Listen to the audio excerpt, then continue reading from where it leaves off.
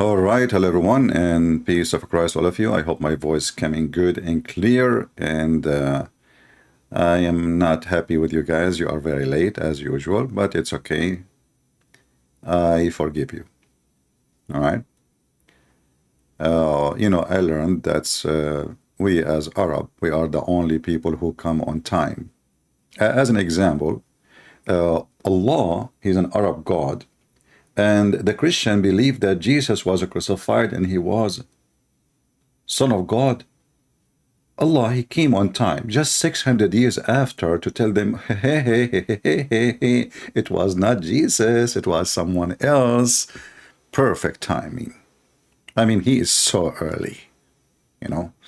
And then I said to myself, if Allah can be late 600 years, I can be at least, late for 600 minutes. I mean, what a big deal. Remember, time does not matter to Allah, yet His tree is growing. Anyway, today we have a topic which is very, very nice. Mimi Hijab and Lily Dawha, they open channels just to bash other Muslims. Just those people, anyone don't agree with them, they try to smear him. In one hand, they might make you a child molester if they want, and their prophet is a child molester. Or they may say you don't speak good English, or maybe you don't know Arabic, or you know what, you are an idiot, or what is your qualification? Or you know what, I mean, the list is long. As long you don't agree with them, the list is long.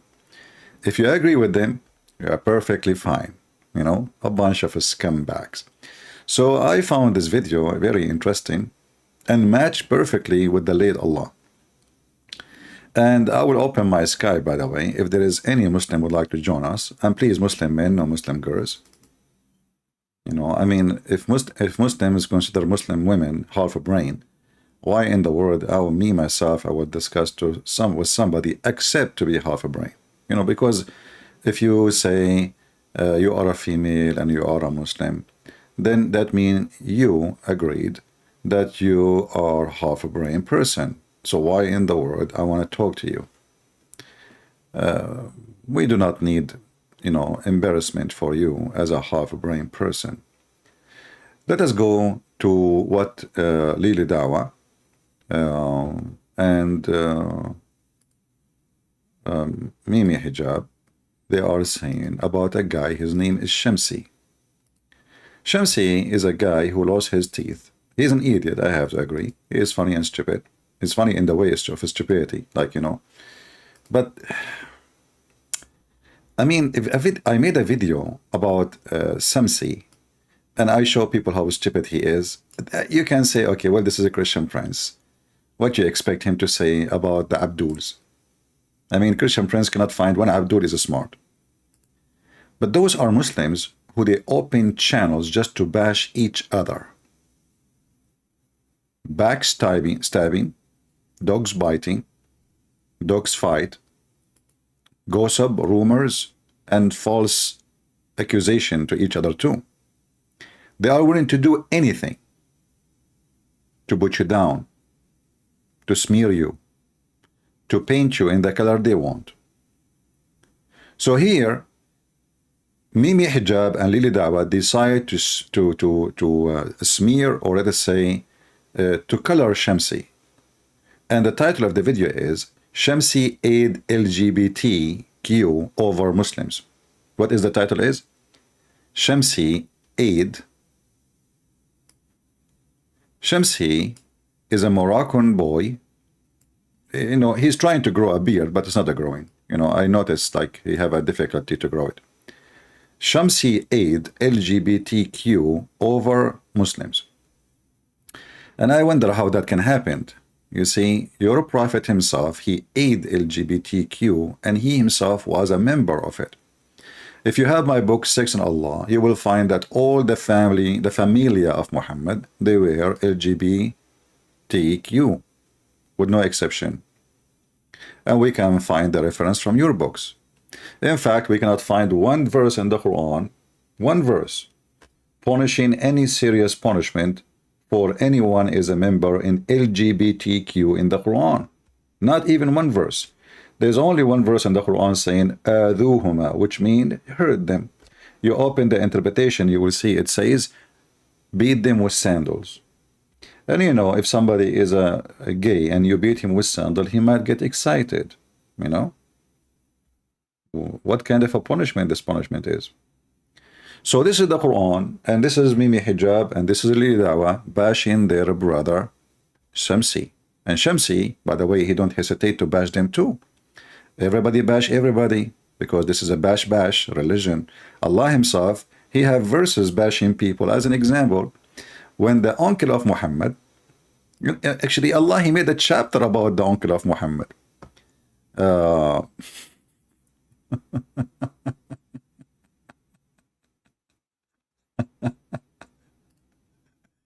If you go to this chapter, it's called Al-Masad. The whole chapter about the uncle of Muhammad and his wife. The whole chapter is 5 verses, and Allah making a statement about those people.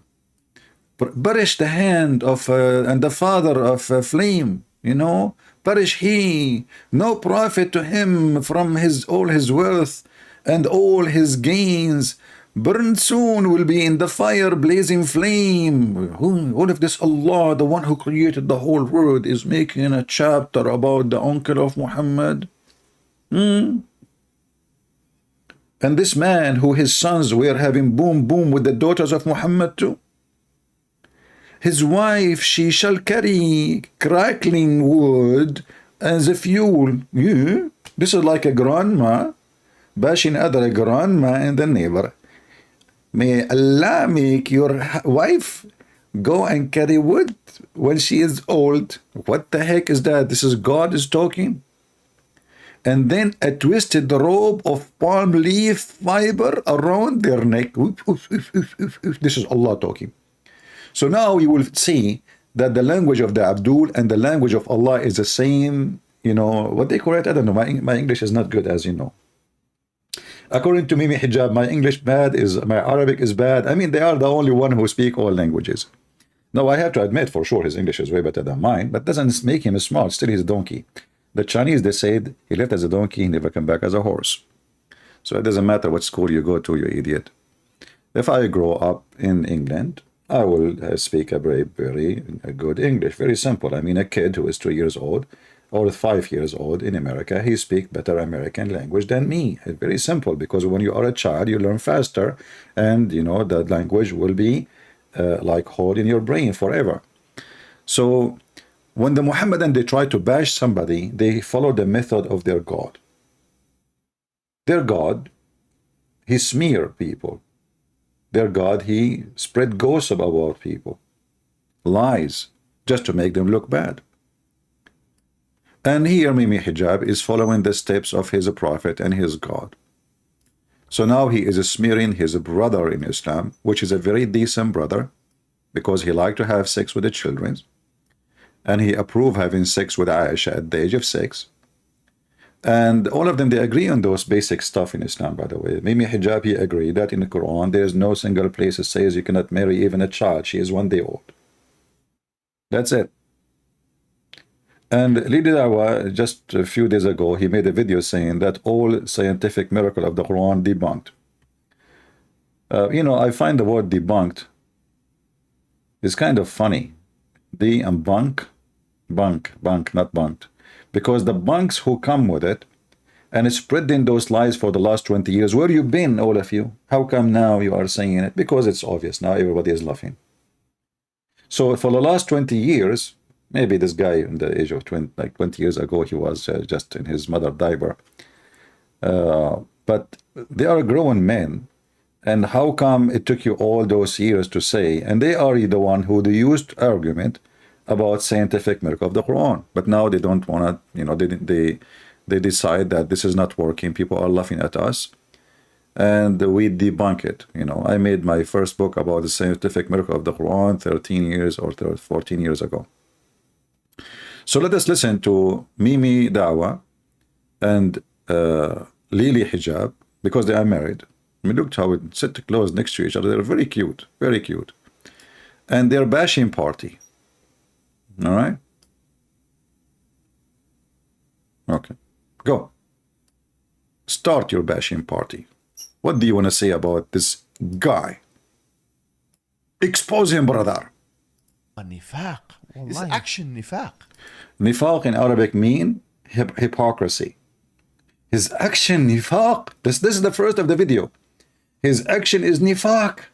What the heck? And isn't it you, Lili Dawha, who said in the other video that the Arab, they converted to Islam but they don't believe?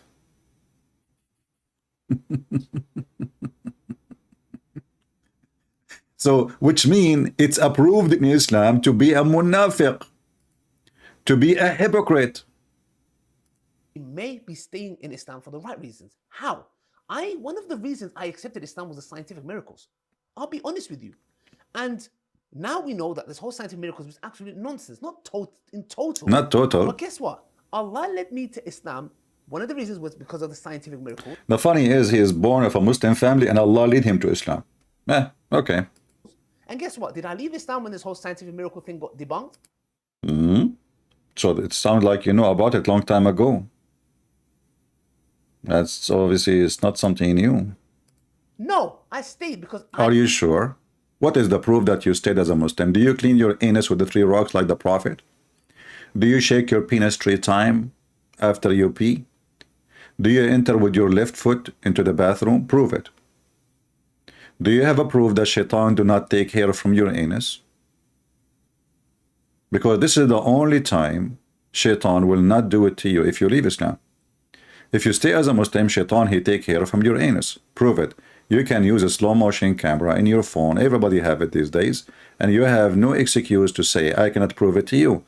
Or what you need to do, point the camera with a slow motion. You can use any phone you want. I mean, not necessarily Android Tate's phone, because his phone is very specialist in anus and vagina. You can use his phone too. He's your friend.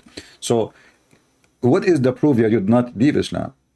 I mean, everything you say, proving that you are out of Islam.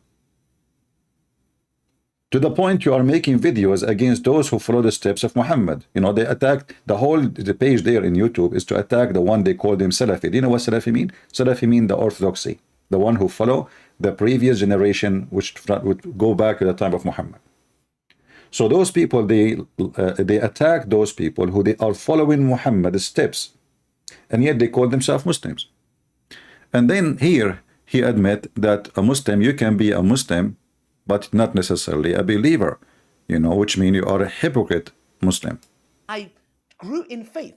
And that's what Allah subhanahu wa ta'ala says in the Quran to the Bedouins. Don't say you have believed, but rather say you have submitted. They were Bedouin Arabs. And Allah says, because Iman hasn't entered your heart. What does Allah subhanahu wa ta'ala say in the Quran? It says, the Bedouins say, we have believed. Say, you have not yet believed, but rather say, we have submitted. For faith has not entered your hearts. If you obey Allah and His Messenger, He will not deprive you from your deeds of anything. So, which is very clear, meaning faith hasn't come into your heart yet. So every mu'min is a Muslim, but not every Muslim is a mu'min. Did you hear it? So in Islam, Allah, He said to the Arab, you can be a fake Muslim, not a believer, but you can call yourself a Muslim. So why in the other channel, you potato, you are attacking the guy, calling him munafiq, which means a person who have no true faith in his heart, when Islam says you can be that, you will go to heaven. Still you go to heaven. Just obey Allah and obey the Messenger and you go to heaven. And here you see that Islam is a very satanic, because you do not need to believe in order to go to heaven. Just say words in your mouth, but this is totally against the Bible. The Bible speaks about those who praise the Lord with their lips, but their heart have nothing to do what they say, right? Those that will go to hell. In Islam, no. You can praise Allah by your heart, say, I am a Muslim, you say Shahada, you clean your anus with 3 rocks as the Prophet, and you have lice in your head to make it perfect, like the Prophet, and you stink and you take a shower with dead dogs and women blood from period, and garbage is thrown in it, and that will make you a perfect Muslim, you know. Doesn't matter if you believe or not. And this is what Lili Dawha, he just said. But the whole video here is attacking this guy, claiming that he is a fake Muslim. Let us continue. I'm not saying he's a munafiq. I'm saying this is the action. This is nifaq amali. Wallahi. Do you see Mimi Hijab, he says something right away. the bashing party started. Lily Dawha, she said, Wallahi, Wallahi, he is Wallahi, Wallahi. Yeah, really? That's serious, brother. Wallahi.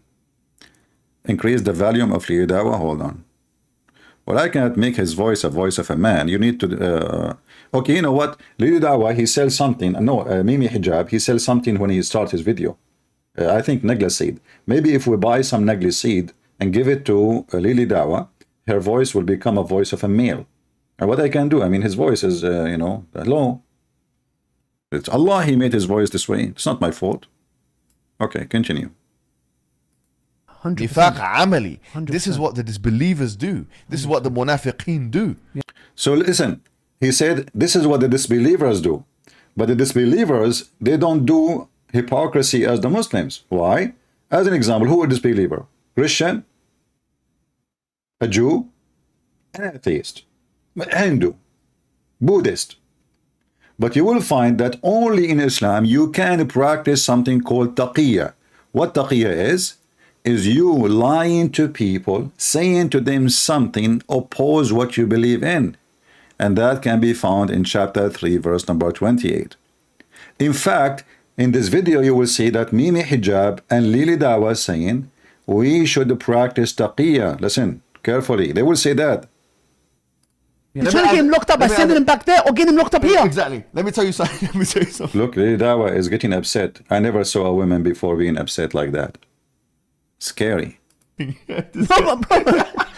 They were mighty with the Yes. disbelievers, and Yes. they were ruhama, Yes. compassionate towards each Yes. other. How are these guys opposite then? Opposite. The Muslim, they should be aggressive against non-believers and merciful to each other.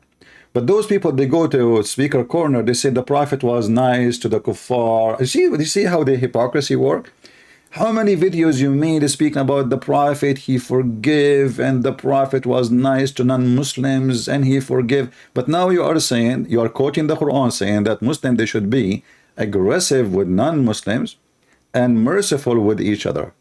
Which, by the way, contradict the Quran too, because the Quran says Muslims can kill Muslims. Yeah, if there's two group of Muslims, they disagree, try to fix it. If not, the one who do aggression, fight it. So now Muslims, each one accuse the other one. They are the one who started the aggression, and they kill each other until now. Continue. Big question mark on you. 100%. Big question mark on you. Big question mark on you. Like look, big question mark on you. That's it. He put a question mark on you, Shamsi. Shamsi. Shamsi, are you there? Do you hear him? He put a question mark on you. That's it. He put the mark of the beast on you. This is a big, Big question mark on big you. question mark on. Yes. Of Yeah. course, it's a big question. Yeah. Yep. Yeah, brother, yeah. People are very important. Yeah. People that will be led astray by a group of individuals who have become sectarian to the point of actually throwing their own brothers under the bus. Look who is talking about sectarian. Look who is talking about being sectarian. They live in England.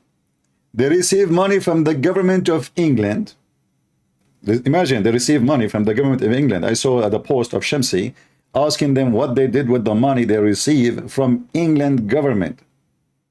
Imagine the stupid English government of England. They give those people money. They pay them money. And what? Because they are helping the Muslim youth. Really? Okay. So they are talking about being sectarian, and they carry a passport, have a cross in it. And we have a citizenship, have a cross in it. And they be allegiance to the king, the Queen of England at that time, and now the pervert King of England. What his name? Charles, the idiot. Who is the one is a sectarian? Do you dress like the Muslim? No.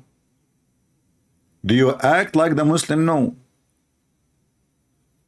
When Mimi Hijab, he decided to stand for the Muslims, he went in the front of the Chinese embassy and he took off his shirt. Is that an act of a Muslim, or this is an act of LGBTQ community? I mean, what was the point of you taking off your t-shirt in front of a lot of people? Be honest with me. Are you a fan of Sadhguru?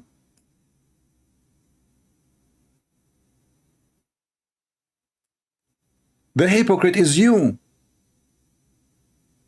Few months after your president, the president of Egypt, he went to Saudi Arabia and all Muslim leaders and kissed the ass, literally, and even they lick it, of the Chinese president.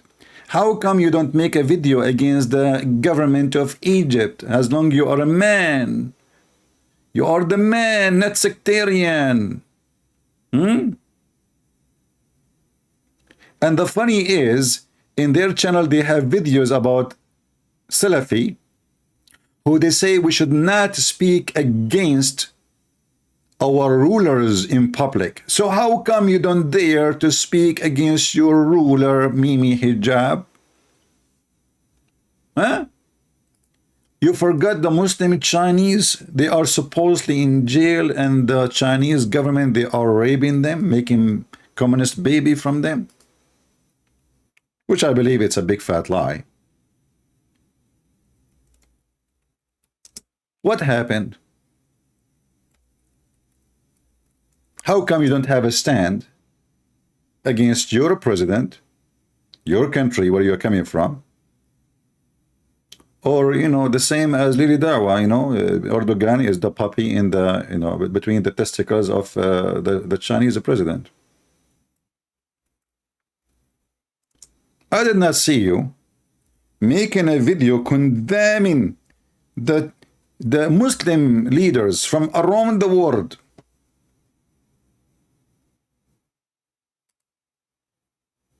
Hugging and kissing and licking the Chinese president. Why? Who is the sectarian? How come you went mute? Why you did not do striptease in the front of the Egyptian embassy? I mean, I'm sure the Egyptian government, they will appreciate your nipples. The nipples, boy. I'm really disappointed of you. I thought you will make a big noise.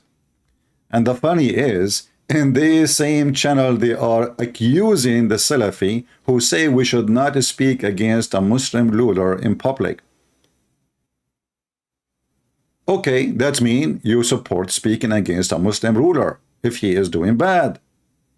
Is inviting the Chinese president and kissing their ass and sign a lot of deal with the Chinese is a good action, Mimi Hijab? You forgot your striptease t-shirt? Let me search for it in the... I will type Mimi Hijab naked.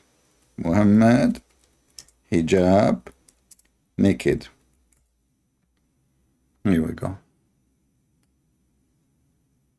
Take a beer. This guy, he think he have muscles. This is nothing but beef. What you did after you saw the Muslim leaders meeting each other. So who is the hypocrite? Who is the coward? And actually, I want every Muslim to ask him, Christian Prince, he challenged you to make videos against the King of Saudi Arabia, who invited the Chinese and all Muslim leaders to come to Saudi Arabia and they kiss his ass.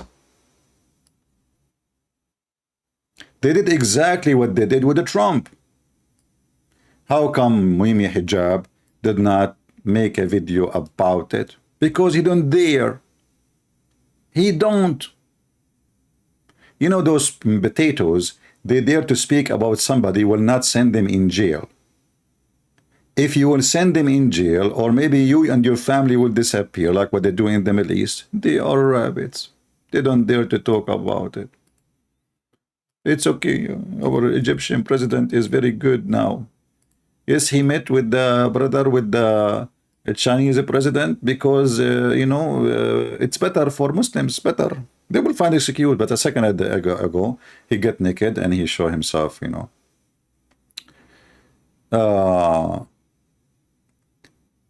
I see in other videos, Muslims, You see, the Muslims, the chain of attacking each other is endless.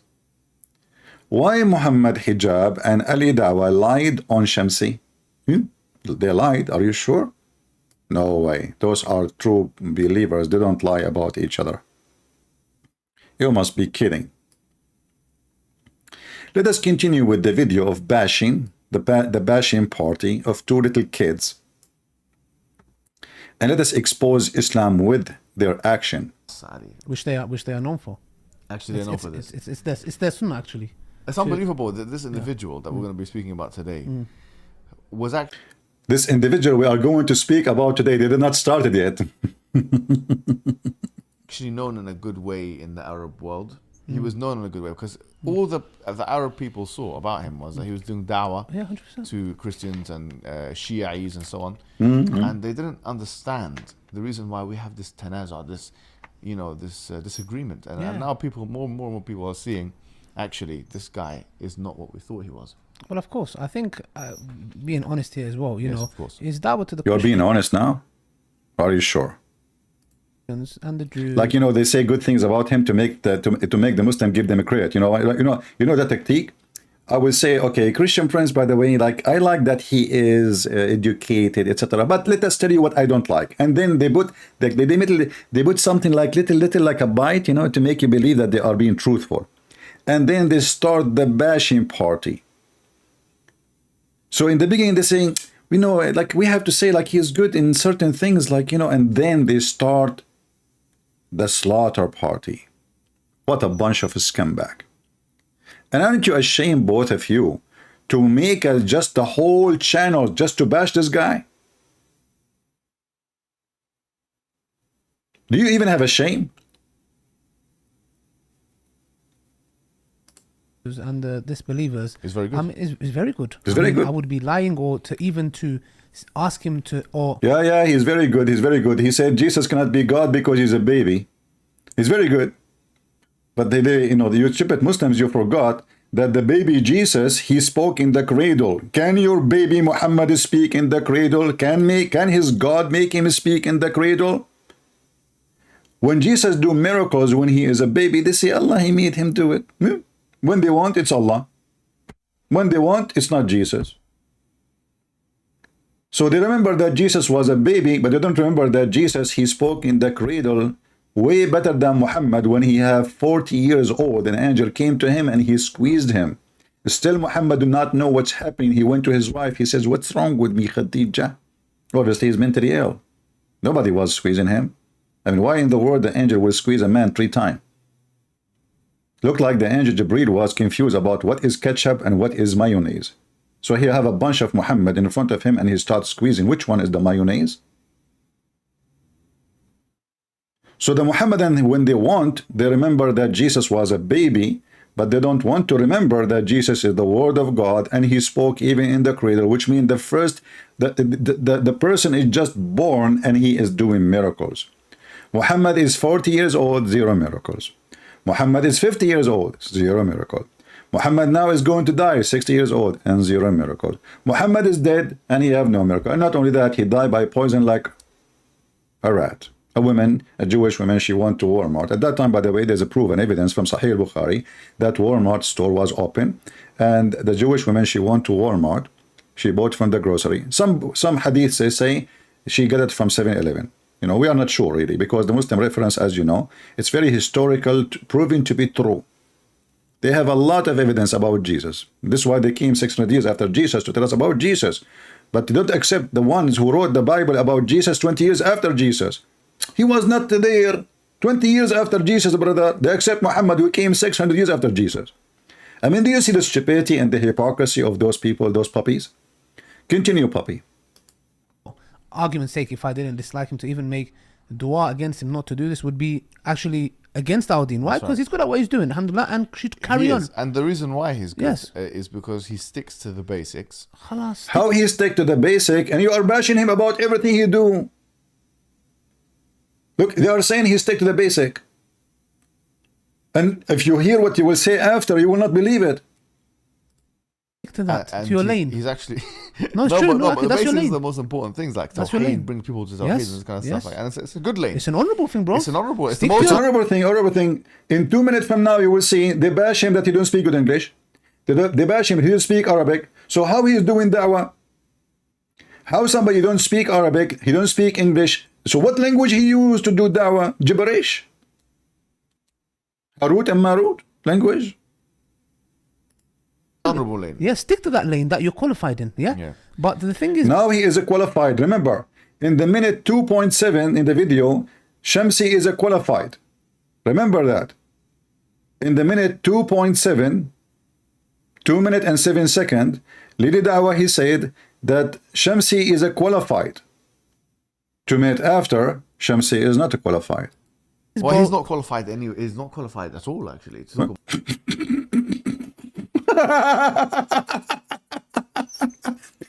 Lili Dawah, he just said Shamsi is a qualified.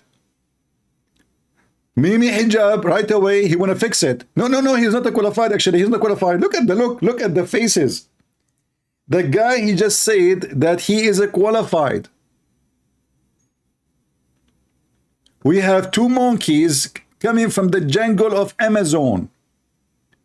One, he gave certificate of qualifications to Shamsi. The other one, he just jumped. He said, actually, no, he's not a qualified. Listen carefully again.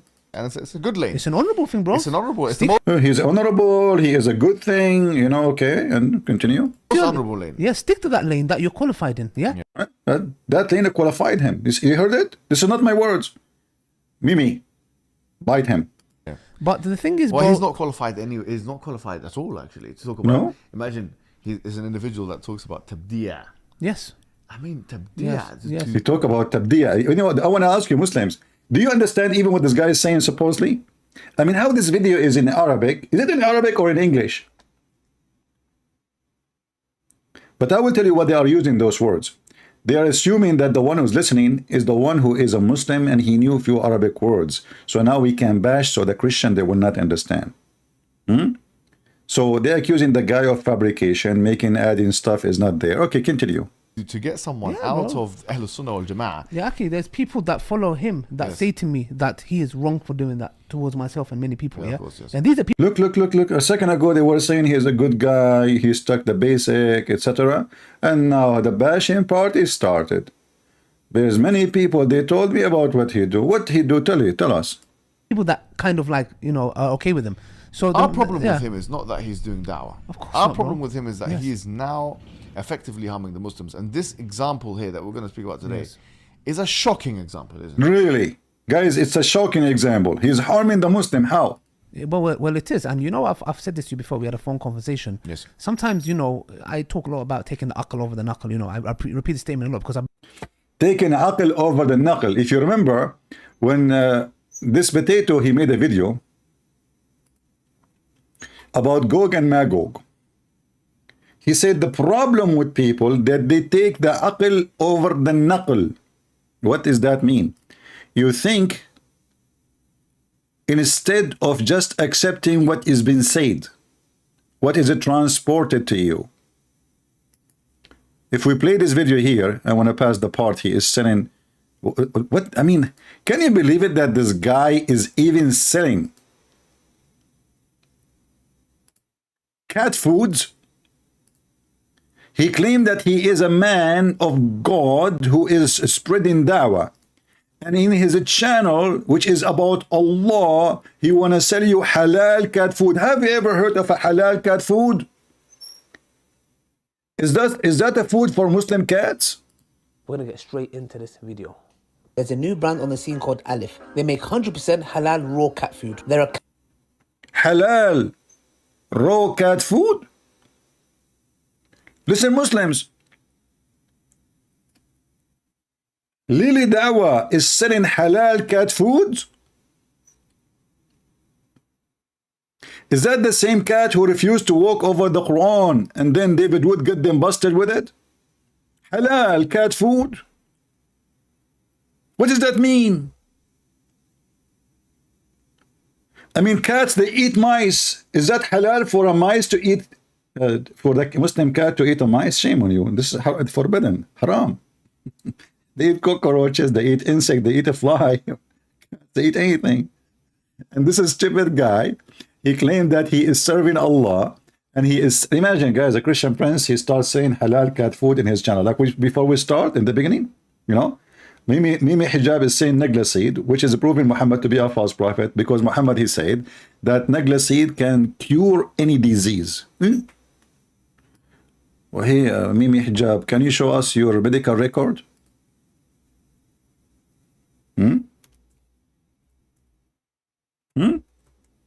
How many times you, how many times you took yourself and your wife and your child to the doctors, huh?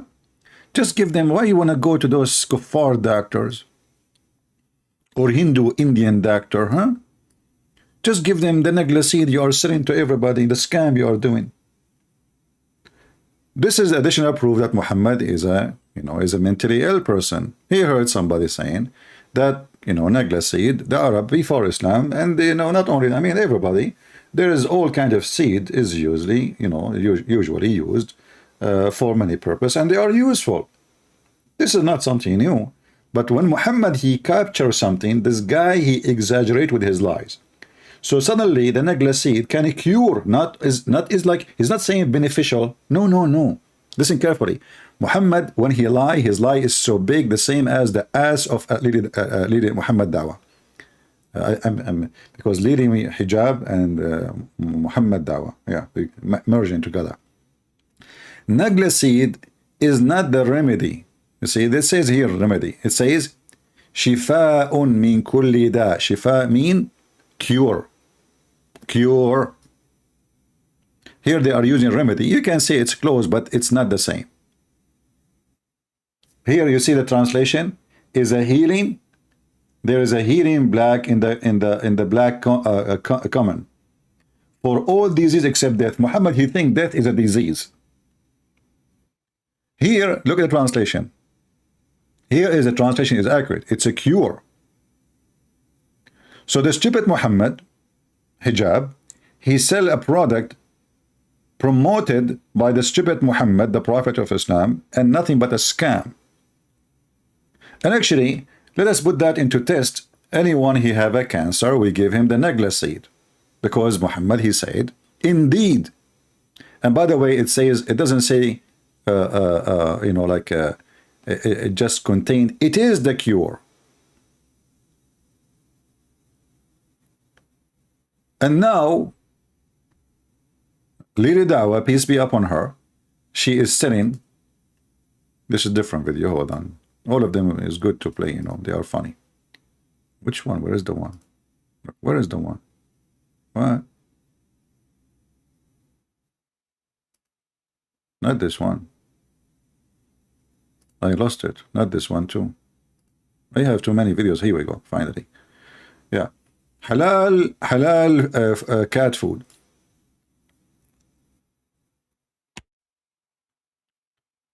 Halal cat food. Okay, continue.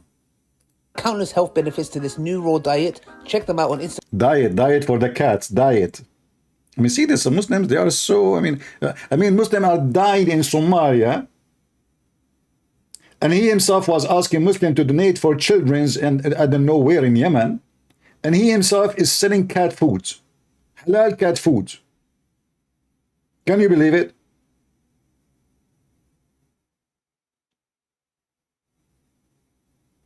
Can't you give your cat a leftover of your food instead of throwing it in the garbage? Let us make money from the food. It's a halal. This is different from the one you find in the store. This is one is halal. When we kill the mice for the cat, we say the name of Allah in the head of the cat, in the head of the mice before we slaughter it. This is what makes it halal. Do you know what halal means? Halal is not about eating vegetable. Halal is about when you slaughter something, you say the name of Allah on it. And for sure it have to be not like included any material have to do with is forbidden. As an example, Muslim, they cannot drink wine, but they can drink camel urine. Muslim, they cannot eat pork, but they can eat camel. But in the same time, they say to us, why you don't follow the Torah of Moses? I say, what Torah of Moses they say? They say the Torah, it says, don't eat pork, How come you did not quote that the Torah says don't eat camel too? You Muslims, not only you eat camel, you drink the piss of the camel, which is the liquid form of shit. Excuse my language. That is what piss. Piss is the liquid form of shit. So your prophet, he brought a shitty teaching for you, and now you eat shit and you think it's holy. Enjoy it. Now let us go to the topic. Once again to my channel. Yajuj and Majuj. Allah subhanahu wa ta'ala talks about them in the Quran, and they are mentioned specifically in a hadith, brothers and sisters.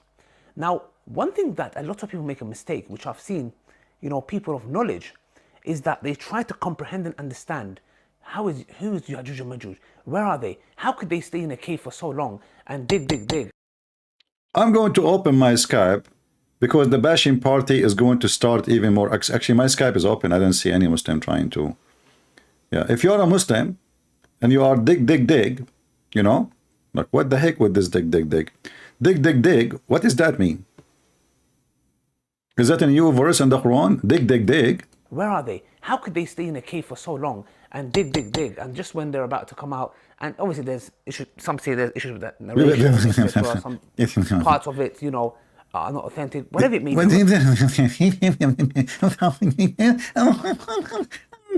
And I think now it's so clear. You know what? I have a suspicion about you. Are you sure you are not from the cat species? Because you are talking like a cat. Touching your nose. We understand nothing. What you just said? Parts of it, are not authentic, whatever it may be. I'm not trying to get into that, okay? And then Dhul Qarnayn, and there's so many speculations, etc. And a lot of people come and they're like, some people even get into doubt with this matter. No some way. individuals even leave Islam, and I'm like, what's the issue here? What is the issue? What is the problem? Dr. Riri Dawha, the cat doctor. Let me tell you guys the crux of the matter, because there are a lot of people and a lot of individuals who've tried to make people understand this and even push the narrative of these certain Don't even push the narrative, man. Leave the narrative alone. Already we have holes in it. What's wrong with people? We have a lot of holes in the narrative, and you are pushing the narrative. Do you even have a narrative? If there is any left of the narrative since we discovered that there's holes in it, tell us more. Muslims, that people are leaving Islam because of this, apparently, yeah. Which I just heard one. It's a bad idea. They call it leaving Islam because it's a bad idea. I mean, this is this guy. You know what? Why they don't hire you in England to be the one who make commentary about the football game? I mean, it would drive the people nuts. Bad idea. So somebody leaving Islam, which is a bad idea. This is your comment. It's a bad idea to leave Islam. I mean, what? Shouldn't you say you will go to hell? What bad idea? I mean, there's a good idea and bad idea in this. What? I mean, we say the word bad idea if somebody want to eat something, or you want to climb, etc., or go a trip which can be dangerous. But you don't say it's a bad idea for somebody leaving your religion. Tell us more. Individual, and most of his reasons were because people don't have intimacy with a lot of girls. Now you start bashing again.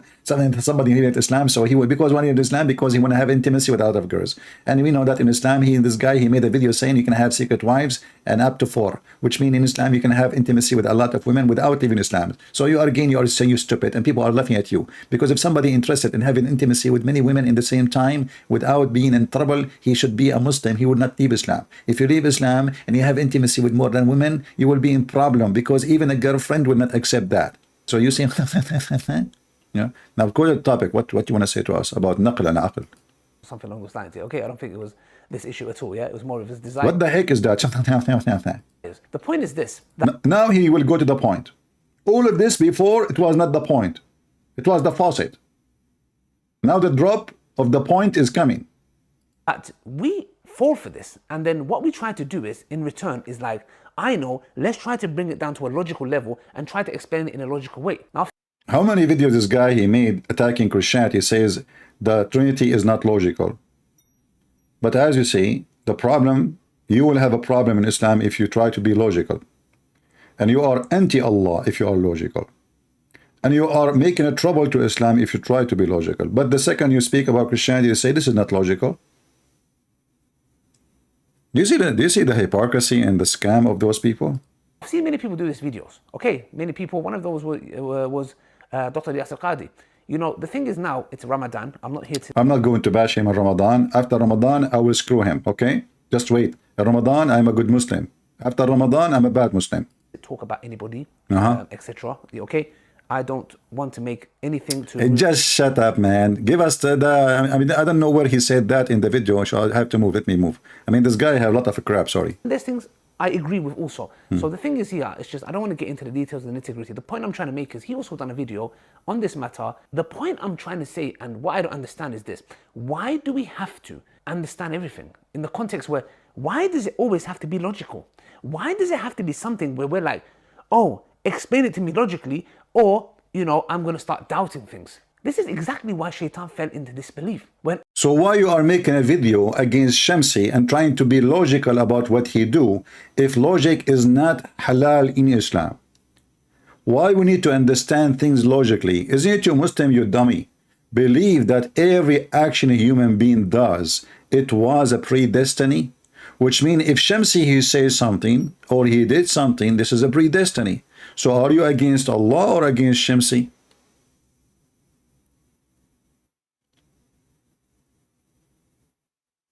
Everything a Muhammadan he do is a predestiny.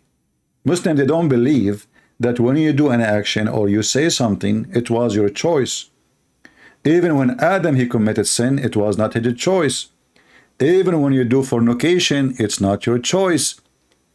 In fact, the Muslims, they have a hadith, and I don't know if Dawha, he approved it or not. Let me know, Dawha, because you're expert with the vagina since you became a friend to Andrew Tits. The hadith says, "Maktubun ala kulli farjin ismu nakihihi." It's written on the every vagina the name of the one who if it. And in the authentic hadith, it says that Allah, he wrote the very fixed portion of adultery which a man have to indulge in. Which mean any fornication, and not only about fornication, but there's a story here about fornication. Any fornication you do, according to Muslims, it was a predestiny. It's not your choice. It's not you go flirt with a woman, she's married like Muhammad, or you go to your daughter-in-law like Muhammad. No, no, this is destiny. Destiny, destiny. It's not your fault. You see a married woman, you like her, she have nice, you know, nice stuff, you know, like, you know, FM station, you know, 5G, you know. I mean, 5G is better than 3G. All of us, we knew that, you know. Like maybe she have 7 boobs, not 2. You know, 7 boobs better than 2. So you see a woman, you like her, and you flirt with her, and you fornicate with her. It's not your fault. It's Allah who wrote the destiny. That's why the hadith says, it's written in every vagina the name of the one who will if it. A Muslim woman, she called the sheikh, she asked him, she said, I'm getting older, and I'm afraid I'm not going to get married. He said to her, daughter, my sister in Allah, don't worry. It's written in every woman's vagina the name of the persons who will if it, or the names of the ones who will if it. Doesn't matter how many. I am sure this woman, after she heard this, she went and she grabbed her phone and she started zooming in her vagina to try to find out the names. Because as you see, even destiny is written on the vagina. And this is remind me, by the way, do you remember the video in Pakistan where Muslims writing the names of Muhammad over their penises? I don't know if you saw this video. It made me cry, actually. You know, I felt really, I mean, as you know, I'm very sensitive. I'm very sensitive for many things. Many things can make me cry. One of them is onion. So when I saw this video that Muslim men are writing the name of their prophet and their penises, the first question I ask myself is, that hurt. I mean, what, are you making tattoo or what? Same time, I mean, why you write it there? You know, I don't know. Let me see. What the name of the video? Anyone remember? Pakistani. You know, in Arabic we don't say Pakistan. Like in English you say Pakistan. In Arabic we say Pakistan. We don't have P in Arabic. Pakistani cleric crying for writing. I mean, the search engine is long. This is like a name of a story. Name of the prophet. On private part. Let's see. If AI,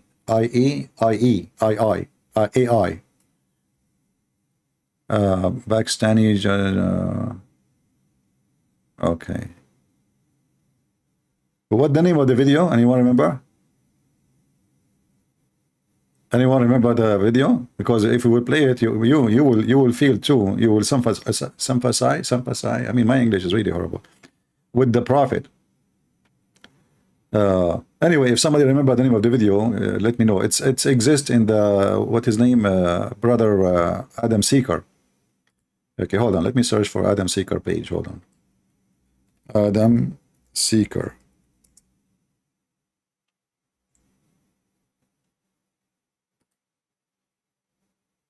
All right. This is Adam Seeker page. Let us see the videos.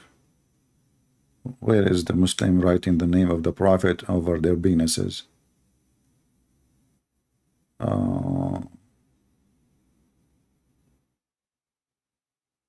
Wait. It should be here somewhere. I'm looking in the penis section. Sorry. I was mistakenly, you know, because Islam, you know, everything is organized. I was looking in the wrong section. Okay, Venus section. Where the heck is that? You know, I mean, there's tons of stories about Venus. You know, you can find it. Oh man, this is not 2 years ago. What is this? Maybe it's in the life. Hold on. Let us search in the life Venus section. Here we go. We found it. I think so. Yeah, here we go. We found it. I hope, you know, guys, you are not sensitive and you will not be crying, because this is really case sensitive story, and we have to be sincere and feel for the Muhammadan. I mean, imagine the Muslim, they keep saying to us, people converting to Islam, and then what they get us. Oh, not this is not the video. No, this is not the video. I got the wrong video. Hold on. What is the video? Wait. Anyone knows the name of the video? I can't find it. Don't tell me he took it down.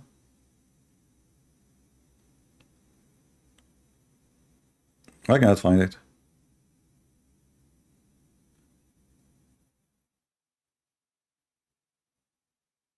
Oh boy. Okay, I don't know. In Hatun Tash. Okay, what's the name of the video in Hatun Tash? Give me the name of the video. Because you know, my plan today, I want to make all of you cry. I want to make you cry when you see those sheikhs are crying. You know, you will feel really bad. You might even convert to Islam.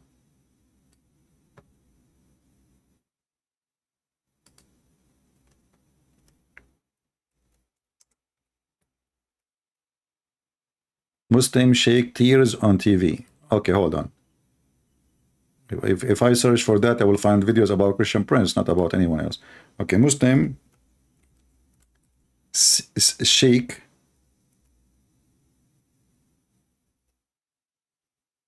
sheikhs in tears on TV. All right, let's see if we can find that. All right, we found it. But we want the one of Adam Seeker. Adam Seeker. I want the original video. Here we go. Hold on. Yeah, here we go. Yeah, you know, this is the actually, but it's not in the channel of Adam Seeker. I don't know why. Maybe he took it off. So here it says, people will burn this country down. They are not just 2 or 3. कोई 1-2 हजार नहीं है। FIA cyber crime की report के मुताबिक जो मुझे आज दिखाई गई है, उसके मुताबिक इनकी तादाद पाकिस्तान में 4 लाख है। 120 लोग गिरफ्तार हो चुके, 11 लोगों को सजाए मौत हो चुकी है। हम करें तो करें क्या, किस दरवाजे पर दस्तक दें? हम ये सवाल करना चाहते, क्या हम मुल्क में जलाओ घेराव करें? आपके मुल्क में तो हाल ये हो गया है। Imagine this is in the Pakistani TV. They are saying we should burn cities because of this. We should burn cities. They are teaching violence against their own country. This is how filthy Islam is. Why? Because Muslims write in the name of the Prophet in their penises. I mean, you Muslim, why in the world you do that? Don't write it over your penis. I mean, what about your anus? Maybe the penis is the one making them like, upset. I mean, try different location. Just try. I mean, aren't you bored from the same place? You write everything. You go to Pakistan, you give him your phone number, he grab it, and he start writing that. What's your phone number, sir? Why you are writing the phone number of the guy over the penis? Is that like a tradition in Pakistan, brother? No. They write only the name of the Prophet because it's a private prophet. He is very private, brother. He is the only prophet sent for all mankind. Okay? आपके यहाँ lectures दे रहे, और ये किसी एक घर की कहानी नहीं है, अब घर घर की कहानी बन चुकी है। एक आलिम दीन तौहीन करते हुए पकड़ा गया। आज उन्होंने A scholar, let me translate for you because most of you don't understand Pakistani. As you know, I'm black, blonde, African American from Japan, plus Pakistan, something, like that. So they cut even Muslim clerics, scholars, they are doing blaspheming against the Prophet. Muslim cleric, scholar, brother, even scholars, they are writing the name of the Prophet on their penises and they are insulting the Prophet. Who's left in this country? This is not the atheist, this is the scholar of Islam. It's in front of you. Okay, what else? जो report दिखाई है, उस report को देखकर मेरे रोंगटे खड़े हो गए। ये सब इस मुल्क में हो रहा है। ऐ वालिदैन, अपना हक अदा करो, बच्चों की निगरानी करो, और बच्चों की निगरानी हमने इस तरह से करनी है उस दिन। If you notice how many times he said Nagarani, Nagarani, Nagarani. I will translate to you what Nagarani means later because most of you are not educated like us in Pakistan. In Pakistan we are very educated. I can't tell you. We have a lot of education there. As an example, how to go in the train without paying for a ticket. You will find videos about it. How to steal new shoes from the mosque. You have 1,000 videos about it. I mean, nobody in Pakistan buying shoes. You go to the mosque, you get new shoes. If you type right now, stealing shoes in the mosque, it's #1 business in Islamic countries. Nobody buying new shoes. You go to the mosque. That's why you see a Muslim, he take his shoes under his arm to pray. You take it with him, but you should not take your shoes with you. But because they cannot leave, if they leave them outside, they will be gone. Anyway, so what they did about the penis?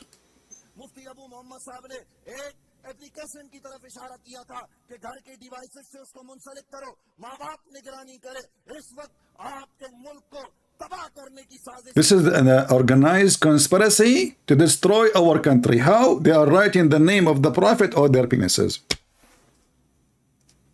The Indian in India, I mean the Hindus, if you are preparing for war with Pakistan, why you are making weapon? And come on, man. I mean, just try the name of the Prophet over your penis. You are 1.4 billion.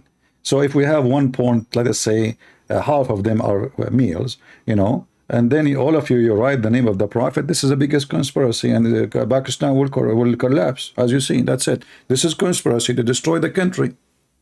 There's no need for a weapon and nukes, and just take it easy. Use your private part. Grab a pen. I have a pen here. Here we go. Listen. Use it for free. I will donate one for all the Indian, right? Just write it. If you don't know how to write it in Arabic, I will teach you. Okay. So now this is a conspiracy to write the Prophet name over the private part, and all the drama. Let us go to the drama where they start crying.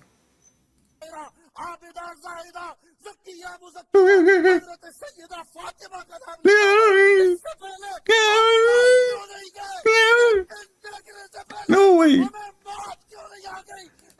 Man, you will lose the baby in your belly. What are you doing? इस वक्त ये कहा जा रहा है कि हम 7 अप्रैल को पाकिस्तान में तहफ्फुज़ नामूस रिसालत का दिन मनाने जा रहे हैं। मोहतरम फैसल कुरैशी साहब, उलमा आगाही फराम करे। ए वालिदैन, रब्बे काबा का वास्ता, कुरान का वास्ता, उठो और किरदार अदा करो और अपने बच्चों को, अपने मुल्क को और इस्लाम को बचाओ। ये मेरा पैगाम है, ये जज्बाती होना नहीं है। यहाँ से बोल चैनल से ये पैगाम जाना चाहिए कि हम में से कोई भी ये चीज बर्दाश्त नहीं कर सकता और हर एक इस बात में अपना किरदार अदा करे। मैं चाहूंगा कि सब खड़े होकर ये जो है वो इस वक्त पैगाम दें ताकि कौम तक एक पैगाम पहुंचे। नबी अलैहिस्सलाम की इज्जत और नामूस जिस मुल्क में महफूज नहीं, कुछ भी महफूज नहीं है। किबला, बात को उस तरह से डिस्कस नहीं किया जा रहा है जिस तरह से Second ago, you were crying. How come you stop crying so fast, man? I mean, all of this is a movie. It's an act. A second ago, he have his hand over his face and he's crying too. And now, look, now the crying is stopped suddenly. You know? I mean, how fast, you know? Yeah, what else? What else? दिखाएं और उनको बताएं कि ये क्या These pigs who they are doing those things should be shown to the whole world. ये जो लोग हैं जिनको सजाए मौत दी They should be sentenced to death. Imagine this, how filthy. This is a TV station. जिनके साथ ये सब इन सबकी शक्लें दिखानी चाहिए ताकि वो What a bunch of scumbag. They come to the West and then they say, no, in Islam, we are tolerance. Islam, we don't teach violence. In Islam, here we go. Here. Look at those two. You know, those two, they will say to you that being LGBT is not bad as being a Christian. Just wait. I believe it's a very profound thing, and I believe we apply this. But sometimes, you know, this brother has oppressed a lot of people, and I'm not talking about like myself. There's people who's oppressed where he's justified people not entering the masajid, into the houses of Allah, bro. His group is known for physically attacking brothers, physically. Man, his group is known for physically attacking brothers. So Mimi Hijab, when he took off his t-shirt and he was challenging people like in the front of the embassy, he was not trying to do something physically, or it was a show? Obviously it was a show. Let's see, we have somebody trying to call me. All right. Let us see. There's nothing wrong with him marrying Aisha. Coward Pakistani. Coward, what? Kafir? Oh, he think I'm this guy, this Muslim, he think I'm from Pakistan. Let's call him.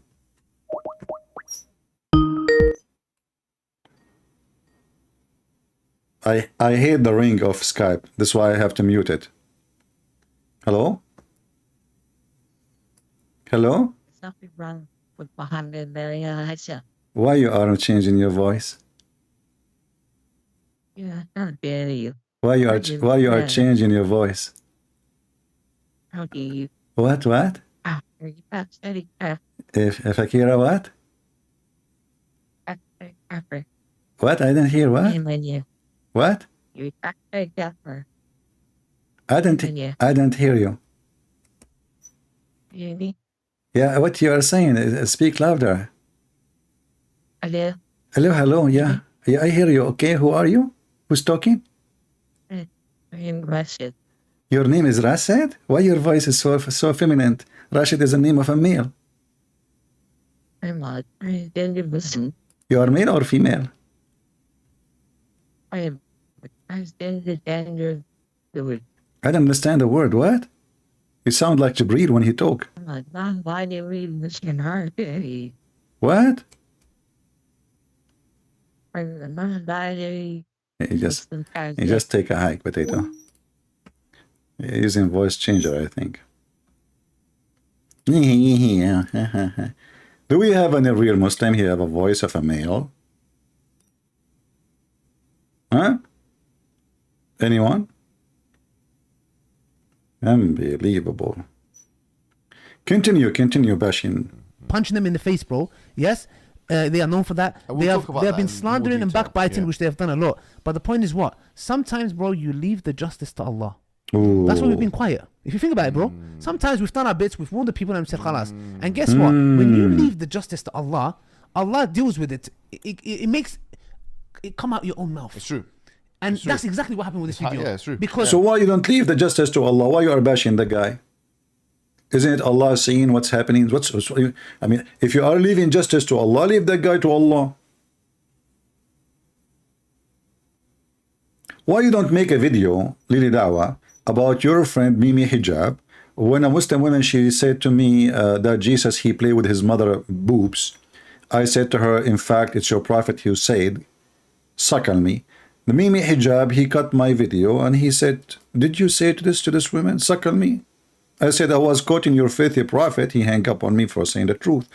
But this is Mimi Hijab. He go around and he was asking a Muslim sheikh, making fun of Allah prophet teaching and command from Allah, because this was a verse from the Quran, to give Muslim women, she should give her tits to any stranger before she can sit with him.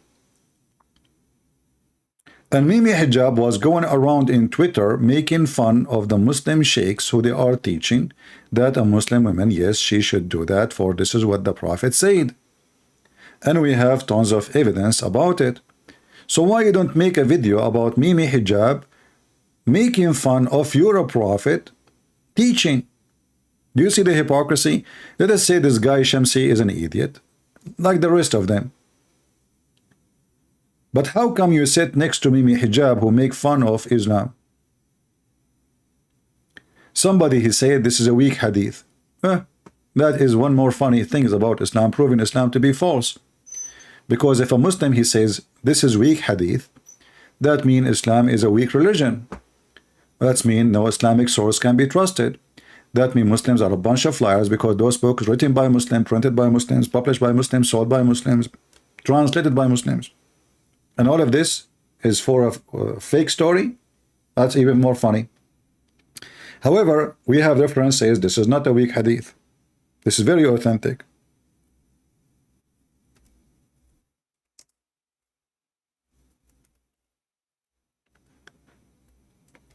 And you know, like the story about the goat eating the hadith or the verses in the Quran, I find it very embarrassing and very stupid. I don't think it's really what happened. I think the one who ate those verses, it was the Muslims, not the goat. I mean, the Muslim, they say, hold on, wrong typo. Okay. As you see, all of those are Sahih hadith. Even Aisha, she ordered her sisters to, you see, here, read. It says Sahih. Do you want me to sing it for you? Sahih, Sahih, Sahih, Sahih, Sahih, Sahih. Huh? Sahih, Sahih, Sahih. Because the Muslim, they don't see. It says Sahih, they say to you Da'if. It says there, Sahih. It's Da'if. It says in front of me, in your language, I forgot you don't speak Arabic, you're a donkey like your prophet. Okay. It's Sahih. All of this is Sahih. It's Quran. Those are verses in the Quran. And the Muslim, they tell us that the Quran was preserved. So why Mimi Hijab is making fun of the Quran? Anyone can tell me?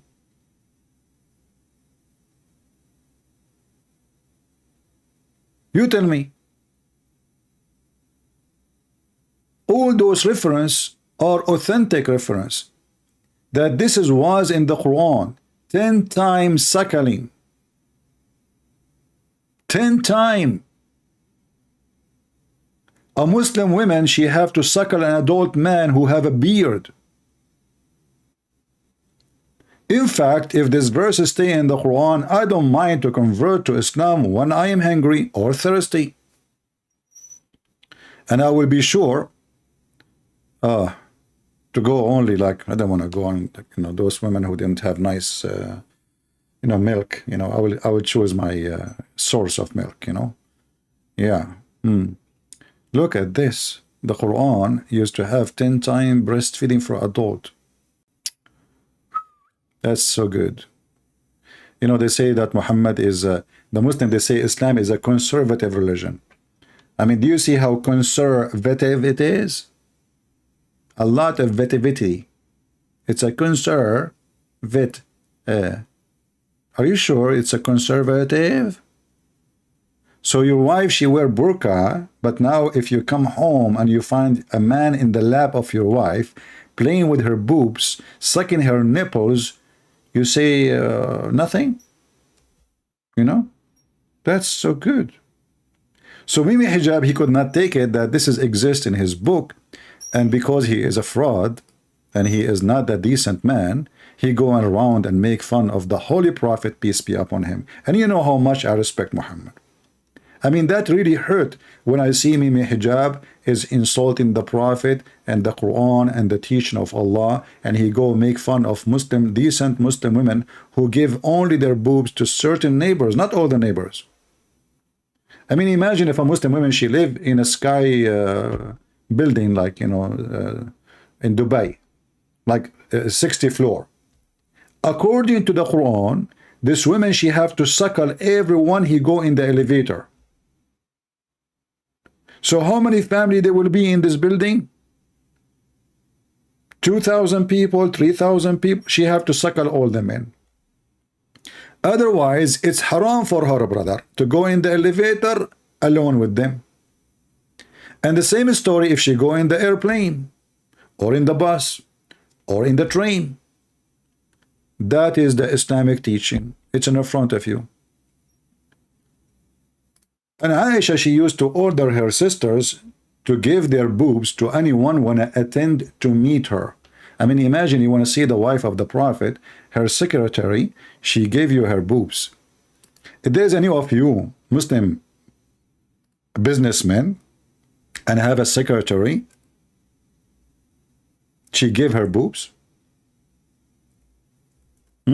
Because I'm planning to come and visit you for consultation purpose. Don't take me wrong. I hope your secretary is there. You know? Like, Alhamdulillah, Alhamdulillah, Alhamdulillah. This is a Muslim guy. This is a comedy. Somebody make those character about, you know. Or here, look at this one. Oh, this one is even better.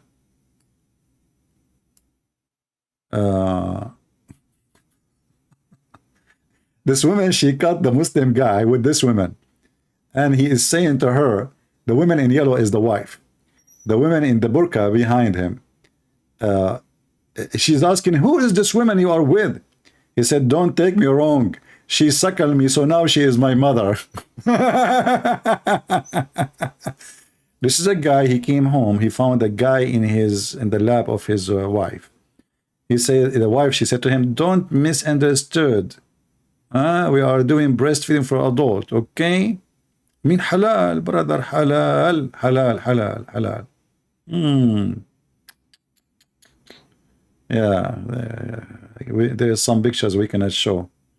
Anyway, just let it go, man. Let it go. Let it go. Prophet of Allah. Let us go back to Lily Dawha. Where is the video of Lily Dawha? Okay.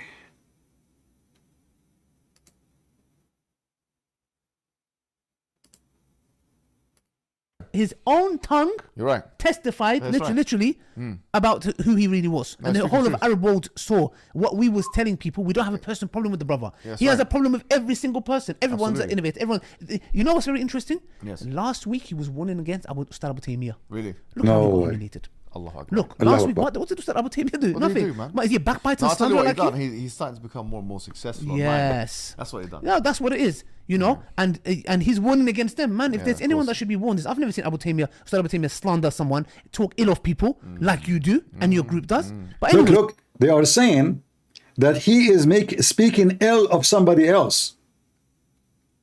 And that make him bad. When he have like this guy, he have 100 videos speaking ill of Muslims. I mean, do you see the stupidity and the hypocrisy of those people? So they are saying he is bad because he's speaking ill of Muslims. But what are you doing now? I mean, the whole conversation is just to bash one guy. And you are saying that he is bad because he speaks ill of people. But isn't this what you are doing? What is the name of this guy, the blonde guy, Mimi Hijab? He have a page for him in Facebook. He have like 100 videos just to bash the guy.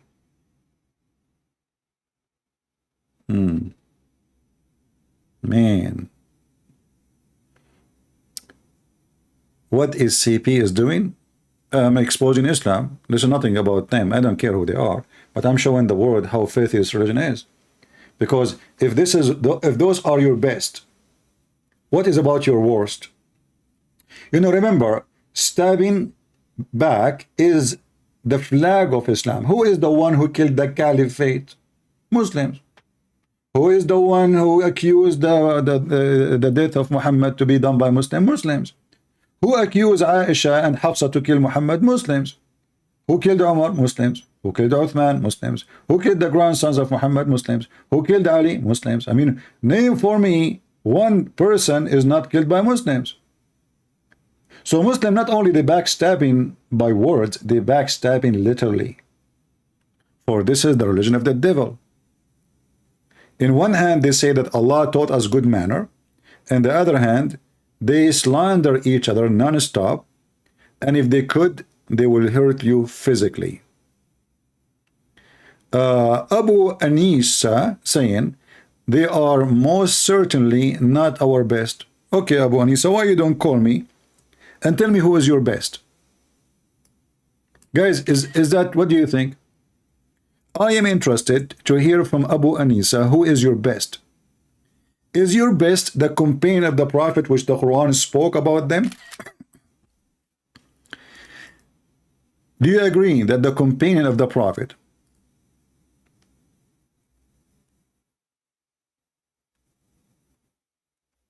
are the best? What do you think?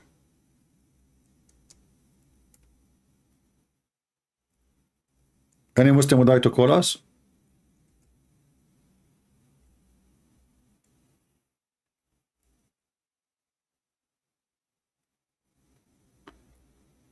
They are certainly not our best. So who is your best? Don't tell me you don't have any.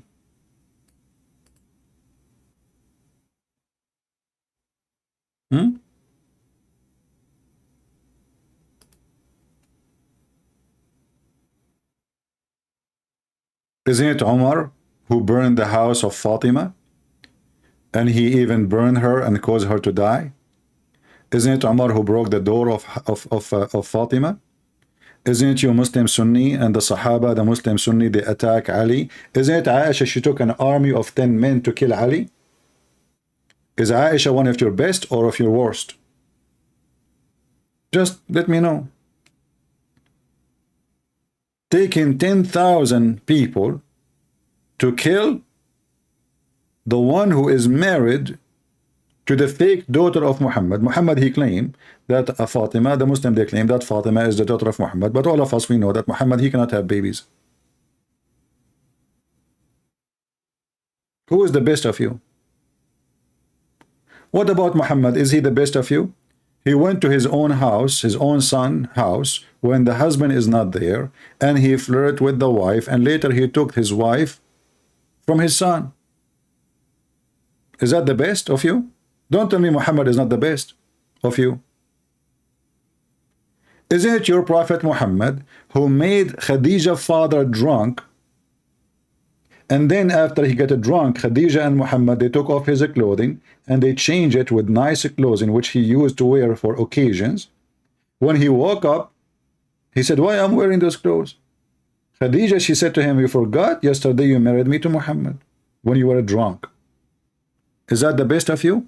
You make the man, you and your girlfriend Khadija, remember she is not married to him yet. You make a conspiracy against the father of Khadija. You make him drunk. And then you take off his clothing. And when he wake up, you lie to him and you say, yesterday you married me to him. This is Muhammad. This is Khadija. This is Aisha. This is Umar. Isn't it the Muslim they accuse Muhammad that he stolen underwear? Are they the best of you? You know, when the Muhammadan, they accuse Muhammad that he is a thief and he stole an underwear, and by the way, they were fighting over a theft. You know, the gang, like in the Middle East, they say they did not see them when they stole. They saw them when they are fighting over the theft. And this is what happened to Muhammad and his gang.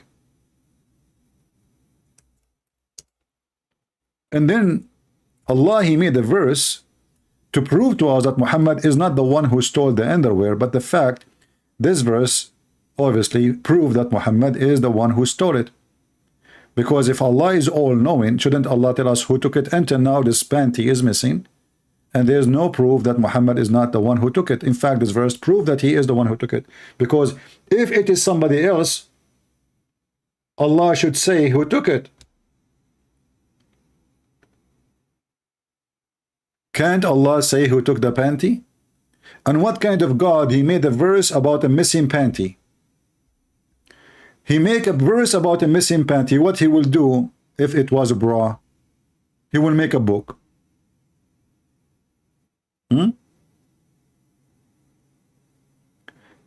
There's nothing in the description. Okay, we will add that. My Skype, let me post my Skype for now, and I will add that later to my description.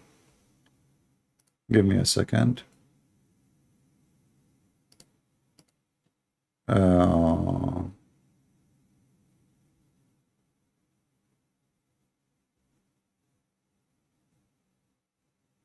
Let us see.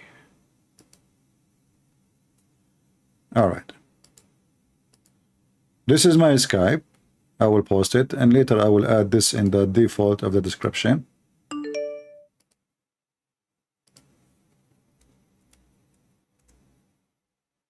Search for it and you can find me. Let us see a Muslim trying to call us. Let us call him.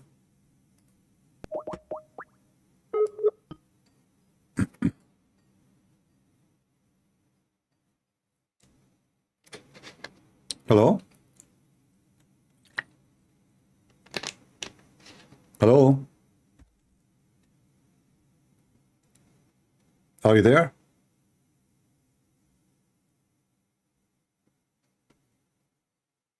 What? Hello? I don't know. He was making a funny noise. Okay. Sound like he's a kid. If we have any real Muslim, please feel free, join us, and we will be happy to hear you. So as you see, this is a religion, everybody bashing everybody, and there's no decency in this religion. Muhammad himself, he was bashed by his followers, his companions. His companions kill each other. They slaughter each other literally. They accuse of each other of theft and lying and killing. There is a guy, his name Khalid ibn al-Walid. He killed a man. He cooked his head. He cooked his head. In the same night, he raped his wife. And this man is a Muslim.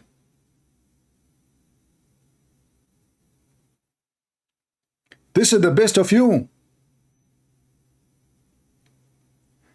Amr ibn al-As, the one who became later the ruler of Egypt, when he fought with Ali, he took off his panty and he showed his anus to Ali so Ali will not kill him. This is in your books. This is the quality of the companion of the Prophet.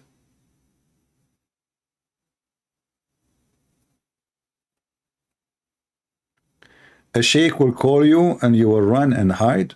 Okay, I'm waiting for that to happen. This guy is calling again. Let us call him one more time. If he's a kid, we will block him.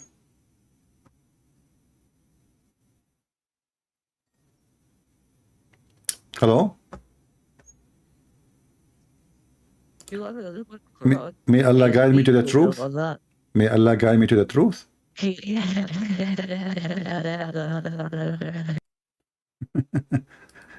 Not a kid. All right. Let me block him. Do we have any brave Muslim would like to call us? Let us go back to the bashing party. Lady Dawha, bashing, great brother in Islam. His name is Shamsi. Shamsi, peace be upon him, who lost his teeth and says he is receiving good money these days. He fix it. Brother, where is the video? I'm getting... Oh boy. Here we go. The last one. So what happened? What happened, Hijab? What happened? Tell us more about what's happened, drama. You know? Can you tell us, please, what's happening? Go ahead.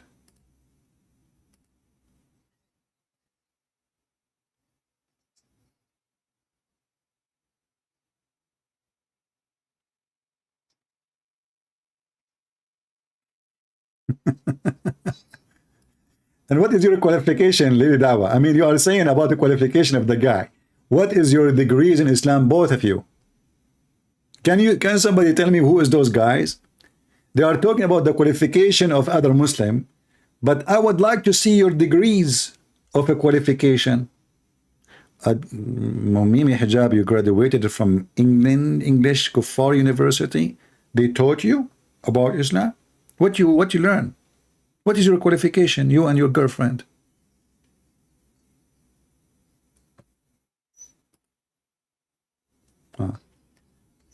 No sound. Hold on. No sound. Sorry for that. No problem. We were playing. We did not miss a lot anyway. They are just bashing. We will go back.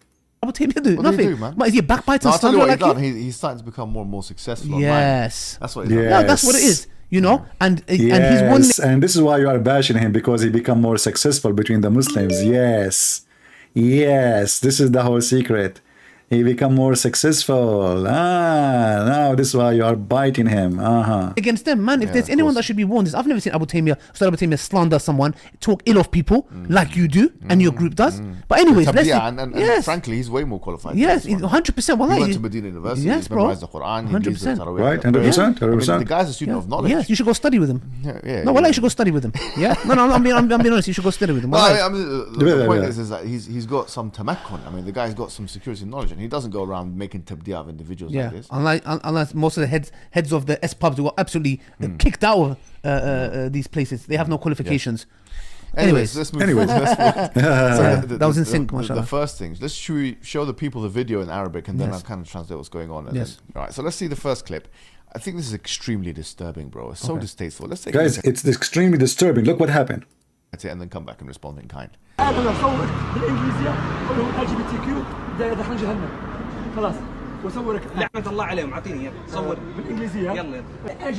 Shamsi is asking other Muslim who is a refugee.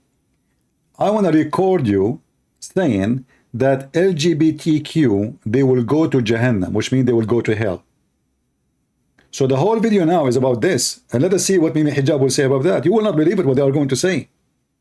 You will not believe it, what this drama is about. Shamsi is asking this Muslim to say that LGBTQ, they will go to hell. And he said, let me record you saying that. Listen carefully.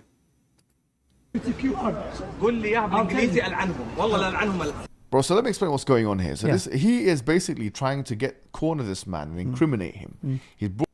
He's trying to corner him and incriminate. Look at the phrases. So Mimi Hijab is saying this is a very bad behavior because a Muslim, he said his belief, and now we should not say that in public. So now the crime of Shamsi, that he asked a Muslim who have an argument with him, are you willing to say that those who they are LGBT, they will go to hell? The guy, he said, okay, record me.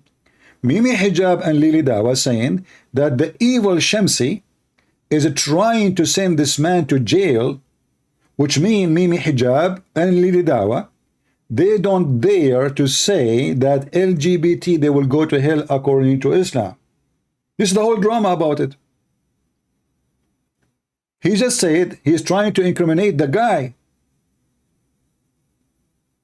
So Mimi Hijab and Lily Dawha, they will not dare to say if you are a homosexual, you will go to hell.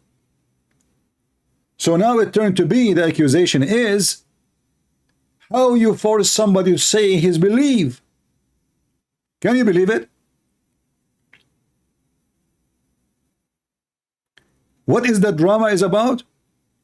That we Muslim, we should not say in public what we believe in, no more. Because that will incriminate us. They are cowards. Those two people, they are cowards. They are accusing the guy of being bad, but they are the one who is being bad in reality, because simply they are being hypocrite. They are talking about the guy being hypocrite, but now they are saying we should practice hypocrisy. We should not say that, even if we believe in it. Let us see. Brought his phone out and he's trying to get him to say words of curse about the LGBTQ people, homosexual people, and so on, and he wants him to say it in English language so that he can be implicated, and so that for whatever consequences that may happen to him would happen to him by people who understand the English language. See, so when those cowards, they speak in Arabic, they say as they wish, but when they speak in English, they speak differently. Do you see why Muslims are not trustworthy? In the old days, if you go in Saudi Arabia airline, you will see a brochure welcoming you in English, welcome to the Kingdom of Saudi Arabia, where guests are welcome and we treat you nicely. The page in Arabic, there's a prayer. It says, Allah, pray like this. Allah, don't make us die in the land of the Najis, the Kuffar. Allah, don't make us die in the land of the infidels. Allah, don't make us fail in their hand. Allah, I mean, this is the to flight. This is the Saudi airline. So the page in English welcoming you, the page in Arabic cursing you. In the same brochure. So in other words, he's trying to incriminate him by saying that curse the LGBT, do this and do This first one he's doing is basically is directly trying to incriminate him. Exactly, yeah. I mean, just imagine for a second. yeah. Just imagine I go Speaker's Corner. Yeah. And I go to Shamsi and I go, listen, curse the LGBTQT. Imagine, it's disgusting, bro. Okay, imagine. Imagine, disgusting, bro. Look at the skin back. Imagine, disgusting, bro. Mimi Hijab saying this is disgusting to say. Can you believe it? So they are saying we should not say that. We Muslim, we should lie. We cannot say that in public.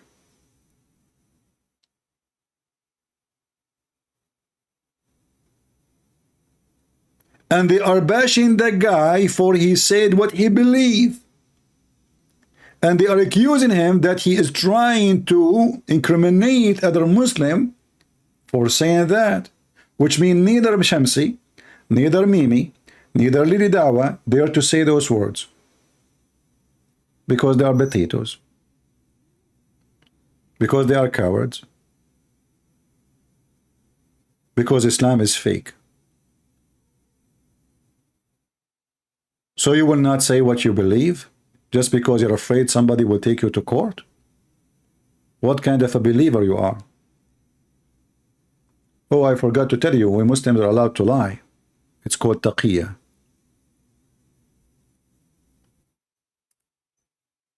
Let us see, there's somebody trying to call. I don't know if he's a Muslim. We will give him a chance.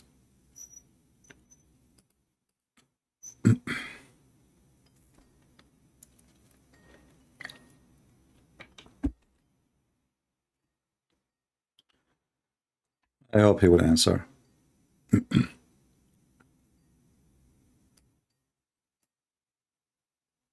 Let us play the video until he's not answering. Let us see the other guy. Let me join. Join what?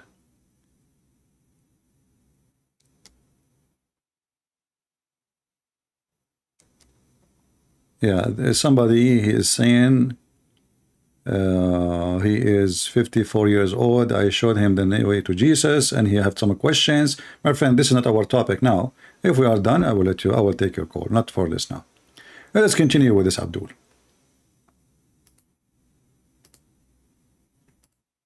I leave everything and I go, and he's looking in my eyes and thinking, bro, We're on the same side here. or we're on what? the same side. What are you doing? And he's trying to maybe give me some signs with his eyebrows that don't do that, yeah.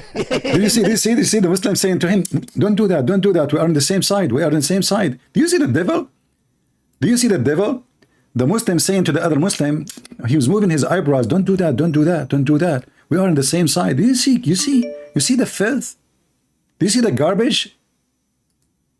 Say, move your eyebrows again. trying to incriminate him. Exactly. Yeah. I mean, just imagine for a Imagine, second. yeah. Just imagine I go Speaker's Corner. Yeah. And I go to Shamsi and I go, listen, curse the LGBTQT. Imagine, it's disgusting, bro. Okay, imagine. Disgusting. I leave It's everything disgusting, bro. and I go, and he's looking in my eyes and thinking, bro, We're on the same side here. or We're on what? the same side. What are you doing? And he's trying to maybe give me some signs with his eyebrows that don't do that. Yeah. Imagine him telling me, bro, we're on the same side. Yeah. Maybe he's God. coming to my ear and saying, bro, what's going on? And I'm like, no. Say it. Incriminate. God. Say that you curse them. Say that they're filth. They say that, bro. Only a person with evil intent. 100%. Bro, you cannot have any good. Malicious. Bro. Remember, in the beginning, he is a good guy. He is doing dawah. He is sticking to the basic. And now we reach the point he is an evil intent. Can you believe it? In the beginning, we start saying the guy is a good guy. He do good dawah. And now he is an evil intent.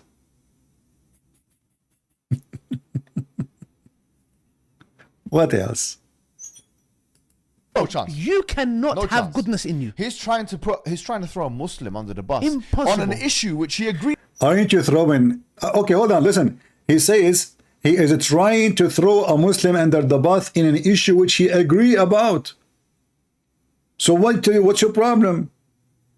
Do you agree about it? Why you don't say it if you agree about it? So now both of you agree about cursing the LGBT, but you don't dare to say it because you are the man who get naked in the front of the Chinese embassy, but you are afraid to say a word in front of the LGBT because maybe they will F you. Excuse me. Is that the reason? Is that the reason you are saying why you will not say the curse word to the LGBT community because you're afraid you will be effed by them? Maybe legally, not physically, and maybe physically, we do not know. Is that the reason you're afraid to say it?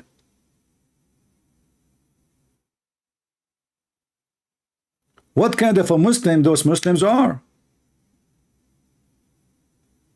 So you go in Egypt, you are a hero. In England, you are an LGBT supporter. So if we ask you now, is the LGBT community in Islam are cursed, you will not say yes, they are? Is that what you are saying? That's what he is saying. He will not say such a thing.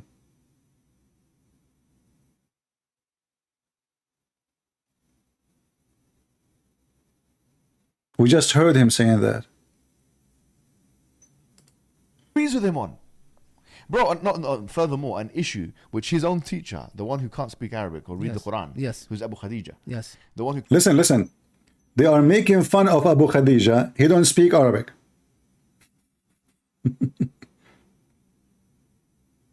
Listen. They are making fun of the guy who claimed to be a sheikh. All of them, they are self-acclaimed sheikhs. So this guy, he don't speak Arabic. But all the Muslims in your TV, Zakir Naik don't speak Arabic.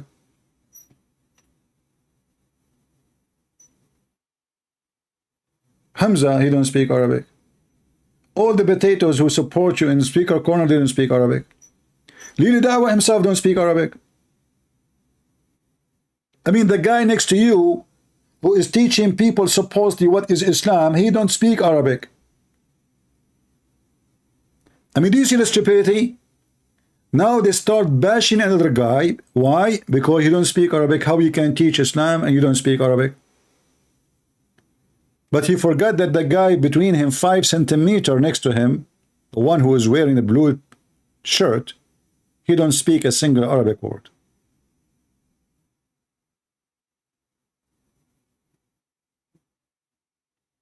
He's a Kurdish from Turkey. Do you see the hypocrisy of those people? So now they start putting the other person down. If you don't remember, Abu Khadija is the one we played his video, or a video Mimi Hijab he made about him, bashing him too. Mimi Hijab, he said that those Muslims like Abu Khadija, the Muslim Salafi, which means the Orthodoxy. Let me find the video.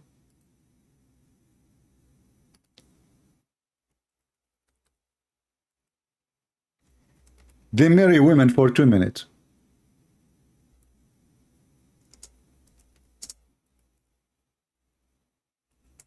In England, having sex with Muslim women is the best and the easiest business. And Mimi Hijab himself will show you, not me. It takes a few minutes to have a Muslim woman in your bed, according to Mimi Hijab. And not only that, they marry them in the elevator. Because he said it's 2-3 minutes. You marry a Muslim woman for 2-3 minutes. 2-3 minutes, not 2 hours. All you're happy to do, you and your friends, yeah, is acquiesce to the fact that you guys are going around, yeah, marrying people for 2 minutes and 3 minutes and 5 minutes and 1 hour, 2 hours, whatever it may be. 2 minutes, 3 minutes. Did you hear it?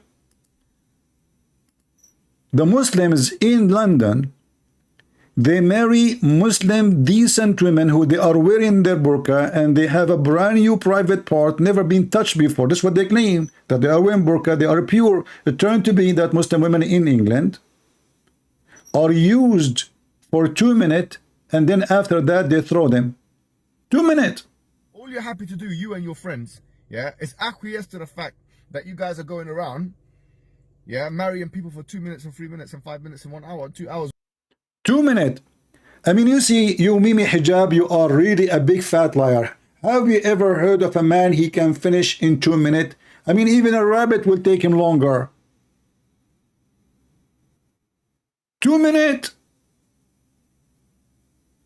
Are we talking about a bird? Muslim men, they marry women for 2 minutes? Do you see how when he tried to smear somebody, how they exaggerate with their gossip and their lies? Who in the world want to believe that there is, regardless if they are Muslim or not Muslims, who in the world want to believe that there is somebody marrying somebody for 2 minute muta, sexual enjoyment for 2 minutes? 2 minutes.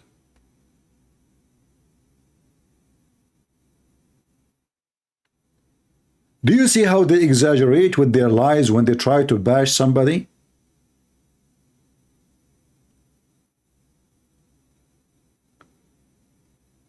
They never stop bashing each other.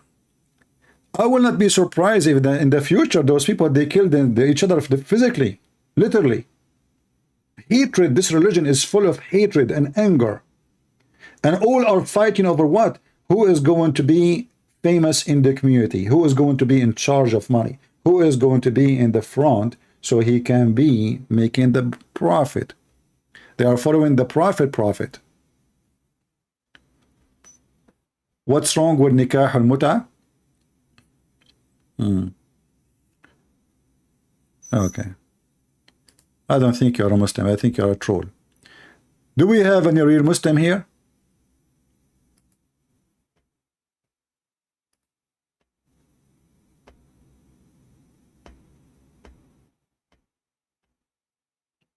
Any Muslim have a comment about the bashing party? Continue. You can't speak Arabic or read the Quran. It's Abu Khadija. He cannot speak Arabic, he cannot read the Quran. Can your prophet read Arabic? Can your prophet Muhammad himself speak English? Can he read his own book?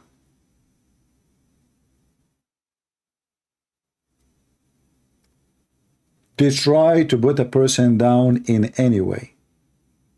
I have to agree that if you don't know the language, I mean, how in the world, because Islam is based on Arabic. Islam is an Arab religion made for the Arab, for the benefit of the Arab, and the rest are potatoes, the best are puppies to control.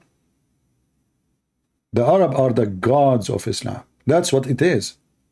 That's why, in order to be a Muslim, you have to speak to Allah in Arabic. You cannot speak to Allah in your Pakistani language. You can't pray to Allah in the language of Urdu.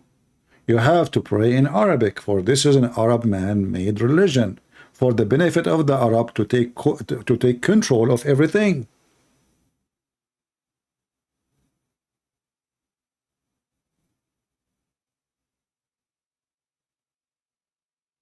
Islam is not just a religion. Islam is a hate crime against humanity, discriminate anyone is not an Arab, discriminate and favor, depend who you are. So if you are, as an example, Muhammad himself, he claimed that Allah, he favor certain families. This discrimination start from the beginning. So Allah, he favor a family, and this is Muhammad's family, and that family is favored from the tribe, and that tribe is favored from the clan, and that clan favored from the etc. So all of it is about discrimination, discrimination, discrimination. And when the Quran says that you are the best nation for mankind, was speaking to the Arab, not to non-Muslim, non-Arab. And what the Quran says about being the best for mankind, the Muslim, they say, he is, you know, those Arab Muslims, they are the best for mankind, for the benefit of mankind. What is the benefit of mankind? When you hear the word benefit, you will believe it. It says for the benefit. I mean, what's wrong with that? You know, for the benefit. I don't see anything wrong with that, as long as it's for the benefit. Let us find the hadith.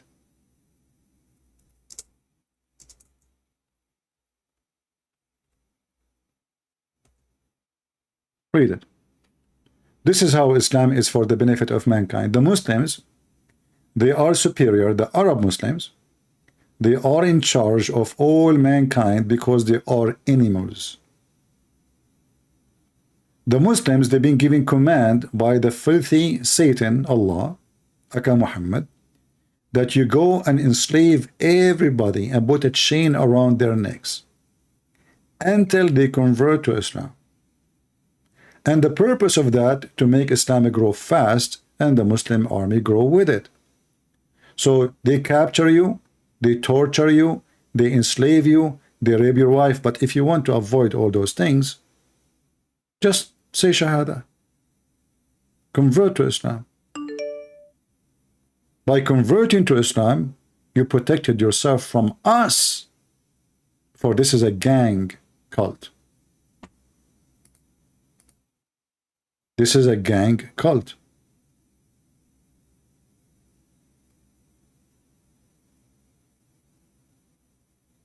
I see many people trying to call me. I do not know why. You have to be a Muslim to call me. Don't text me and call me if you are not a Muslim. If you have a question, post it in the chat, not in Skype. Otherwise, you force me to block you.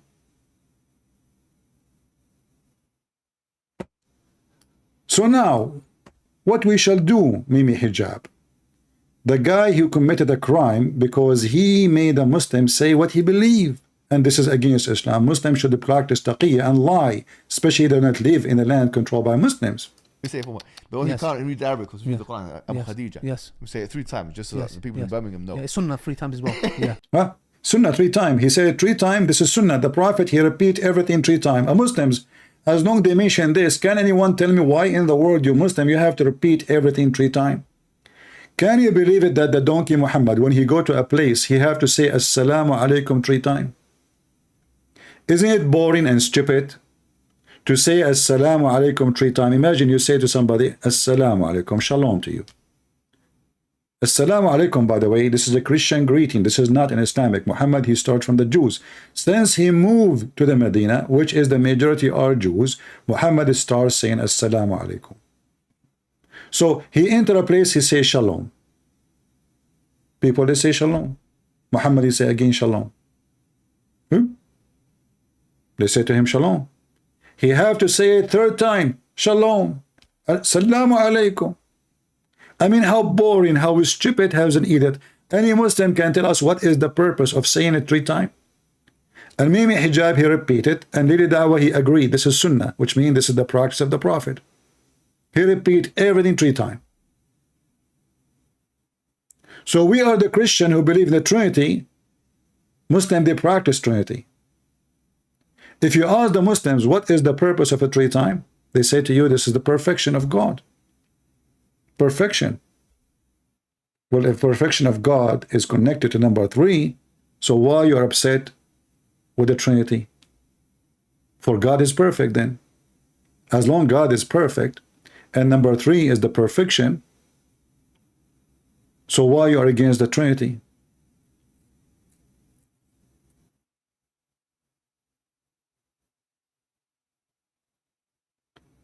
Every single act Muhammad he do or he say, he have to repeat it 3 times. Not only that, if a Muslim, if Muhammad Hijab, he divorced his wife 3 times, he cannot have her back unless she go and sleep with Lady Dawha, and then Lady Dawha divorce her, and then she come back to him. Why 3 times?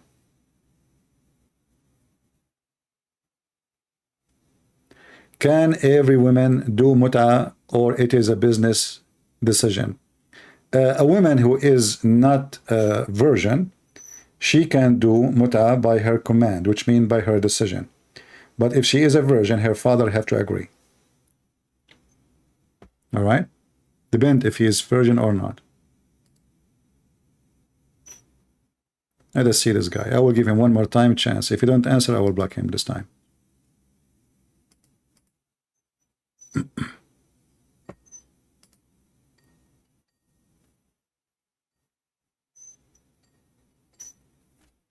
Let us see if he will answer.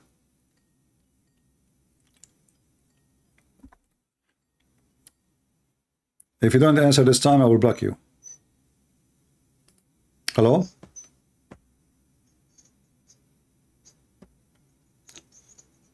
Hello? Who is talking? Abu Hubba. Who? Abu Hubba. Oh, I don't know. I feel like you are changing your voice. Can you speak normal? From Nigeria.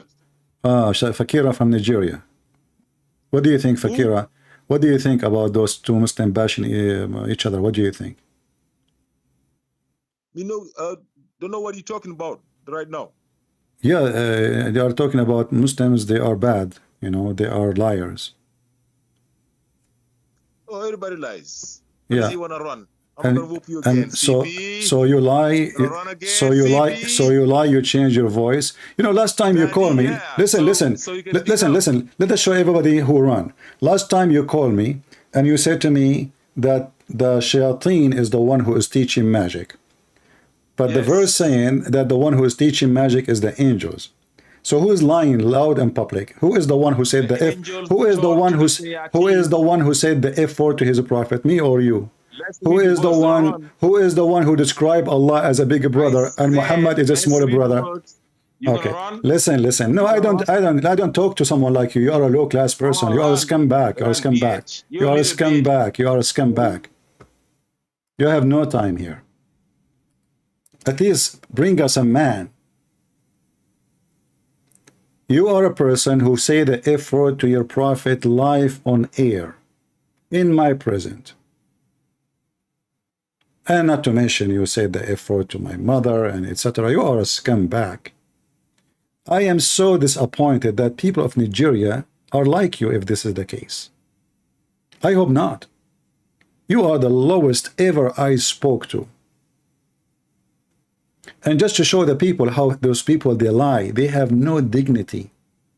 This person, he said he believed only in the Quran. When I asked him, what is the name of your prophet father? He gave me the name. What is the name of the prophet wife? He gave me the name. But this is not in the Quran. He said he don't accept hadith. I said, from where you get this? He said, from the books of history. But this is hadith. Scumbags. And the verse about Harut and Marut is so clear. Allah, he sent Harut and Marut to teach men. To teach men. The verse is so clear. That's why I'm not going to give you a chance to waste my time. But just to show people, thank you for reminding me how stupid and why the Quran is so stupid. And why the author of the Quran cannot be God. What kind of God he want to send 2 angels to teach magic? And the purpose is to make man and wife divorce. This potato he called and he says it is not the angels who they are doing that. Read with me. Harut and Marut, but neither of those 2 angels taught anyone such a thing.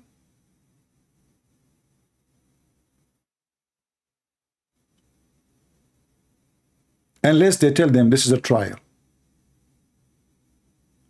If you don't like this translation, we can use different translation. This is Hilali and Khan. All of you are the same bunch of liars. We can even use the translation of Rashad Khalifa, the one who he himself used.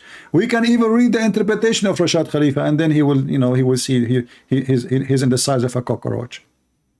Because even in the book of Rashad Khalifa, it says that he is Allah. He sent 2 angels to teach black magic.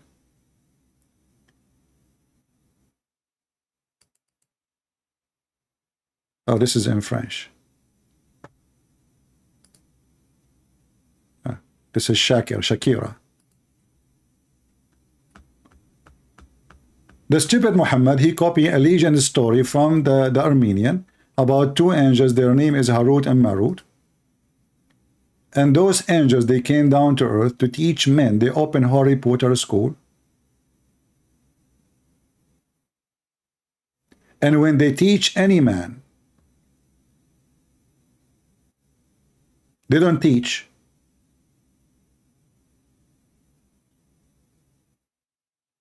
without disclaimer. And then he will say, well, it says there that the shayateen is the one who teach Muslims. No, it was the angels. The angels are the one who taught. Shayateen and people, they learn from the angels, as you see in front of you. Who is the one who taught the men and the shaitans? Harut and Marut. Yet these two, who? The angels, Harut and Marut. They taught no man until they had said, surely we are only a trial. So who is the one who taught the men and the shaitan? The angels of Allah. And here the first question you ask yourself, what a stupid religion. Not only they believe in stupid silly magic, which does not exist, they believe that God of Islam himself, he opened a school by sending 2 angels to teach them magic, and the purpose of that is divorce. And you can imagine here the evil of the God of Islam. Why you want to do that? How that is a trial? Trial to whom? What about the one who will get divorced if magic is true? And when Muhammad, he received magic according to the Muslim Sunni and the Hadith, did Allah do that intend to make Muhammad receive satanic verses and he can become under the influence of black magic? In the case of Muhammad, Satan, he threw words in the mouth of Muhammad. In the case of Muhammad, a man, his name is Lubayd ibn al-Asam, he took some hair from the anus of the Prophet and he controlled him by black magic. So the Prophet, his penis cannot stand up no more.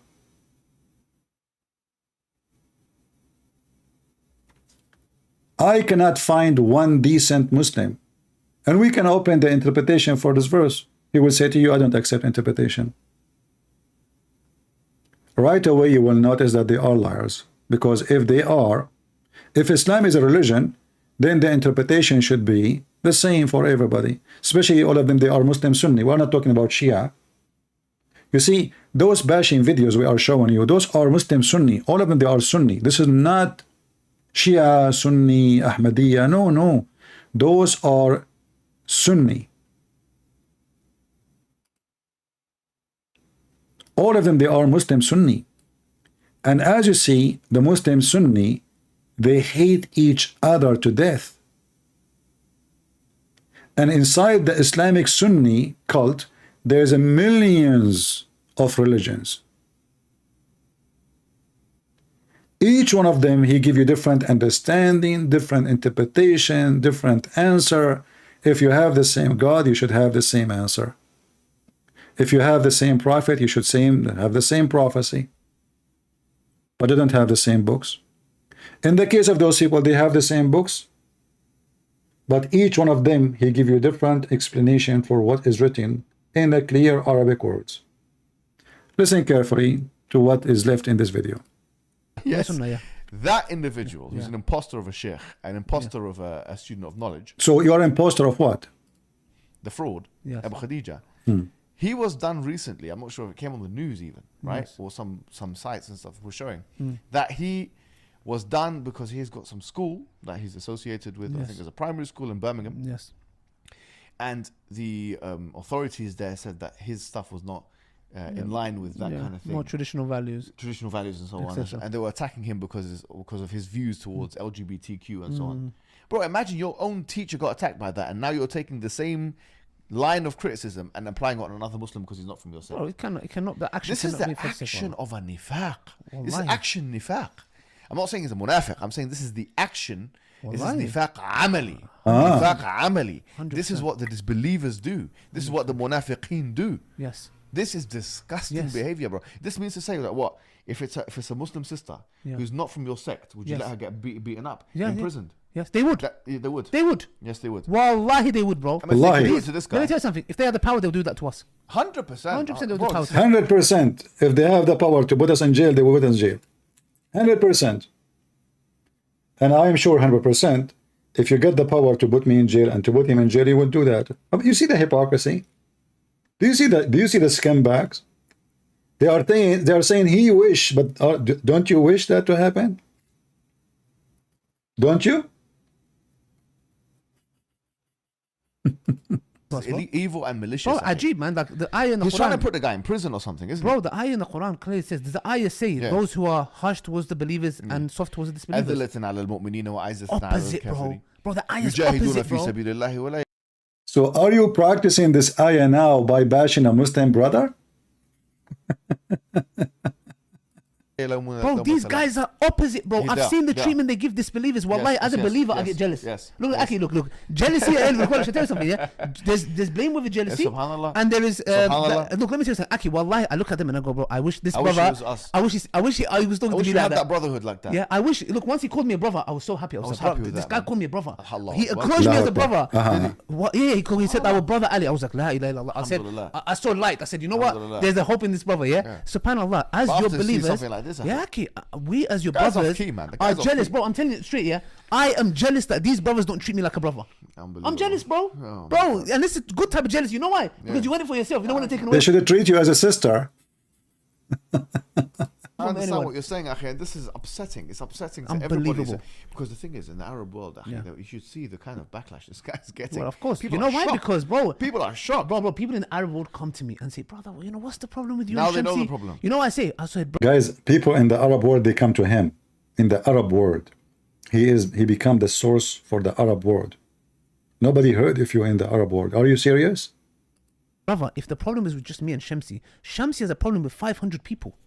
Either all 500 people are wrong or he's He has wrong. a problem with them. He never, the guy's Bro, never, this everyone. is a Madkhali Jilt. This guy is basically the purest of the Madkhali sect. Bro, you cannot, what can you expect from some... That's it. They gave him a new title. He's a Madkhali sect. Hey, Mimi Hijab, do you like to call me and tell me what is the Madkhali sect so we can enter with you in it? That's it. He is a Madkhali sect. What is Madkhali sect? Can you tell us? You know, we are not informed. Somebody like that. Bro, wallahi, like you said, if you were in Libya, he'd take a shot at you. Yes. 100%, 100%, bro. this Your guy blood is Ikhwan halal. Muslimun or whatever, Yes. and we're not associated with that party. Yeah. But let's just say for a second, they'll shoot your head. Like the Khawarij did to Akhi, these the... individuals, bro, the way they think, Akhi, is so distorted, Perverted, bro. perverted. But it's not Perverted. So isn't it your prophet, if somebody don't agree with him, he shoot him in the head?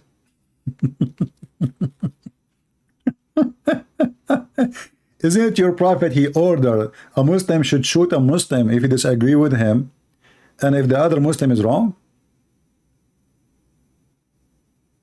Isn't it this is a practice of Islam? I have a challenge for those two potatoes, and I want every single Muslim to take to my challenge to them.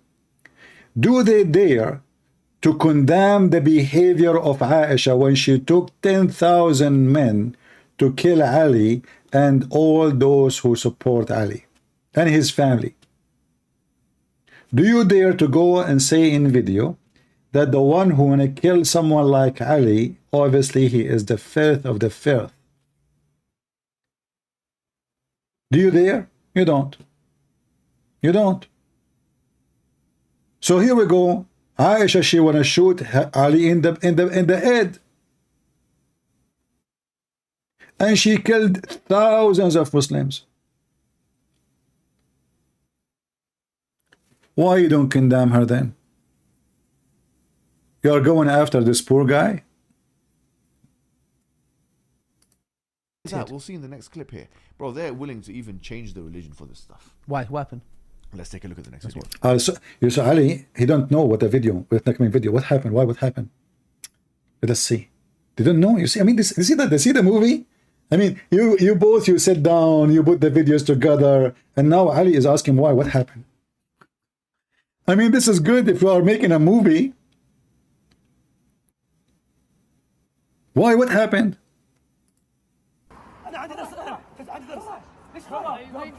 في صحيح مسلم الحديث مو معترف فيه. تعال مش انا اجيك الدرس ليش يجيك انا؟ بعدين نتكلم. انا اجي درس اسمع اجي درسك وتقول لي لو زنى وشرب على التلفاز الحاكم ما نسوي له شيء. المثليه ولا الله له ولد؟ المثليه يدخلوا حلال يدخلوا حلال يدخلوا حلال من عند الله. هم يحللوا ان الله له ولد. يقول لي لا المثليه اعظم. Now they are talking about the Christians. Now they are talking about the Christian. Who is bad? The LGBTQ or the Christians? Listen carefully to the opinion of those and the opinion of Mimi Hijab. يا شمسي ايش فاهم الدين انت؟ ايش فاهم الدين؟ تكاد السماوات يتفطرن. لا تقفوا ما ليس لك به. لا تقفوا ليس لك لا تقفوا للمثليه. لعنة الله على المثليه. So let me explain what's going on in this video. Explain. In this video, he's effectively saying to him, look, the guy's asked the Saudi brother. Who is this Saudi brother? I don't know. I don't know him. Okay. I don't know him. What's he doing in the UK? I don't know. I have no idea. Like, I don't know exactly what's going on, right? Okay. I think he's sought asylum or he's got Ghani. I don't know exactly what he's doing. Okay. But this individual here, they're having this discussion, and he was talking about Abyssinia or Ethiopia or whatever, and the Najashi and whatever. And yeah, we know the Sahabis ran to... And I think he was trying to make the point that, you know, sometimes you can go to a non-believing person for safe haven, right? Of course. And so they came to this point of discussion where he's saying which one's worse, homosexuality or saying that Allah has a son. And this brother here, the Saudi, says, you know, the Quran says, تَكَادُ السَّمَوَاتُ يَتَفَطَّرْنَ. Yeah, you know, the heavens and the earth were going to be, the heavens were going to be cleft asunder and so on because of that. So how can you say which is worse? He says, which is worse? So Shamsi says, he says that actually... Why is he asking this? Because people don't understand the context. That this brother he's saying that because, look, and Najashi, for example, right? Yes. He's, from what I understand, and Najashi, he was a Christian who believed that Allah had a son. Yes. And yet, you know, the Muslims sought safe haven with him. So Shamsi is saying to him basically, why are you in this country that promotes LGBT? Yeah, which one is worse? But okay. That's what so and then from the discussion goes to... Which is worse? Yeah, which is worse. So he's saying, well, of course I have to come here. Shamsi is saying it's worse. It's إذا حللت, meaning istihlal happens. Yeah. And by the way, this Shamsi is meant to be, Arabic is meant to be his first language.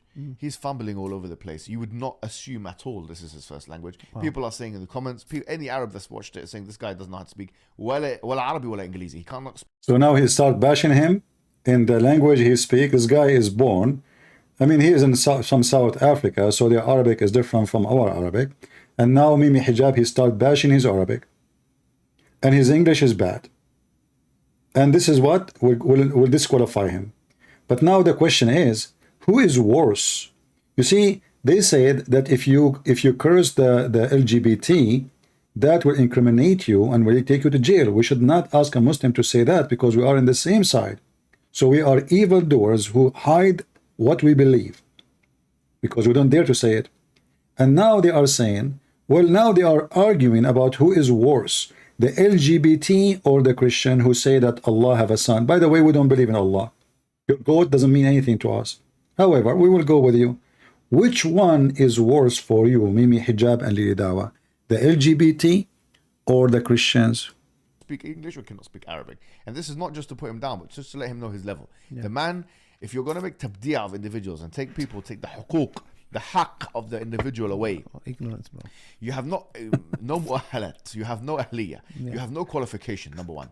You cannot speak English properly, number two. Number three, you cannot even speak Arabic properly, akhi. Yeah. You cannot even speak Arabic. You're making problem when you read the Mus'haf. You're at that level. People.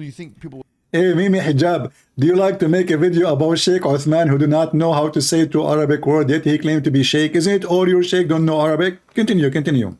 Will take you seriously and you have clout because you give dawah on the streets. Akhi, you give dawah on the streets, give dawah on the streets. Stick to that. Stick to your lane. You're making aqidah blunders, and I believe you're doing it intentionally so that you can mislead the people.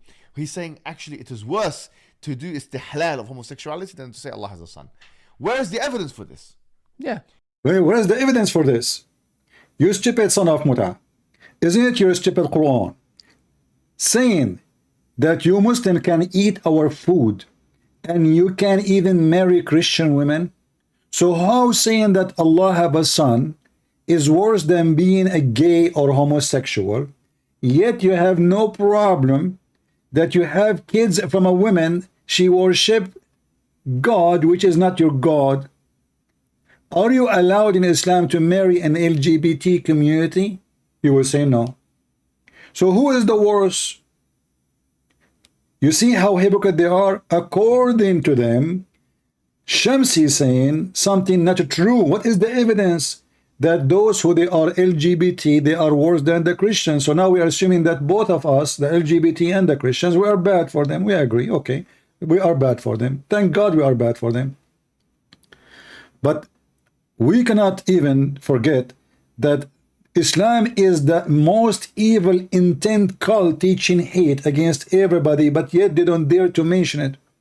He just mentioned that we should not say anything against LGBT. And now they are saying who's worse.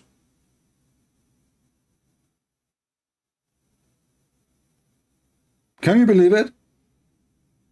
And what is the evidence that LGBT are better than Christians according to Mimi Hijab? Can you give us the evidence? They quote a verse, the guy in the video, he quote a verse from the chapter of 19, verse number 90. But the Quran itself, you stupid, says that you can marry Christian women. The Quran says that a Christian will go to heaven.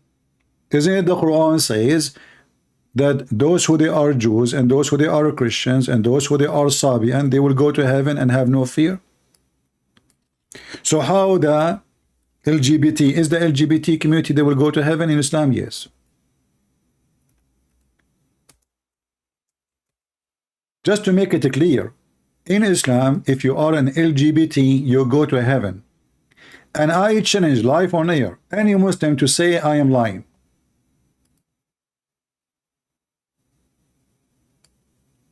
I challenge any Abdul, including Mimi Hijab and his girlfriend Dawha, to call me live on air and prove me wrong. LGBT in Islam, they will go to heaven. In Christianity, you cannot.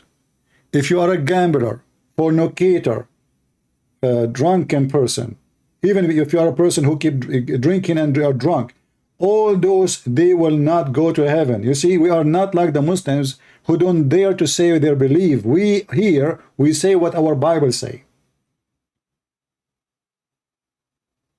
Liars, fornicators, thieves, criminals, LGBT, whatever you want, whoever don't obey the teaching of the Lord, he will not go to heaven, period. In Islam, no. In Islam, there's only one sin, if we can call it a sin, will not make you go to heaven. Let us see, we have Abdul maybe trying to call me.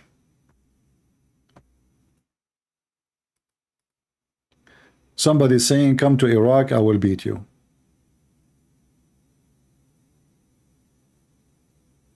He will beat me like a dog.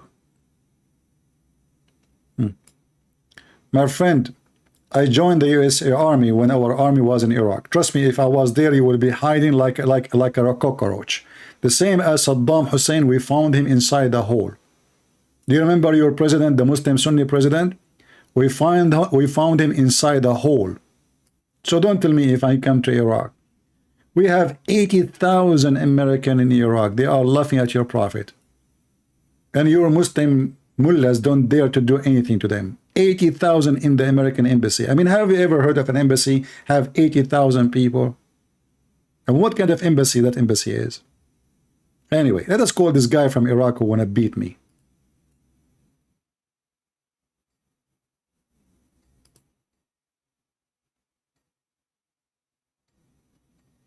We are calling him.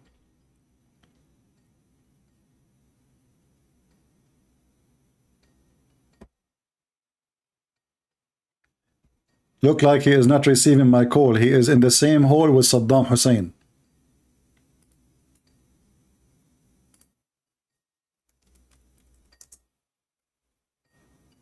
Answer, answer.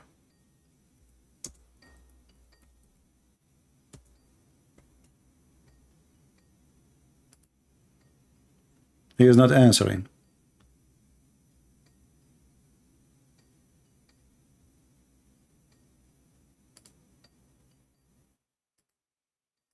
All right, coward. This is your Saddam Hussein hole, just to remind you. He was hiding himself like a rat. Your Muslim hero.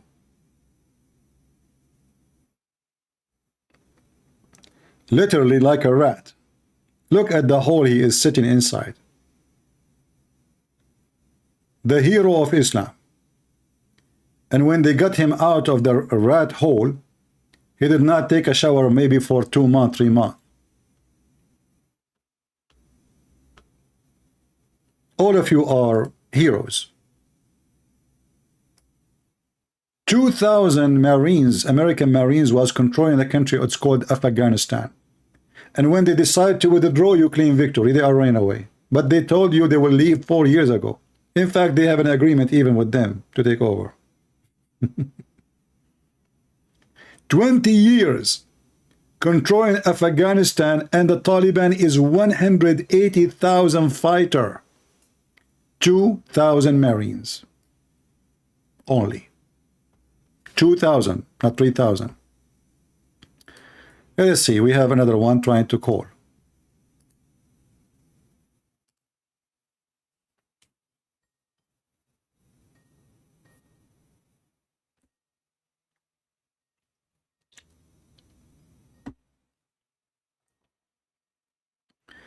Let us hope he will answer.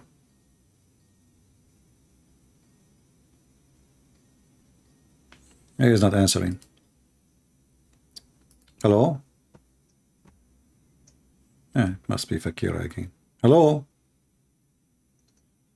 Hey, Fakira, how are you doing? Do you have your boyfriend with you, Fakira? Why you keep calling me? I mean, don't you have enough? Honestly, how many times I spanked you and you keep calling? Why you are changing your voice? I mean, don't you have a dignity? I mean, if you are a man, speak like a man, but you are not. You don't speak Arabic, you do not know Arabic, and you are a Nigerian, and you change your voice sometime to be a female, sometime to be a transgender, sometime, I don't know. Listen. Why you keep calling me? Don't you have enough videos of you being busted? Be honest. Are you became addicted to spanking? Are you become addicted to spanking?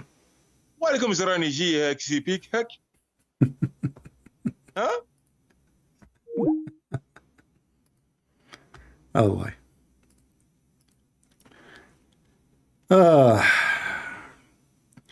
Do we have any brave Muhammadan?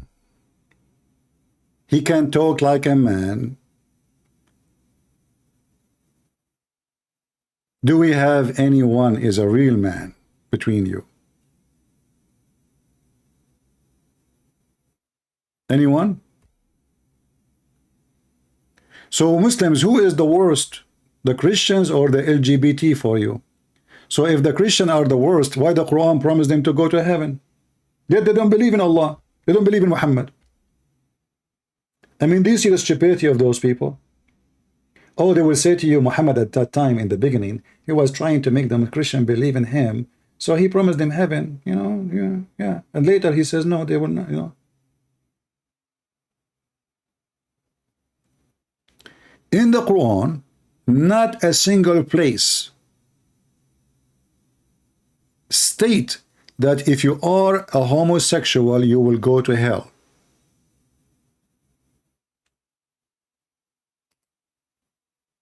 Who is a Muslim when I challenge me?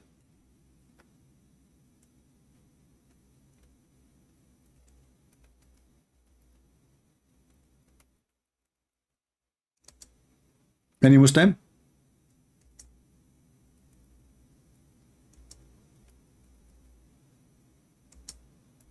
Any Muhammadan?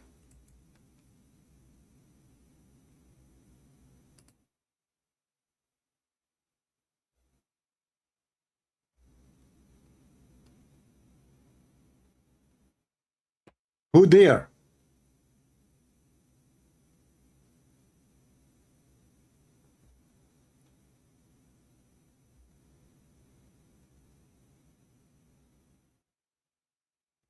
Any Muslim? Muslim don't have a religion, don't have God. This is a scumbag religion. Do as you wish, you go to heaven, just believe in Allah. Prove me wrong. In Christianity, no. Because you cannot be a believer in Jesus and you do an opposite act of the teaching of Jesus. In Islam, no. In Islam, you can be anything. As long as you believe in Muhammad and Allah, you are very fine. This is 1 Corinthians saying to us who do not belong to heaven, and the list is long. Clear and simple. Clear and simple.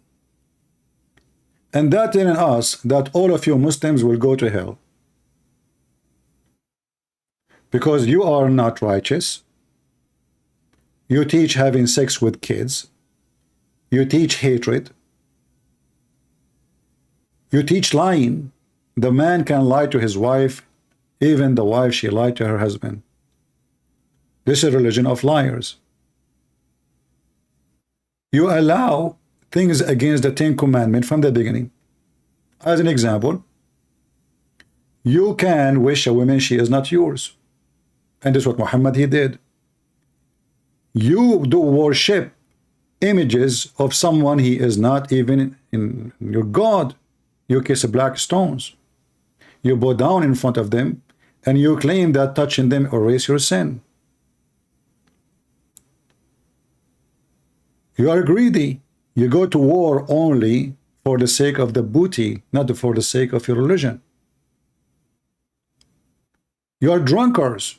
The Quran says that the Muslims in the time of Muhammad, they used to be drunk all day long to the point when they pray, they fade apart. And when the Arab and the Christian, they start making fun of them, Muhammad, he says, avoid alcohol. He did never say it's forbidden. Never. Ijtanibu. Ijtanibu, avoid it. There's a huge difference between it's forbidden and avoid. In fact, the Quran make it so clear that alcohol is a miracle of Allah. If you remember once, there's an idiot, his name is Monkey, he used to call himself Monkey Box something, Nader Ahmed.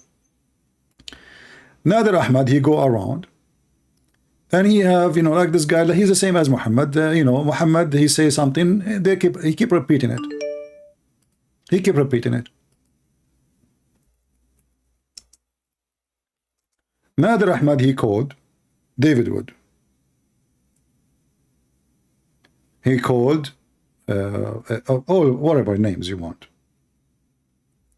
And he said to them the same thing he said to me.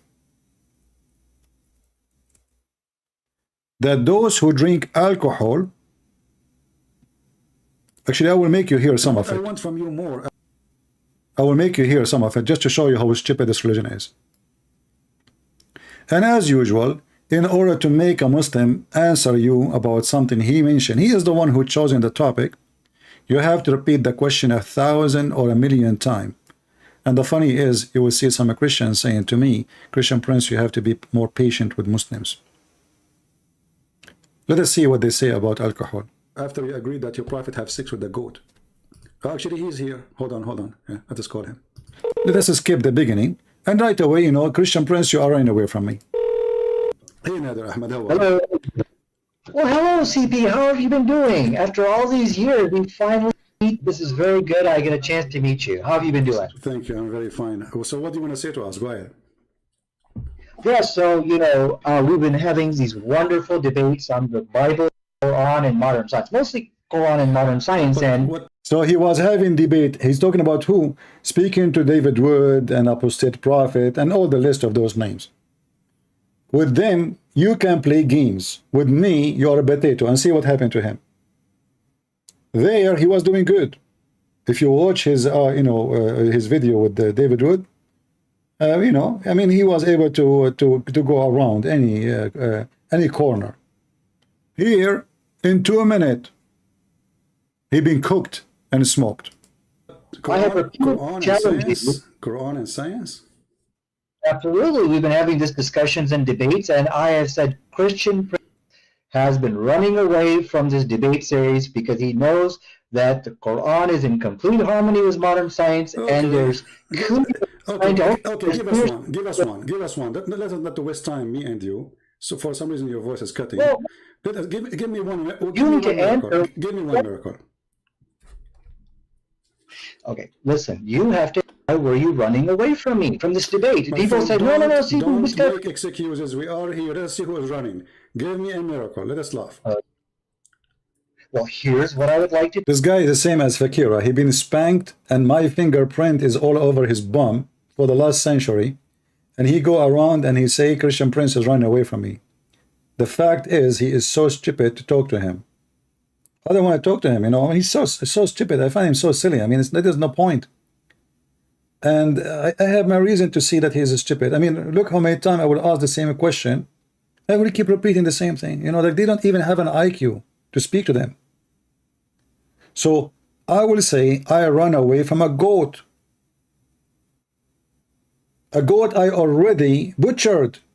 I mean, the guy, he agreed with me that his prophet have sex with the goat. What I want more? I finished this guy a long time ago, and he keep going around saying, Christian Prince, you don't want that. And I am live on Skype each time. You can call me anytime. How am I running away from you, you stupid liar?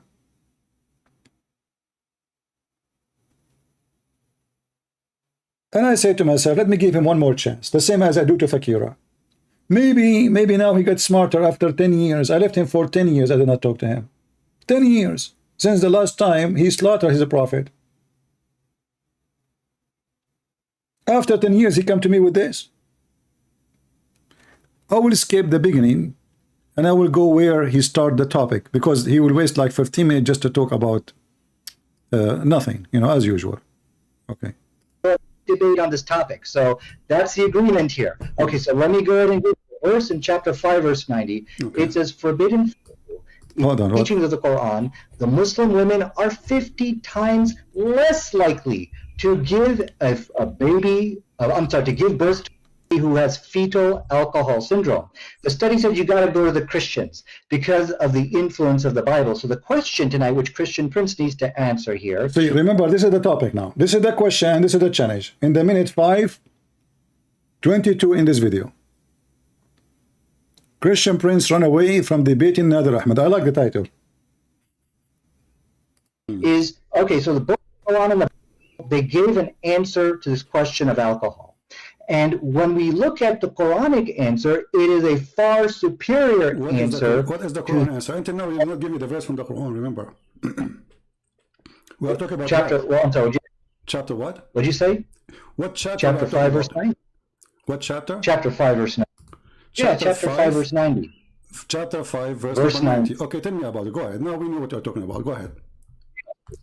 Okay, and then I'll tell you about it, but I'm following the rules because I know you will not run away from me, and we'll debate on this topic. So that's the agreement here. Okay, so let me go ahead and go to the verse in chapter 5, verse 90. Okay. It says, forbidden is alcohol, any kind of intoxicant, gambling. Okay. So from the study here, they pointed out that Muslim women are 50 times less likely to give birth to a fetal alcohol because of the teachings of the Quran. Now, the question is here, which you need to answer, is how is it that the Quran gave a better response? Where is speaking about the alcohol is bad? Where it says that? No, it says for you forbidden is any kind of But intoxicants where it says, and it's bad because of for, that, where it says it's bad for your health in the verse you quote for me. that is bad for your health. No, it is completely forbidden for Muslims. This is clear. Okay, And from the study again, another. I'm asking you a very simple question. You say that this is about health. I'm asking you, why in the verse never say anything about health? It says this is from shaitan, that's all. Because it's from shaitan, don't do it, correct?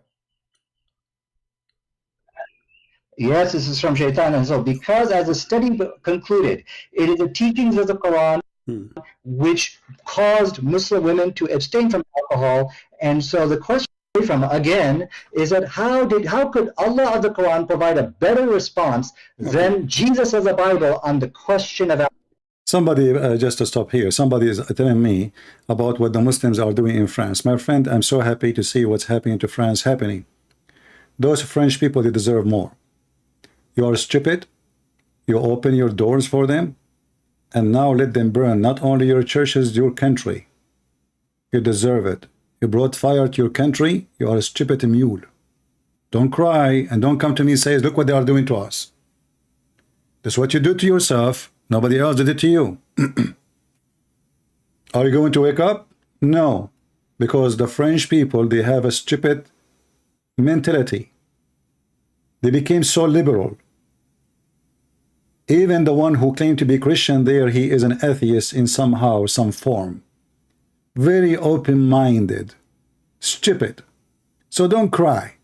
I mean, you bring all those people who have no background check, you give them citizenship, you give them papers, you give them housing, and then you complain for they are burning your country. Are you stupid or what?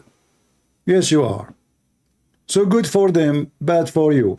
Actually, I wish that the Muslim will take over France so they can teach you how to believe and how to behave for the rest of your life. You deny God, you stay away from God, you promote everything ugly against God, you discriminate the Christians, you allow a president who is not a Christian, you allow a government which is against the Bible, and then you complain why this is happening to you. You deserve it. You deserve it. And you deserve more. The same will happen in England. The same will happen in Spain. The same will happen in Sweden. The same will happen in all those European countries. Your women are going naked in the beach. You promote the most evil things a man can promote. And then you are wondering why this is happening. God will unleash every scumbag against you. Take it from me. I will never be sorry for Europe. And I say you deserve more. You are not civil. You are stupid. Civility have nothing to do with your stupidity. So don't come to me and say, look what they are doing in Europe. They are not doing anything. It's you who did it to yourself. You don't even have an army to stop them. You don't dare to say what's happening. Even when they burned the church of Notre Dame, you did not dare to say that the one who burned it was a terrorist. Until now, the police did not release the report who burned the church. Because you have a coward president, you have a coward police, you have a coward army, and you have a coward citizen. And all of you become politically correct. Nobody dare to say what's going on. Nobody dare to say. All of you are a bunch of an idiot. For me, I will tell you my honest opinion. I'm happy to see what's happening in France. Because if you don't see how stupid you are, before it's too late, you will never see. But are you going to see how stupid you are now? No. Even if they burn half of the country. You will not. Because until now you are politically correct. Until now you are foolishly correct. Until now you don't dare to say the truth. Until now they don't dare to say the one who is doing this is certain group, certain people, certain religion. They just keep saying immigrant. But it's not true. Is the Christian immigrant burning cars? No. Is the Arab Christian immigrant burning the cars? No. Why they don't dare to say? Because they are cowards. Me, myself, actually, I watch France official government TV station in Arabic. They are encouraging people to go in the street and burn cars. You believe it? This is the government TV station in Arabic. All those who work there, they are Moroccan, Algeria, etc. And they are igniting the fire more and more. And they are condemning the government. And they are asking people to go in the street. This is the truth. So don't cry. I believe that every nation will eat from each kitchen. When you stay away from God, God will take his protection away from you. And this is what will happen and what's happening to Europe. Your government is a bunch of dummies. Your president is not even a man. Your police, even if a police now, if I want to stop somebody, he don't dare to stop anybody. Because everybody will blame him. Everybody become guilty if he's a police. So who's going to make a law and order? Nobody.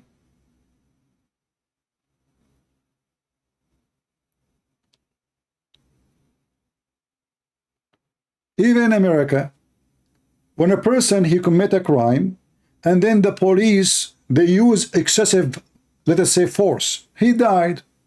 They made it about race when the police chief is a black. The mayor of the town is a black. The majority of the police station is black. Even those who they are in the scene, the one who supposedly caused the death of the man, many of them, they are not even white. They make it about white and black. Because nobody dare to say, this is not really about race. The man, he broke the law. If he did not break the law, how come, why we don't show the police shooting a white man? Oh, if it's a white man, it's okay to shoot him. Hypocrisy. Nobody want to say the truth. I am a Middle Eastern, I am an Arab, nobody is shooting me. I have a very clear accent when I talk. Why they are not doing that to me? Because I did not break the law, I did not steal, I am not doing any crime. So if you don't break the law, nobody can close to you. This is the fact. So if a guy, the police stop him and he start to run away, and then they shot at him, the question is, why he run away? Unless he is criminal.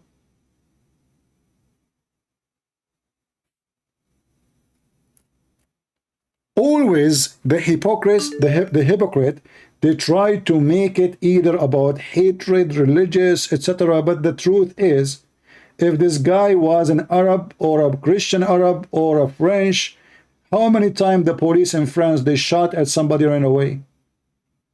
How come if it is one of those, we cannot shoot at them? So you can shoot at somebody, he is a French citizen, but we cannot shoot at you if you are an immigrant from Morocco? How come more than, there's a huge number, if we go right now and check, what is the percentage of Muslims in jail in France? We will see that the percentage is 5-6 times more than their percentage in the population. Gang, drugs, prostitution.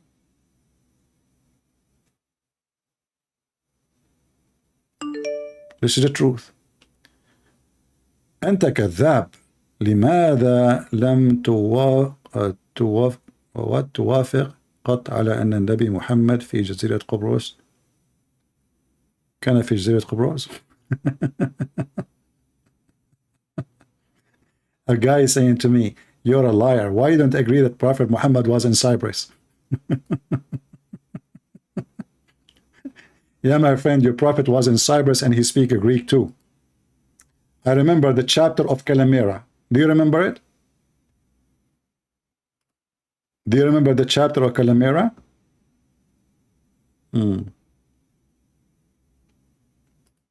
Yeah. Let us continue. So this guy now, he come to us and he says, alcohol in Quran is forbidden, and this is a clear scientific evidence that the Quran is the book of God. How is that? there is a huge number of those Christian women, they give birth a defect because of alcohol.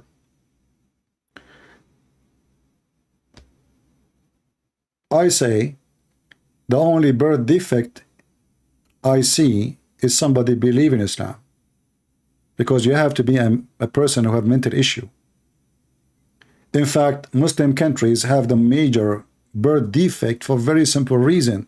They marry their cousins. This is literally real. Muslims, they marry their cousins. And all of us, we knew, marrying your cousins will cause a birth defect, for it's the same blood. So the cousin married the cousin, and then they have a child. And then the child, he married the cousin. Again, it's like marrying your sister. Non-stop.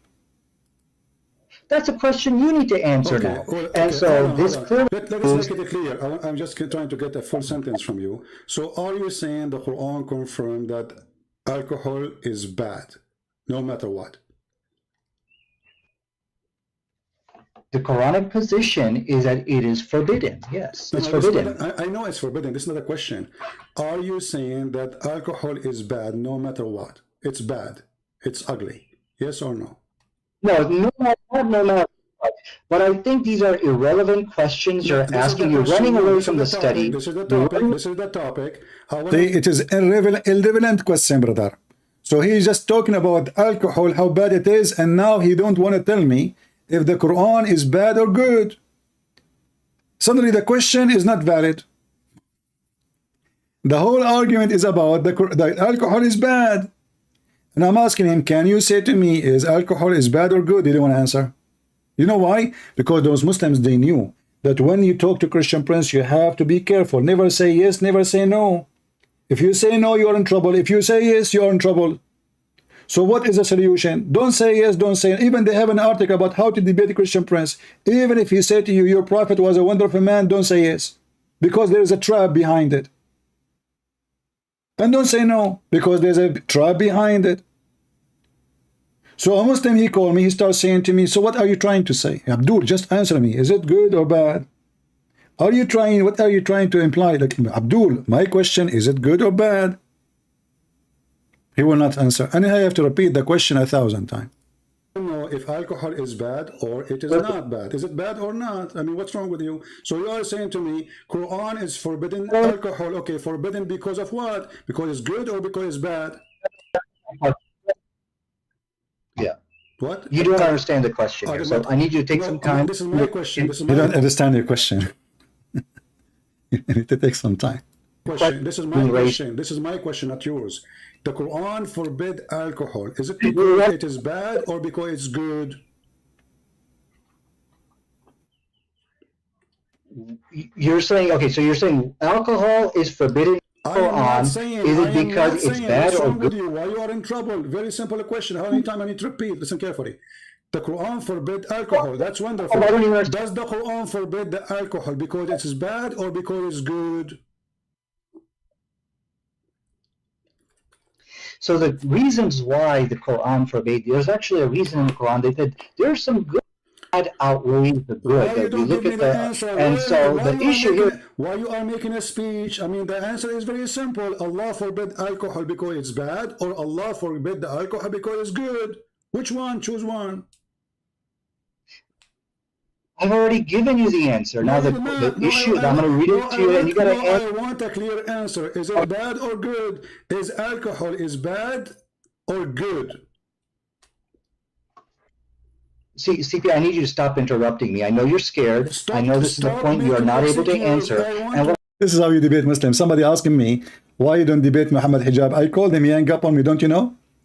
The coward, he told the Muslims, who you want me to debate? And he put a list. They told him, Christian Prince, he's making out of Muslim, leave Islam. I called him, he hung up on me in less than 6 minutes, 7 times. Don't you know? Coward, he did not even allow me to say anything. So is it bad or good? I have to repeat the question 1 billion times. And he is afraid to say, because he knew the second he say the answer, Allah will be fried. He did not know what Christian Prince will say next, but he knew that Christian Prince, he will say something horrible. So is it bad or good? The same topic he have and he brought to David Wood and the rest. None of them ask him, okay, so is it bad or good? No, because they don't know how to debate. They do not know the mentality of the Muhammadan, and they don't have the knowledge in the same time. They are limited in their knowledge about Islam, and they don't have the skill of how to play with the rat. You know, the problem of Christians, when they speak to a Muslim, they assume that they are speaking to someone who is religious, and he will say what he believes. This is wrong. Muslims don't say what they believe. Muslims, they say what make Islam look good, even if it's not Islamic and have nothing to do with Islam. So when you debate a Muslim, you cannot debate a Muslim, because you cannot debate a liar. So what we do, we bust them. We don't debate them. A debate can happen only between two decent people. I tell you what I believe, you tell me what you believe. Muslims don't do that. We just heard Mimi Hijab and Lily Dawha complaining and accusing another Muslim being evil because he made other Muslims saying his belief that he cursed the LGBT.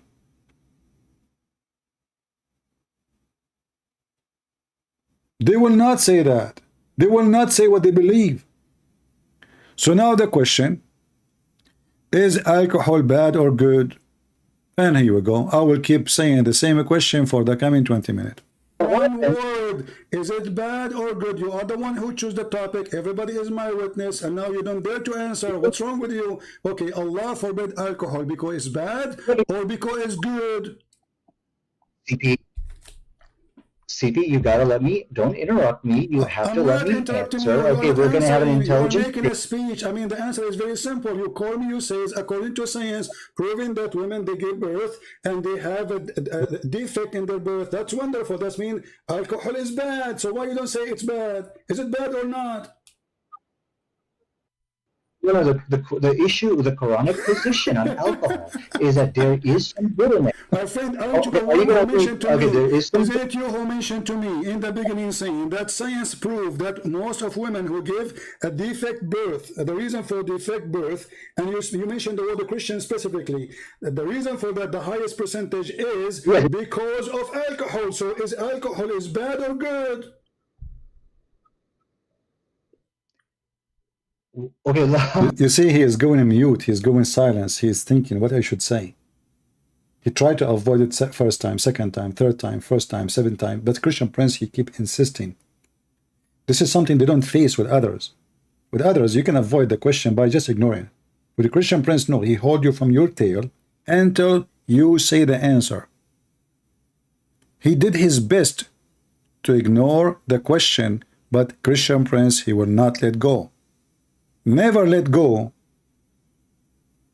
with Abdul. For this is the strategy. They jump like monkeys from a topic to topic. And he will not answer the question you ask him because he knew, especially if he knew you. Let's see. Okay, your question, as I understand your question, you're saying that overall alcohol a good or bad? Now he's trying to understand the question. After 1,000 times repeating the question, I am trying to understand your question. Is that your question? I mean, this is even your topic, and you don't even dare to answer. You call me saying that because of drinking alcohol, women give birth to children who have defect in their birth. Okay, that's your claim, and you claim this is from science. That's wonderful. Now, I'm asking you, based on what you told me, is that mean? And based on the Quran forbidding the alcohol, does that mean according to Allah, alcohol is bad or good?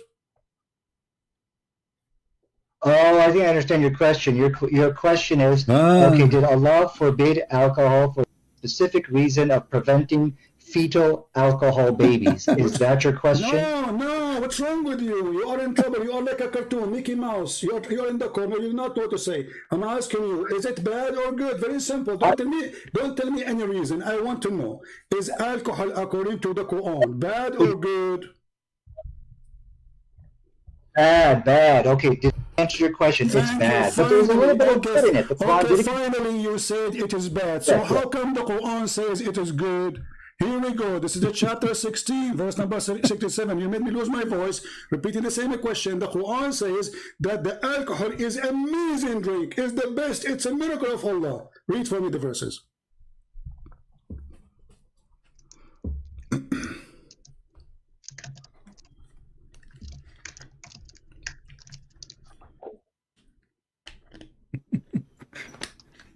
Anyway, you can watch the rest of the video.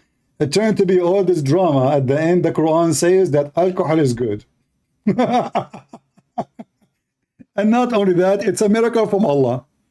And this guy, he go and he take the same topic to David Wood, to everybody, every Christian he speak to. He says to him that scientific study says that alcohol cause defect in birth for women. How come the Quran forbid it and the Bible did not? Hello, you know.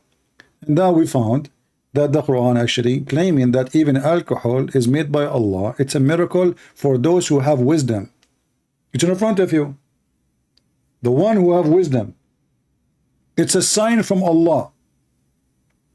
So when you see somebody is drunk, it's a sign from Allah. It's a miracle. Even alcohol, you see, in the Bible we have Jesus making a real miracle. He made the water wine. Okay, we can say this is a sign of God, right? But here, the God of Islam, even he claimed that when people get drunk, they are the wise one, and they should appreciate the miracle of Allah, which is alcohol. Abdul Bambu, I have no time for kids. Your prophet was in Cyprus. Okay, do you have reference for your prophet was in Cyprus so we can put him in the screen so we can laugh? Give me the reference. Stop repeating the same thing. Your prophet was in Cyprus. No problem. Your prophet, he won in Cyprus. Where is the reference? Go ahead, show us so we can laugh at you. Potato. Mental illness, you know, they have mental illness. Let us see, we have somebody trying to call us. Let us hope it's a real Muslim, not another fakira.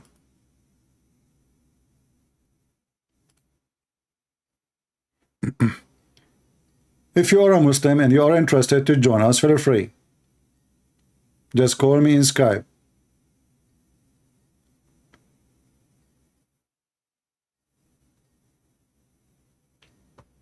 He is not answering.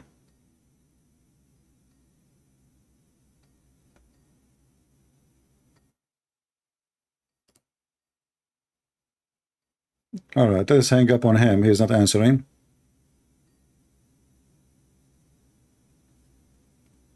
Yeah. See the Muslim, they are coward. They say to me, I cannot write now. I cannot write now. What's your problem? So why you are...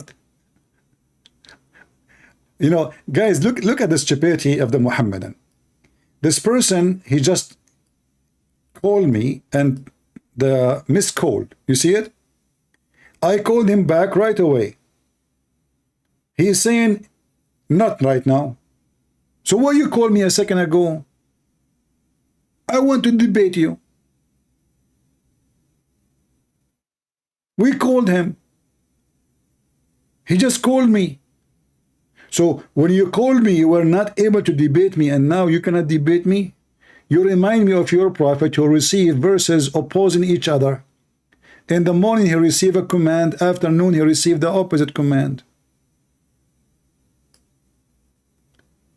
Do we have any brave Muhammadan? Don't forget to subscribe if you are new to our channel, and just to remind you, from now on we will be in this channel for some time. I was going live in my other channel. However, always you can receive an update by Patreon. And don't worry, you do not need to make any donation. You go to Patreon, it's for free.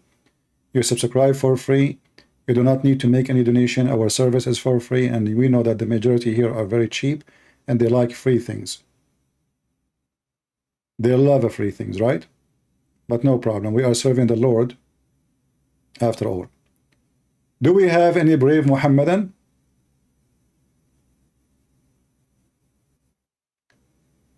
So it turned to be that all the drama of the Muslims about forbidding alcohol, Allah himself was praising alcohol and saying there's a good provision from it. And it is being a miracle. In fact, you see, in Arabic,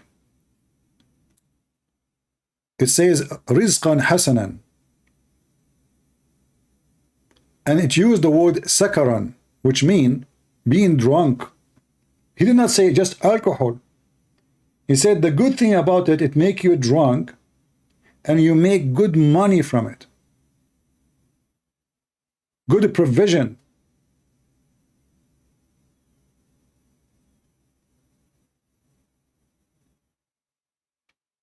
Do we have any Muhammadan would like to join us live on air? So when those potato, they say, which one is worse, homosexual or Christians, Mimi Hijab, and his girlfriend, Mimi Dawha? We find it very funny that they are talking about who is the worst when the major number of people in jail, criminals, are Muslims in England, and in France, and in Holland, and in Sweden. We find it funny that they are speaking against homosexual, claiming that they have a better ethic, but in their countries is the most fraudest country ever you can imagine. I don't want to mention where Lili Dawah is coming from. It is Turkey. If you don't believe what Turkey is, and if you don't know, go and check what Turkey is.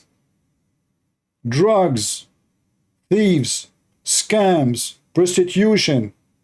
When they ask Erdogan, minister of religion, why you don't ban the bars and the alcohol? Isn't it this is an Islamic government? He said, who is going to pay for our salary if we do so? What about Egypt, where almost every citizen take hashish? Where if you go in the bus, 99% you will lose your wallet unless you hug it between your both hands. Can a woman, she go in the bus in Egypt without sexually being molested by 1,000 men? Remember, those are the countries where they have ethic. They speak too much of ethic, but they have zero of it. And when a Muslim, he want to seek refuge, why he don't go to Muslim countries who have a good ethic? Why they go to the countries of the bad ethic people? It's just a question. Why those even they are in London? Why Mimi Hijab is not in Egypt? Which one is better? A country who have a mosque in every corner, or a country where homosexuals are allowed? And even they have a festival. And they don't even dare to say anything about it.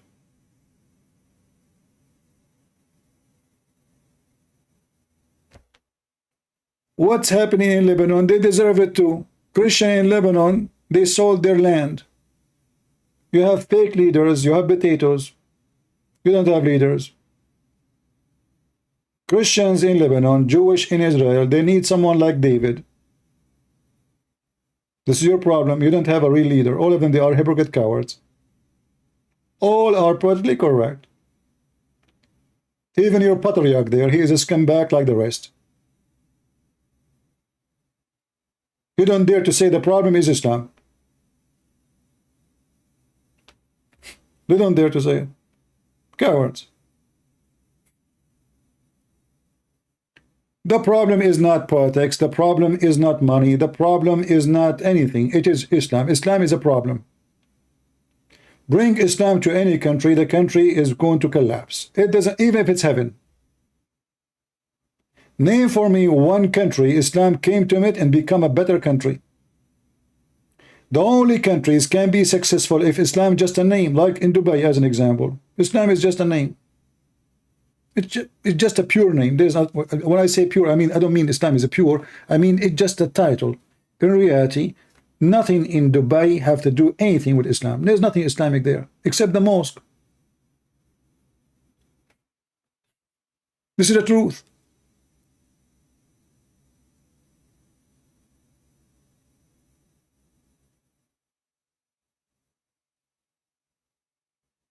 Name for me one Muslim country is successful.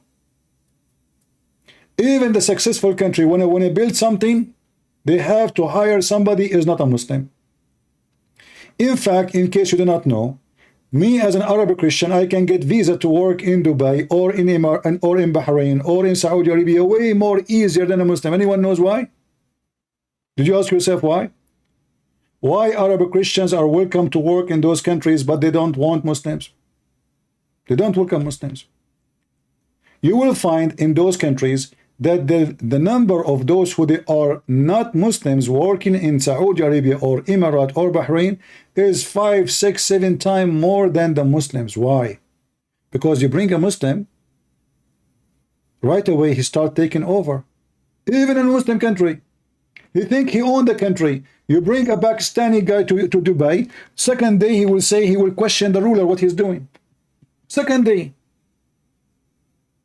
A Christian, he don't get involved. It's not my business, not my country. So they welcome Christian, they don't welcome Muslims. Even Muslims don't welcome Muslims.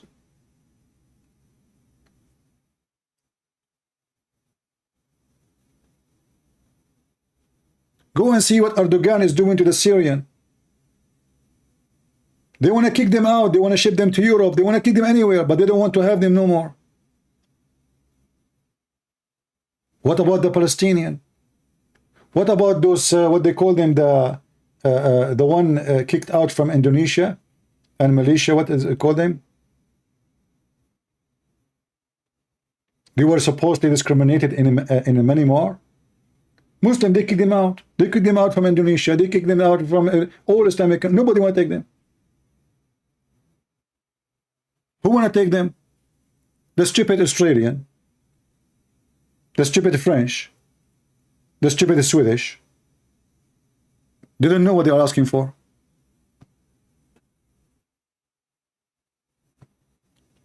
I remember I'm an immigrant. So I'm not speaking against immigrant, but I'm speaking about reality, that you don't bring everybody. You need to check. If a Muslim guy, he is a Kuwaiti, let him come. If he have a degree, educated, a nice person, you know, if you bring him if you want. You don't open your door for everybody. Criminals, wanted, child molester, criminal, drug dealers. Just let everybody jump in the ship, and then if you kick them out, they make you look so demonic. Yeah, the Rohingya, yeah. Go and see the Indonesian, they kick them out. They throw them in the ocean. Malaysia is a country ruled by Muslims. They kick them out too. But if the French kick them out, you will see the drama. 500 immigrants, they died close to the border of in the Sea of Greece. They blame who? Greece. Not their countries. They are coming from Pakistan. Why somebody from Pakistan coming to Greece? I mean, do you have a war in Pakistan? No. Why you are coming to Greece?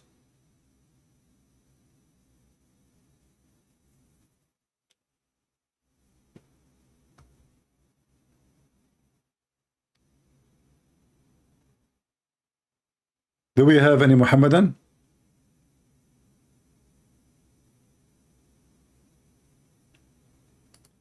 Who is a brave Muslim would like to call us?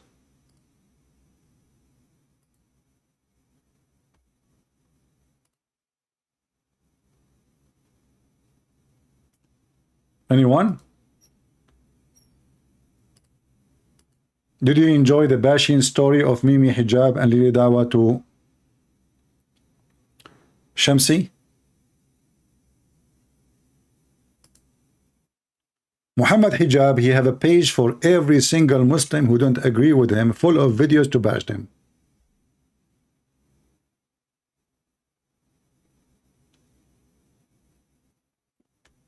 I forgot the name of this guy, the one who is the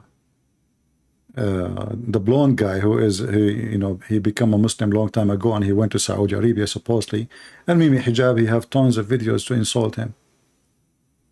Actually, if I go on his page here, this page, I will find a long list of videos is nothing but to bash those people. Look, this is their page. All those videos is to attack Muslims.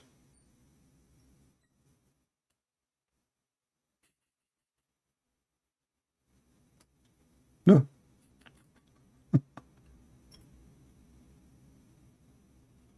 All of them. Not a single video is not about attacking the Muslims. Sajid, look, here they are bashing a guy, his name is Sajid. You want to watch this video too?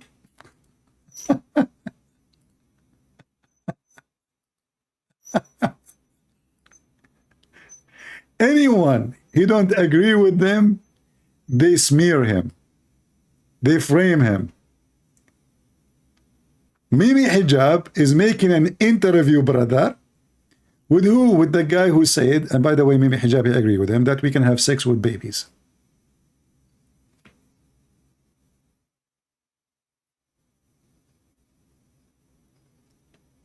In the beginning, they say you are good. After 2 minutes, they give you a finger.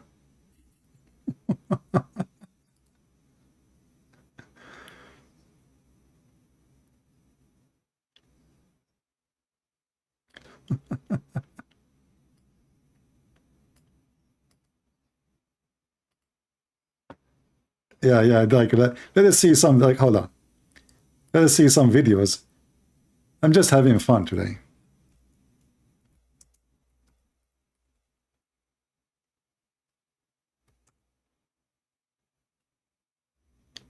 Let us laugh together.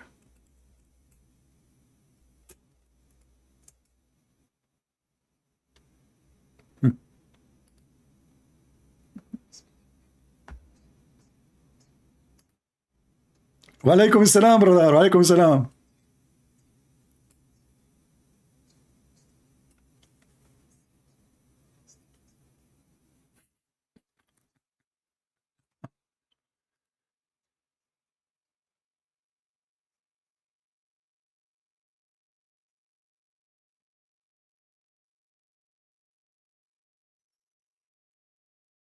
No sound? Hold on, sorry.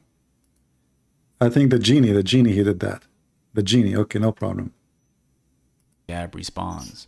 Now, this video was not posted to Muhammad Hijab's main YouTube channel, but rather it was posted on a YouTube channel called SP Files, which has 161 videos, and it says that this channel will unveil the extremism of Salafi publications and its affiliates. So here we have an entire channel filled with videos from both Muhammad Hijab and Ali Dawha, where they are refuting Muslims. They are making videos against other Muslims. In fact, that is the entire purpose of this channel. But before moving on, let's talk a little bit about Salafi publications. For those of you who aren't familiar with the history, Salafi publications is a group that rose to prominence a few decades ago, where they took advantage of the fact that many people in the West lack knowledge of Islam. By and large, we do not have access to true scholars of Islam. We don't know the Arabic language. Yet as Muslims, we depend heavily on scholars to tell us what's haram, what's halal, to teach us the Quran and Sunnah. So what the brothers at Salafi Publications did is they became the intermediaries between the lay Muslim in the West and the scholars of the Muslim world. This gave them great power and responsibility. And as Muslims, we must speak the truth, whether it is for or against us. So we must admit that. See, this is true. The Muslim, they should say the truth always. It's not, Islam does not teach that you can lie to your wife and to your husband. No. Islam does not teach that you can lie even to your brother so you can fix problem. We have to say the truth always. Islam does not teach you that you can play taqiyya, to speak nice to the Christians, but in your heart you hate them. We must have been taught to say the truth even against ourselves. True. That Salafi Publications, they did many good things. However, unfortunately, some of those people who were given positions of power within the Salafi Publications community were not as knowledgeable as they presented themselves. And they fell into some serious mistakes that caused a lot of issues. And from the biggest mistakes that some of them fell into was falsely labeling other Muslims as innovators. falsely accusing other Muslims of being deviants. And this leads me to the second reason why these people were able to gain so much control and influence. Why? And that is the bullying and peer pressure tactics that they used to get their way and to maintain control. See? So for example, if somebody disagreed with them, if somebody didn't fall in line with their orders, then they would be boycotted. And this is something that I experienced myself when I was in Medina. As soon as I arrived in Medina, there were people who came from communities where such people still had a strong influence, and they would put pressure on us students. Don't sit with those people, sit with these people. Don't do that, you need to do this. And if you don't, we're going to boycott you. Now, unfortunately, there are some students... See, this is stupid idiot. He converted to Islam, and now he went to the city of Medina. They gave him a scholarship. They give you money, you know? It's a bribe. So he went there, and now he noticed that in Medina, which is the city where Muhammad, he died like a rat by poison, it's a very poisoned city. Don't talk to those, don't talk to this. Like in the TV, they show you people wearing white, and they are praying to Allah, and sound like a nice religion. I mean, you know, sound like everybody in harmony. But look what's going on. Everybody hate everybody. All of them, they belong to the same religion. And in the mosque, they pray next to each other. But don't talk to this guy. Don't sit with those guys. Don't even associate with those guys. They are the enemy of Allah.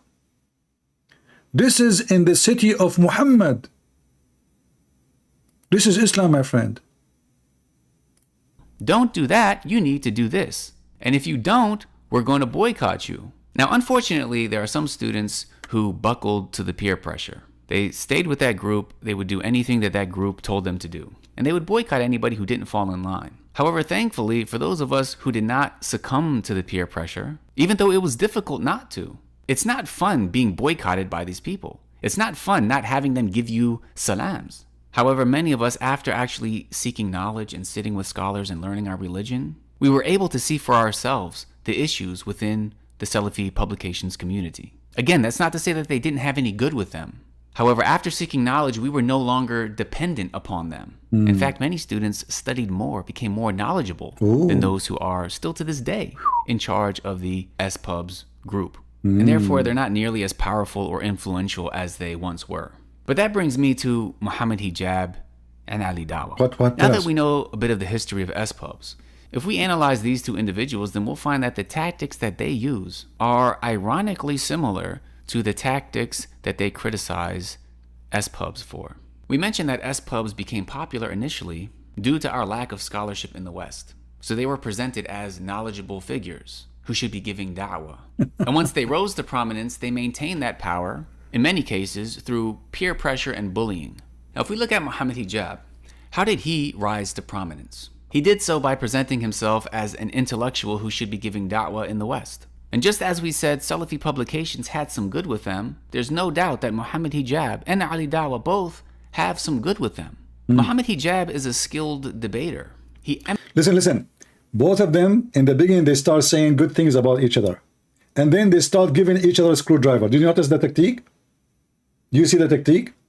And this technique working, why? Because they want to make themselves look like they are decent in front of Muslims. Like, you know, I'm not saying he is a pure bad. I'm going to screw him. I'm going to bash him for the coming 20, 30 minutes. But he's a good person, by the way. There's good on him. Yeah, I mean, he is, yeah, you know, and then he starts shooting. And this is exactly what Mimi Hijab said about him in the beginning. He starts saying he is a nice guy, he is, by the way, like you, and blah, blah, blah, and then screwdriver. After screwdriver. After screwdriver. So both, when supposedly he's talking about their tactique, but he is just doing exactly the same. He start bullying the guy. He will start bullying him. Actually, all what he said is just a bully. Even if it is something, or some of it is truth. But it's nothing different from what Mimi Hijabi does. Emanates confidence. He has a stellar vocabulary. His word. Yeah, he have a confidence. And he is so good in debate. We ask him, do Allah have a hand? Who says so? Allah he pray for, not to. He have a good skills in debate. Christian Prince, did you say suckle me to the Muslim women? Did you say that Muslims, they have AIDS? This is the skill of debate, you coward. The Muslim women, she said to Christian Prince, you are single because Christian women, they have AIDS. I said, I will not marry you. In fact, all of us, we knew number one, sex tourists in the world are Muslims. Every single one from the, especially from the oil countries, when he go abroad, he go for sex and drink and nightclubs and bars. And we know what they come back with. Yet they accuse you that you are the one who have AIDS. In fact, their prophet himself, maybe he was infected with sexual disease. Not maybe, actually, for sure. Why? How we know? If you know, if you read the hadith, you will see this.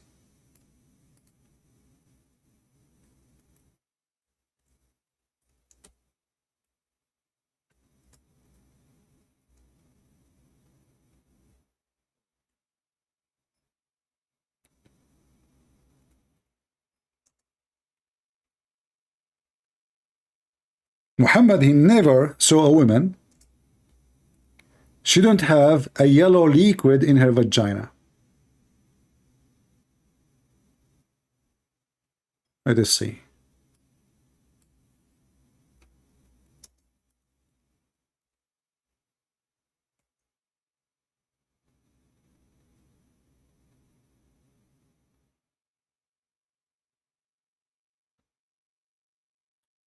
I'm trying to find the hadith. Hold on.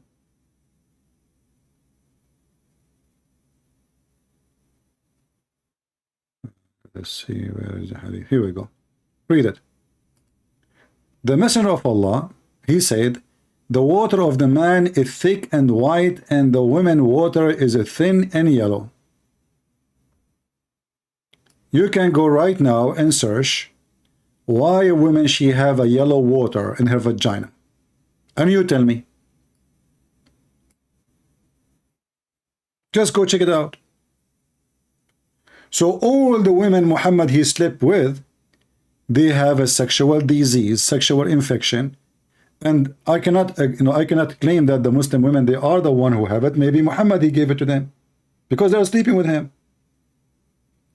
But this is saying to you that Muhammad he never slept with the women.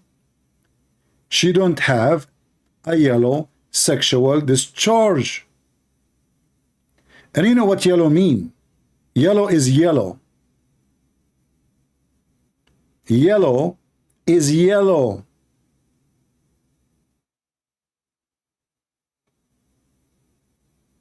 Each in front of you. And according to Muhammad, all women they have yellow discharge, and this is how the baby is made. So the stupid Muhammad here is teaching you that women she have a sperm, it's yellow, and the man have a sperm, it is white and thick. When we mix them together, we have a baby, which is absolutely stupid.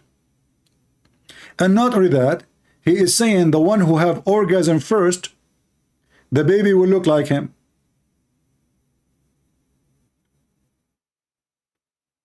So now all of you, you know, who is the one have orgasm first? Your parents, your mother or your father. Look at yourself in the mirror. See if you look like your dad. If you are a male, for sure it's your father who have orgasm first. If it's your mother, well, you must be a female, number one. And then, obviously, your mother, she have orgasm first. And her water was yellow. Look like the wives of Muhammad at that time, they used to eat a lot of popcorn. This is how stupid this religion is. So did they have really a skill of debate? They lie. When David would ask Mimi Hijab, your God, Allah have hands, he have a foot, he have a shin, he said, who said so? Who said so? This is a skill of debate. But I have to say, David Wood, he don't have a skill of debate. He should say to him, your prophet says so, your Quran says so. I will play for you tons, 1,000 of videos. Zakir Naik says so. Even your friend Farid says so. But because David Wood, he don't have the skills, he let it go. And people start laughing.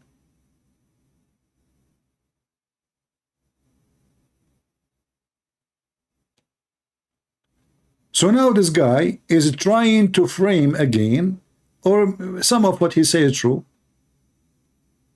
and they keep attacking each other. I mean, if you look, this guy respond to this guy, then that guy respond to that guy, and then this guy respond to the other guy, and this, and really Dawha respond to Ali, finally respond to Ali Dawha, and Ali Dawha respond to etc. Sajid, and Sajid respond, and Uthman respond to Ali, and Ali he respond to Mimi, and Mimi respond to Uthman, and everybody attacking everybody. And then every one of them, he claimed that he is the one who is serving Allah, not the rest. All of this because they are just seeking influence, seeking position and money. Actually, I believe this guy is way better than the rest of them. I can tell he's just a stupid being. He still believes really from his heart that Islam is a good religion. He is not evil like them. He's a victim more than like a deceiving person. He himself is deceived, and he believes in his deception that still Islam is good and there's good in it. And he's trying to understand why the Muslim, they do those things. Word choice and the way that he uses words, it will leave an audience impressed. Therefore, he had. So, isn't it the Quran says, by the way, he's talking about how you can be good in talking. See the skills of language.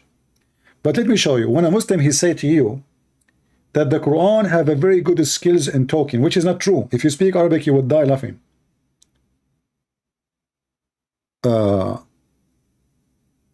The Quran describe that the one who speak good, which means he have a skills of words, he is shaitan.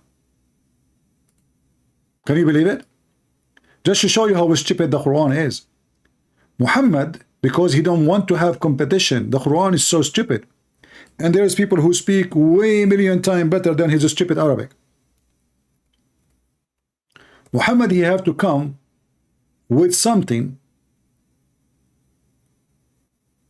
to make people not to listen to them.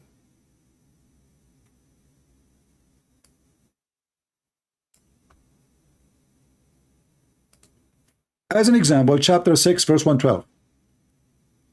And thus do we make every prophet an enemy, shaitan, and from among them men and jinn, some of them suggesting to their vanished falsehood to deceive them. And had your Lord pleased, he would not done it. Okay, but what is the words here in Arabic? It is zukhruf. You see here, the translation is not right. The translation is false. They make a very strong language skills in talking. Let us change the translator.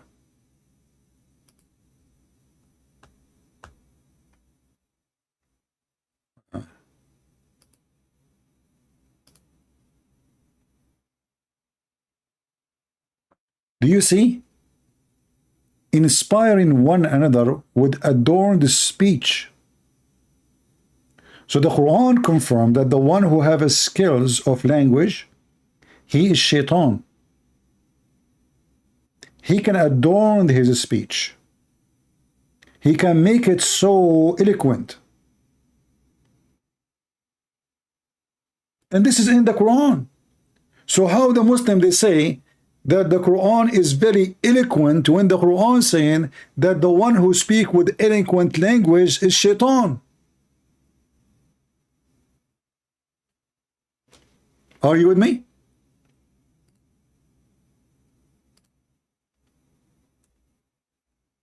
Good language skills,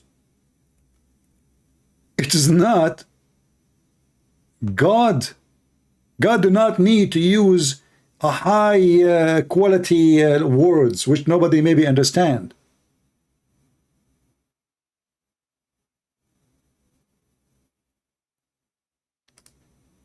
In fact, God, he should use words which is very simple, because the simple man is the major target, for the majority are not educated.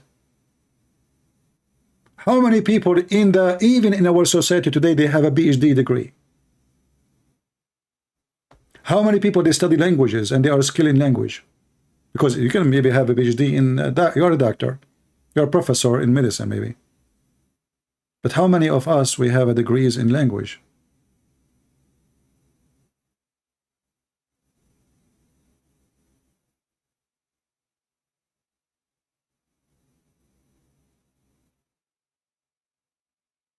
And the Quran witness that those who have skill of language, they are the devil.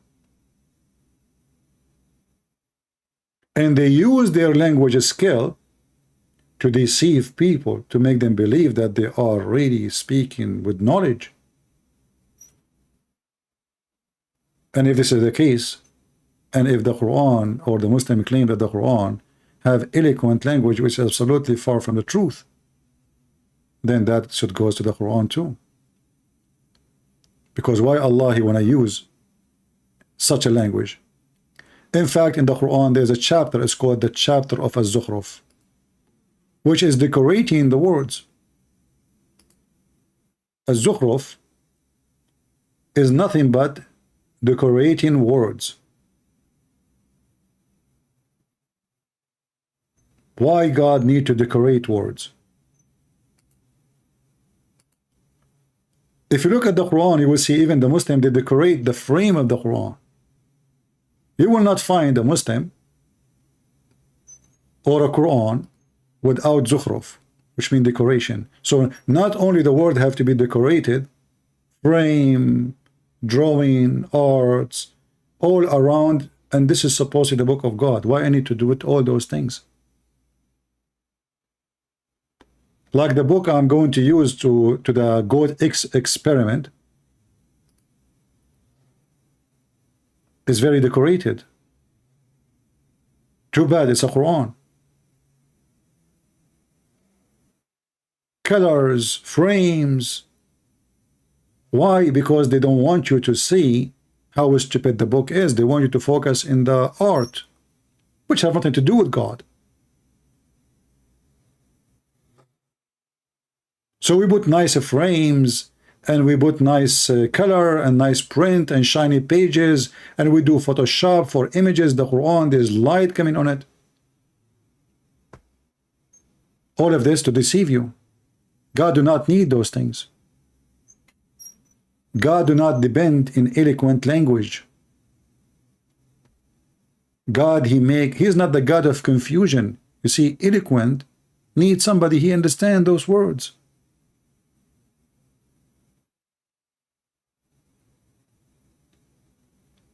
And as you see, Mimi Hijab himself making fun of a guy who is coming from Libya or Morocco, I don't know from where, just because he doesn't speak good Arabic. So how somebody he is from Pakistan will understand the Quran?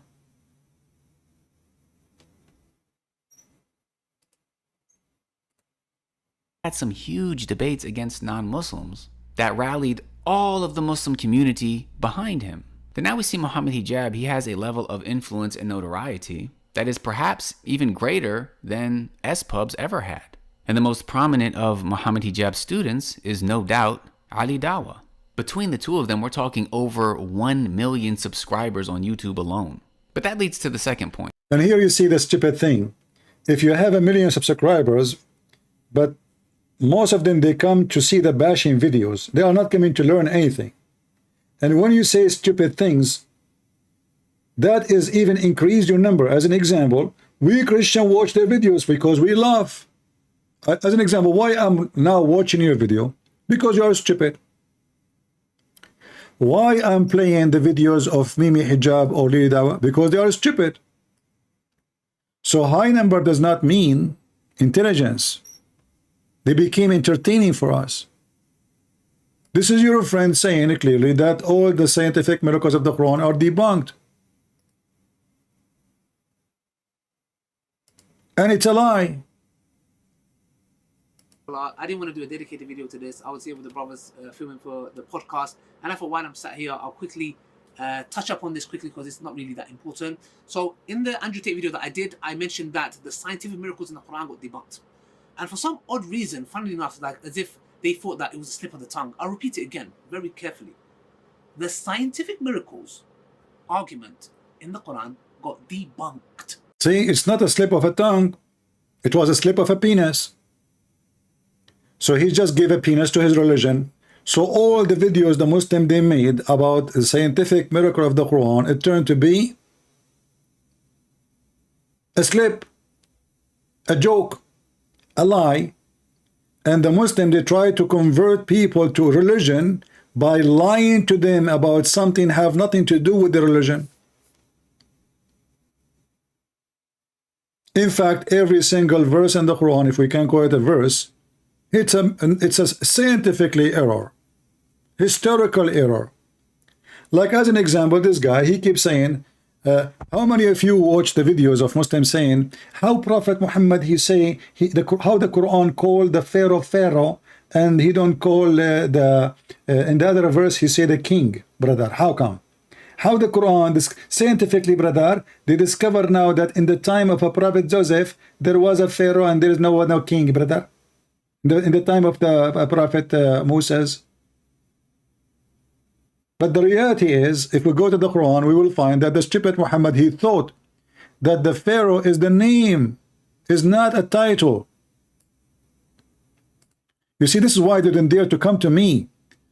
Muhammad, because he is so stupid, he thought that the Pharaoh is a person, his name a Pharaoh. His name is Pharaoh. This is not a title. If we type the word Al, Al is not an Arabic word. Al is an Aramaic word. Al means family. The first verse we will see in the Quran is a chapter 2, verse number 49, appearing in the search engine. Ali Fir'aun. You see the word Al in yellow. Fir'aun is the name. So the stupid Muhammad, he think Pharaoh is a name of a person. His name is Pharaoh. A Muslim might say to you, no, it doesn't mean that, CP. Here we go. Chapter 2, verse number 50, saying the same. Ali Fir'aun. Chapter 2, verse number 248, it says Ali Musa's, family of Musa's. You see it? It's in front of you. Al. So Al is a word we add before a name, not a title. Chapter 3, verse number 11. Ali Fir'aun. Family of Pharaoh. So that is stupid Muhammad, you think Pharaoh is a name. Ali Ibrahim, chapter 4, verse number 54. Al Ibrahim. Ibrahim is the name. Al is the family of Ibrahim. So the stupid Muhammad, he thought that the Pharaoh is the name of a guy. It is not a title. Because we know there's many pharaohs. This is why Muhammad says Ali Fir'aun. Which one? Let us say, for the sake of argument, they are saying this is Pharaoh, but it says family of Pharaoh, family of Moses, family of Abraham. So the second we say Moses, we know is Moses. The second we say Abraham, we know is Abraham. So who is Ali Fir'aun, the family of Fir'aun? So the Muslim, they lie and they claim this is a miracle. How the Quran knew that this is what the title was in the time of the Prophet, when the fact is the Quran is saying the opposite. As an example, you ask the Muslims, who is the Pharaoh they are talking about? They say they are talking about Ramses. Okay, what is the wife of Ramses? The wife, what's his wife name? Nefertari.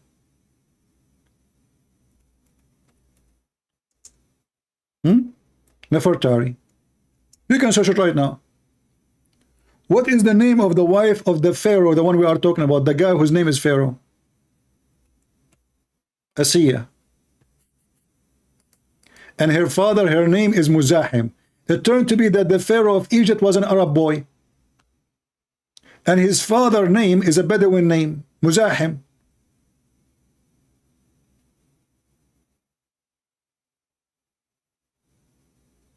Can you believe it?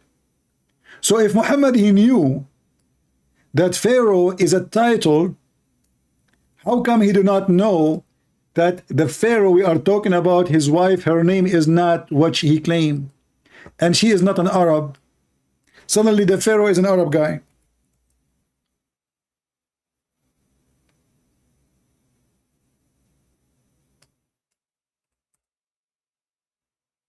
Let us see. Let me show you the hadith. Hold on, let me find it.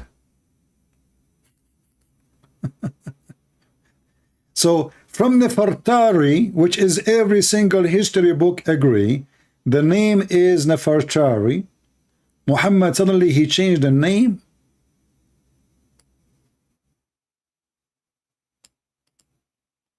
To Asiya. And this is a very authentic hadith. Al-Bukhari. See how the Muslim, they can fool you? They make up a lie and they surrounded you because you're an ignorant. You do not know. By the way, when I say ignorant, I'm not insulting you. I mean, all of us, we are ignorant about something. If you ask me to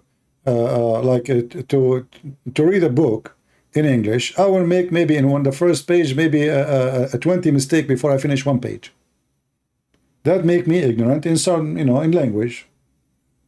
But doesn't mean if you are ignorant, you are bad, you are stupid. No. But if you want to discuss religion of somebody, we are here to help you, so they cannot fool you because they are using your ignorance so they can lie to you. This is why what we do here is very important. We are covering the side, of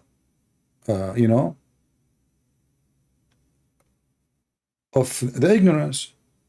Sometime I make a title, you guys, you post for me, say CP, the title is wrong, you should be that way. I say thank you. Nothing, this is good. If somebody corrected me, this is good, right? So, but what the Muslim they do, they knew that 99.9999% of the population, they know nothing about Islam. And then they gather all their lies and they put it together in one frame and they try to make you believe in a lie. And then in 2 seconds, we can get them busted. If Muhammad knew about the Pharaoh, he should know that this is the wrong name.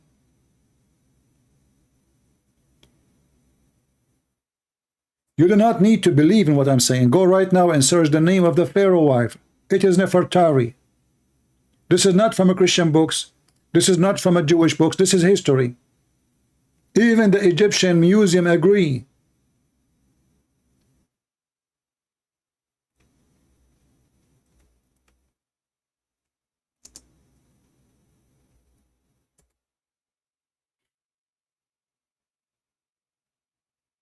Even the Egyptian museum agree.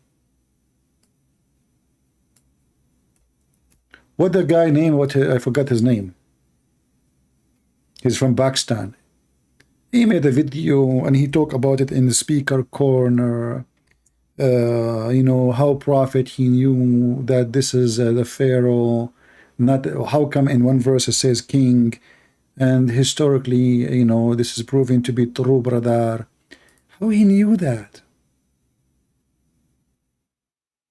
How he knew? So look, Muslim, we want to ask you, how your prophet knew such a stupid information? This is your Egyptian website saying it clearly that the name of Ramses II wife is Nefertari. Do you see it? Nefertari. What is her name in your books according to your prophet from very authentic hadith? An Arabic name, and her father, his name is Muzahim. It turned to be that the Pharaoh wife, her father is a Bedouin guy from Arabian Peninsula. And she's an Arab too. And she eats falafel.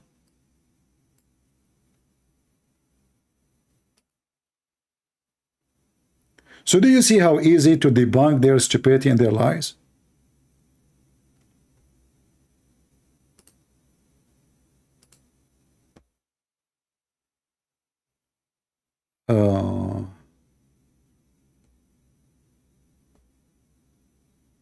Okay. Somebody, he said he have a question on the behalf of a Muslim. He have a Muslim friend. Let us see what the question is.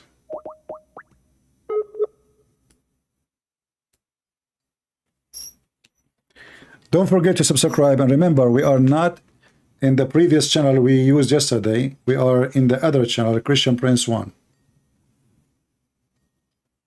Let us see.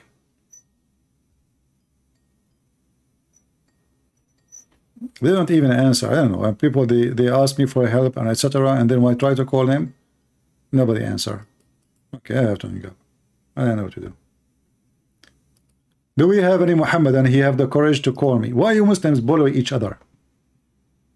You see, they are not saying like this guy, he do not know how to debate. No, no, they are really bashing each other horribly. It is a fraud. This is a religion of hatred. If Muslims, they claim that they are brothers to each other. So who killed Uthman? The brothers. Who killed Ali? The brothers. Who killed the grandsons of Muhammad? The brothers. Who killed Umar? The brother. Who took the hair from the beard of Uthman before they killed him? They torture him. They start taking his hair from his beard one by one. The brothers. Who is the one who took an army of 10,000 men to kill Ali and his family? Aisha.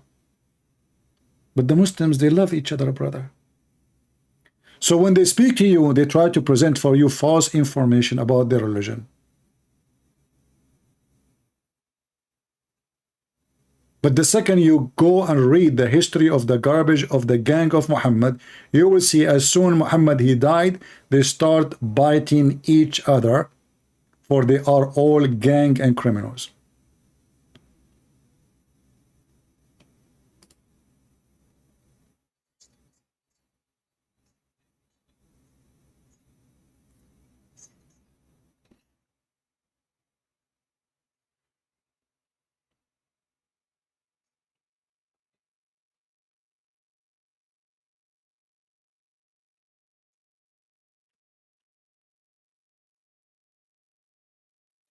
Hmm.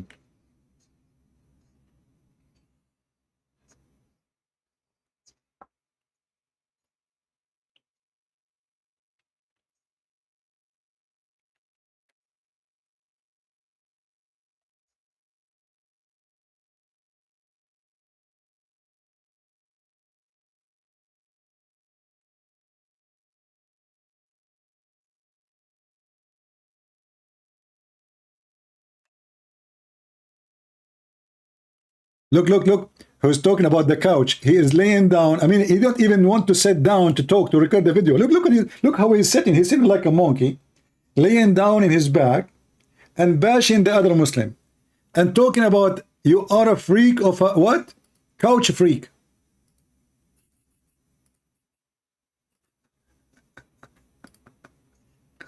Oh, no sound. Hold on, hold on. Sorry. It's my fault again.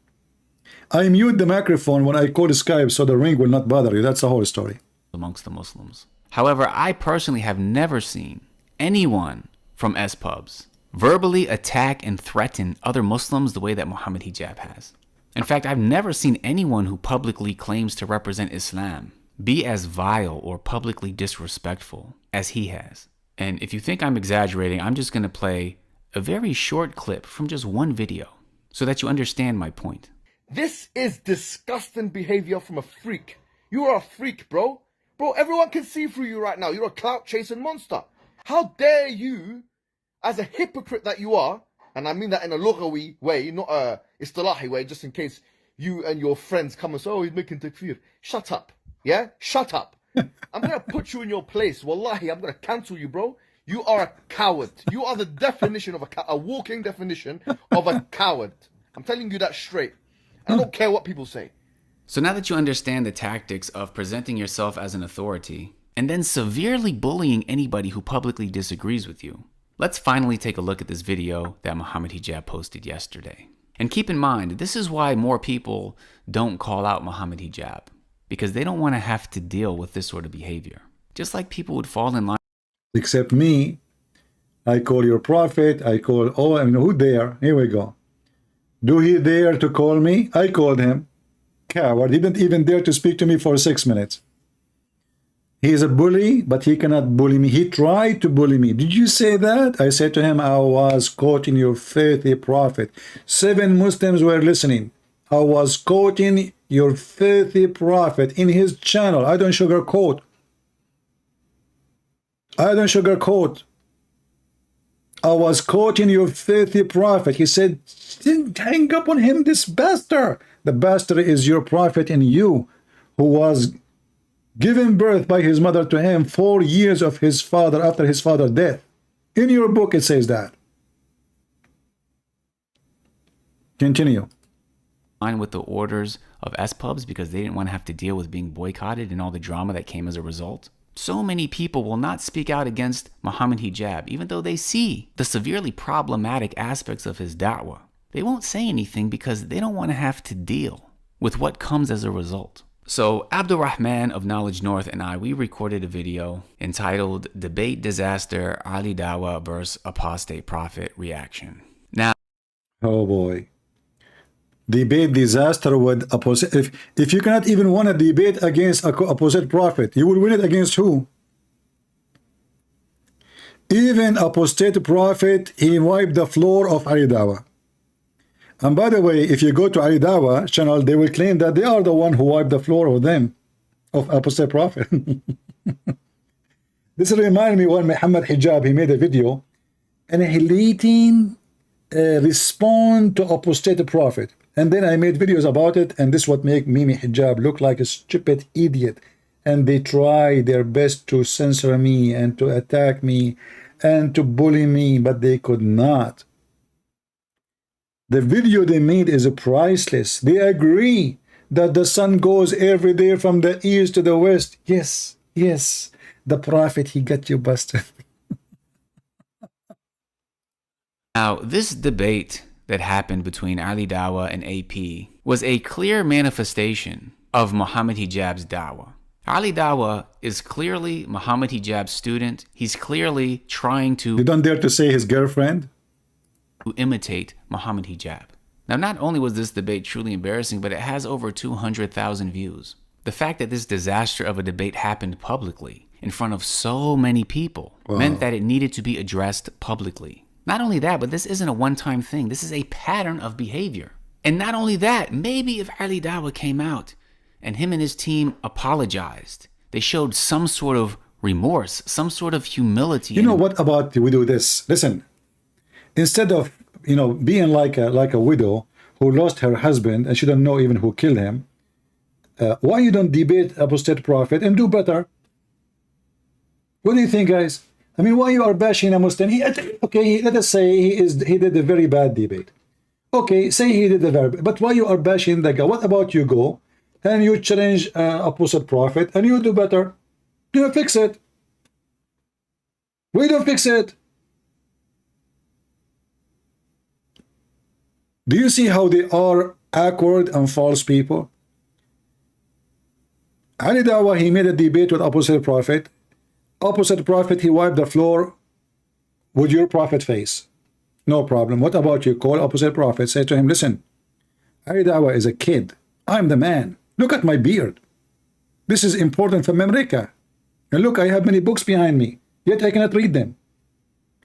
So why you don't call? I'm not going to ask you to debate me because, you know, you are no match. You will not even survive 1 minute. But I would like to see you challenging apostate prophet and you call him live on air and let us see if you can do better. The same topic. I don't know even what the debate they are talking about, Ali Dawah and opposite prophet. What about you do the same topic and let us see if you can do it. And by the way, if you want me to call you, just give me your Skype. All right?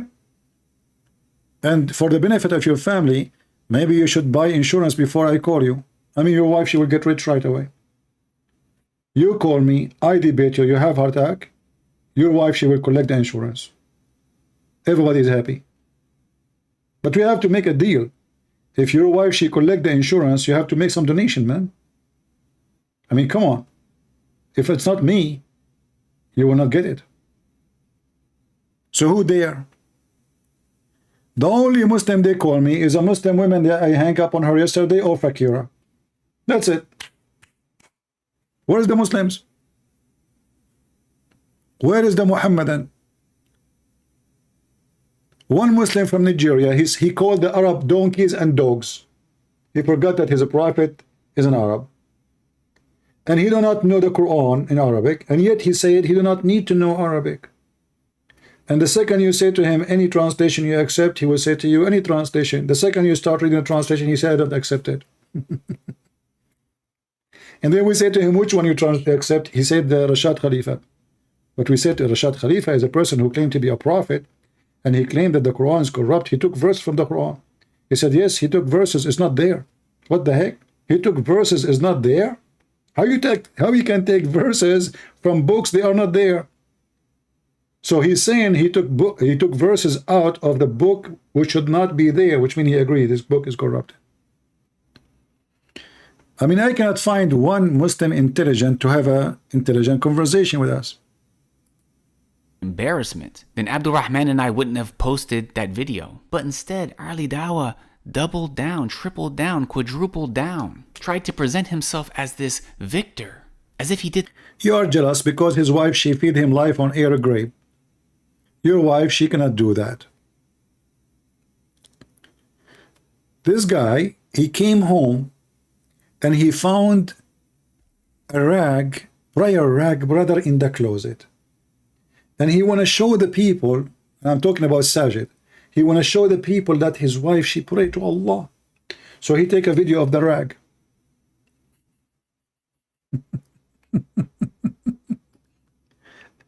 Hey, Abdul, maybe your wife, she was sitting on the rag to do the laundry in the closet. How you know she was praying? And let us say, for the sake of argument, she was praying. What a big deal. Why you need to publish this?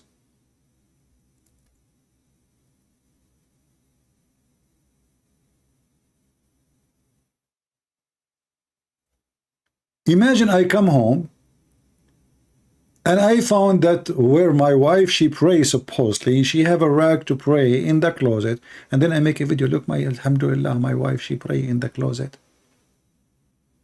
Okay. She is not here right now, but I'm thinking she was praying to Allah. Why everybody need to know? Aren't you a hypocrite like them?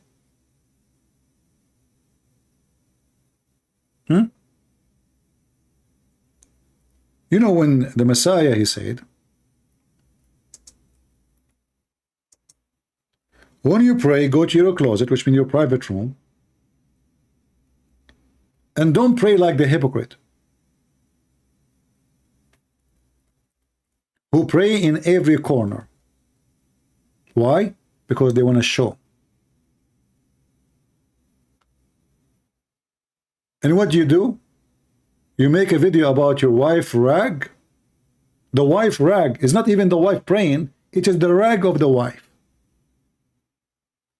How you know what she was doing over the rag? I'm not going to say something she's not doing something bad, I don't know. But she might be doing laundry, she might be cleaning, or maybe she is praying. What a big deal. That means you are the same like them. You like to show off, you are a hypocrite. It's something praiseworthy. And his team, the people around him, were applauding him, talking about how glad they were that he humiliated his opponent. So therefore, Abdurrahman and I, we posted the video. And if you listen to the video, then inshallah, you'll find that it is knowledge-based. But because we dared not fall in line with the orders of people like Muhammad Hijab and Ali Dawha, the bullying began. Ali Dawha immediately takes to Twitter and says, and as usual, the super Salafis, Sajid Lipum, backstabbing us again, LOL. That's why we free ourselves from them time and time again. Yeah, they free themselves from them time and time again, yet they employ the exact same tactics. Just like people within the S-Pubs camp would label others as innovators. Ali Dawha labels them super Salafis. Muhammad Hijab took to Twitter saying, Dawha Muslim YouTubers who spend more time attacking other Muslim YouTubers than even the enemies of Islam should be unfollowed. It doesn't take a psychoanalyst to realize what kind of emotions they are most probably motivated. But look, if Muhammad Hijab saying that we should not follow the one who attack Muslims, and he have channels just to attack Muslims. He have pages in Ramble, I think, I saw a page, and a page, long page of videos in Facebook, attacking everybody. Sheikh Uthman, this guy, I mean, everybody. He have a video for everybody putting him down. So listen, Muslims. The one who attack other Muslim, we should not listen to him. Shouldn't we start from Mimi Hijab? If we listen to his advice, shouldn't we start with him? Just to make it simple for you, the Muslims are very smart people. Their prophet once, he said to them, anyone write the hadith, he should erase it. What? Anyone write down the hadith, you should erase it. Okay. You believe it or not, the Muslim, they wrote down, the Prophet said, anyone write down the hadith should erase it. This is the level of IQ when you become a Muslim. You become literally stupid. The guy just told you, don't write what I say, only Quran. You go on your right, the Prophet said, don't write what I say. I mean, do you see the stupidity?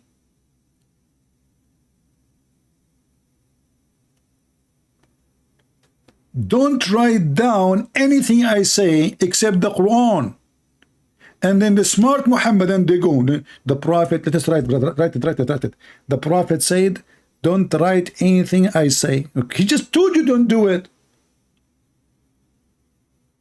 I mean, the guy, he just told you, don't the exact thing, don't do it.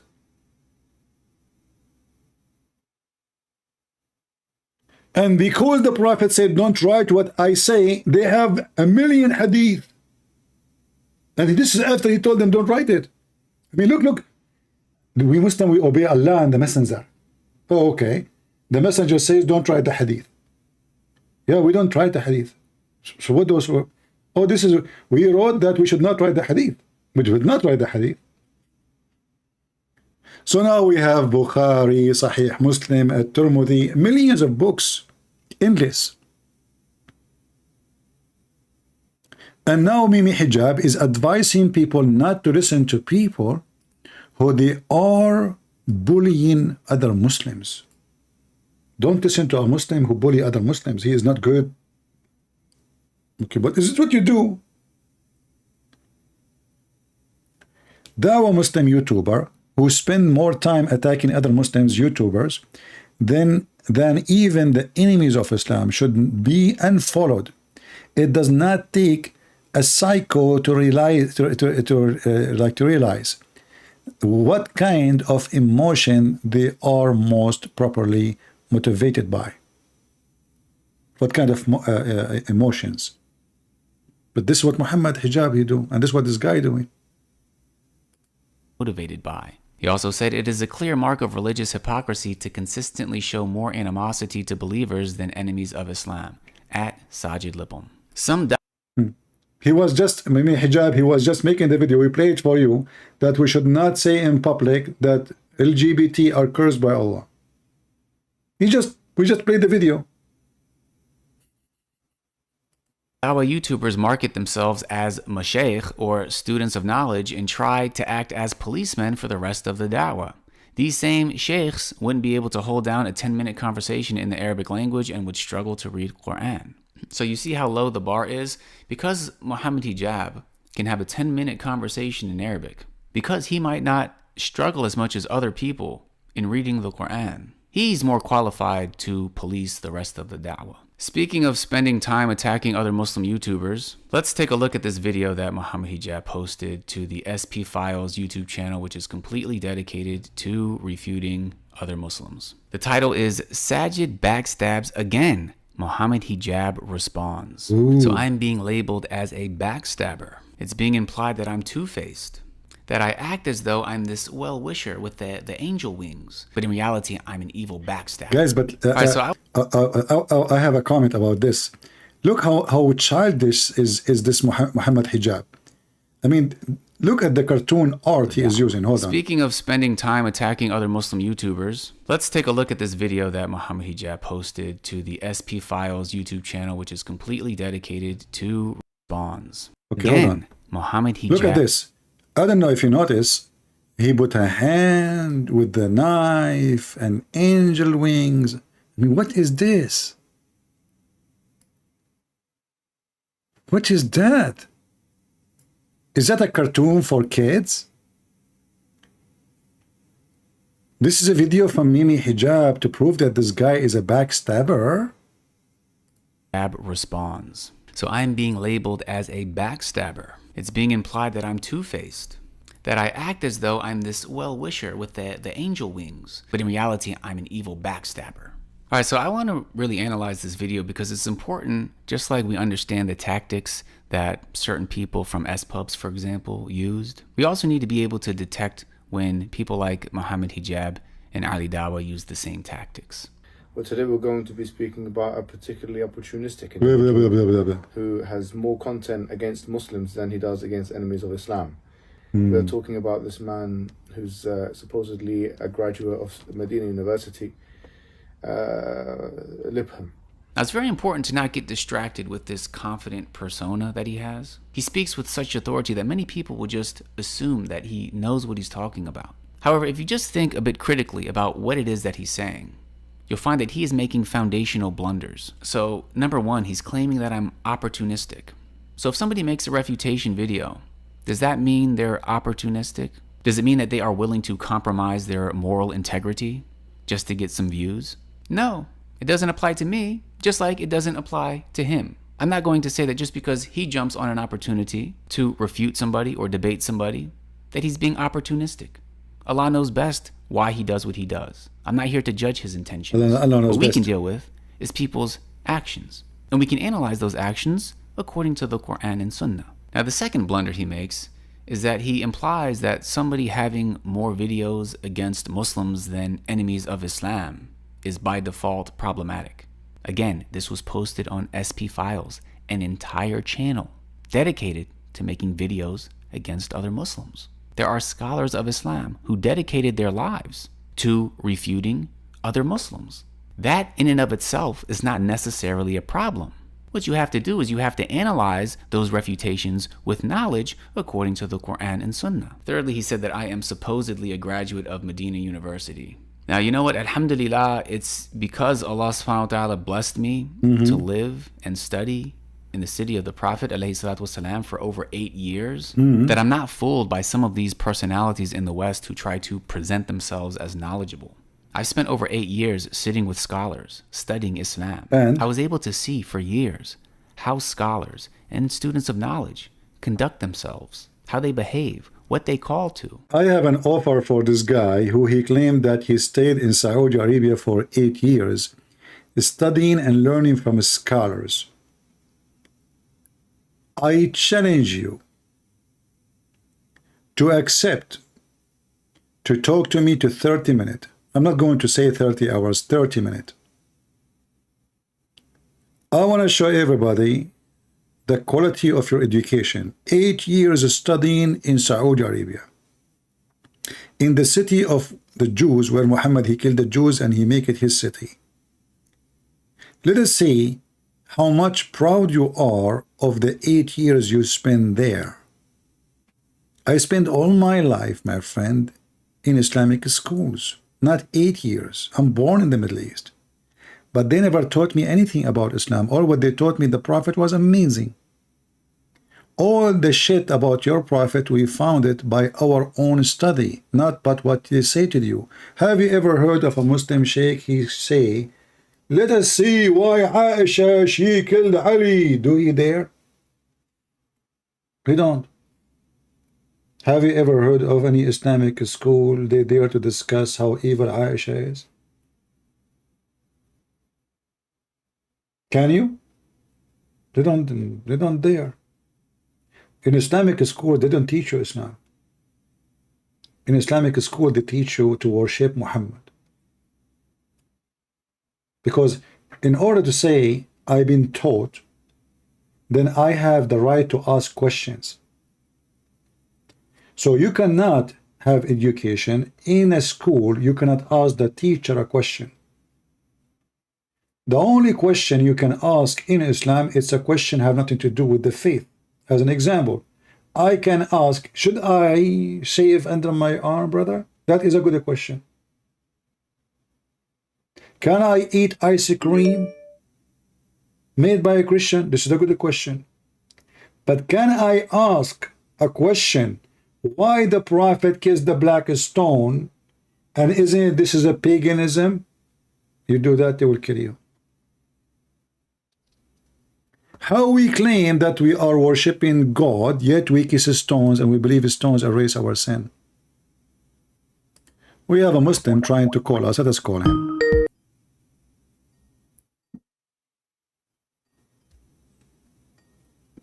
Let us hope it's going to work. Hello? Here we go. This is Fakira. She said the F word. Do you see why I mute the microphone? I mean, you son of muta. You son of muta. The first word you say to me is the F word. Shut up, shut up. Just a trashy piece of shit you are, like your prophet. Garbage. You will never speak here. You will never. I mean, the first thing he said is the F word. Very filthy, trashy. This guy, once he opened the camera for me, I don't know by mistake or not. And guys, the wall behind him is literally covered by shit. Literally. And I challenge him to say I'm lying. I moved the camera to put in the screen. He turned the camera off right away. And he told him, open the camera, show us the wall behind you. I mean, even a pig will not have such a wall. But this reminds me of his prophet. His prophet, after he do shit or he do masturbate, he dry his hands on the wall. Can you believe it?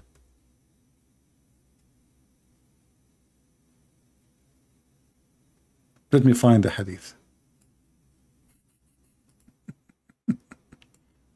He is desperate. He is so upset. All right, hold on. Where is the hadith?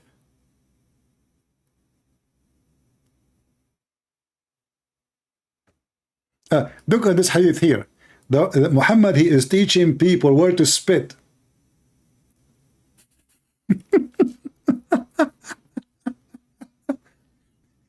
This is the hygiene. This is why this guy, his wall was so, you know.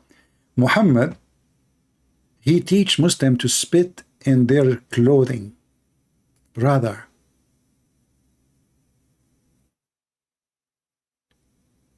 Not spit, actually. This is not spitting. You know, the snot. The snot. This is about the snot. You know? This is not about spit. You, the translation is false.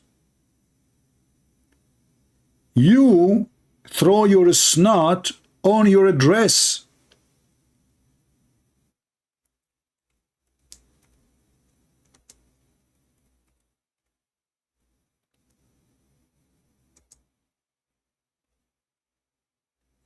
So I will not be surprised if Fakira, her wall was full of garbage. It's totally disgusting. I could not believe it, how disgusting the wall behind him.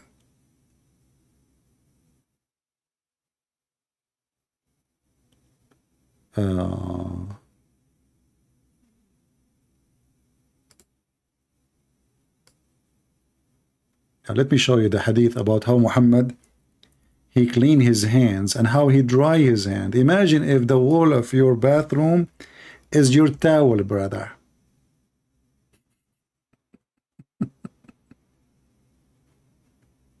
In the wall, the Muslim, they put to bracket earth. It is the wall, you idiot. It's a wall.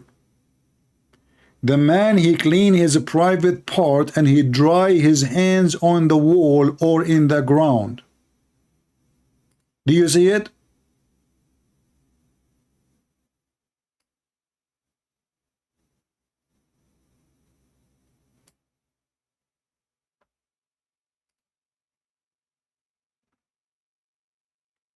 This is why the Prophet was so healthy, to the point he used to faint every 2 seconds. He was like a Christmas tree in the Middle East. Electricity kept going in and off.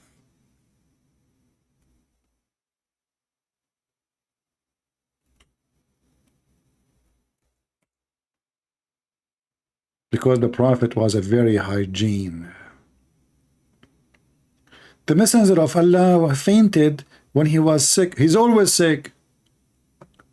I mean, isn't it him at the age of 8, he fainted for many hours? At the age of 8.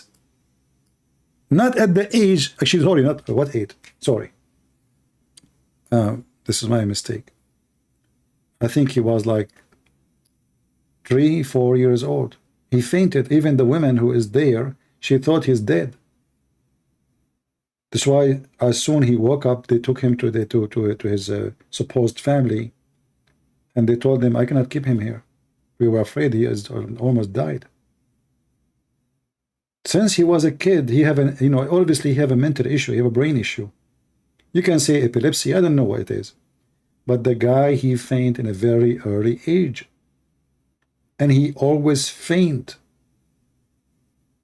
And his muscles, his neck, his body, he would start shaking and go crazy. And here the story in front of us, the prophet fainted when he was sick.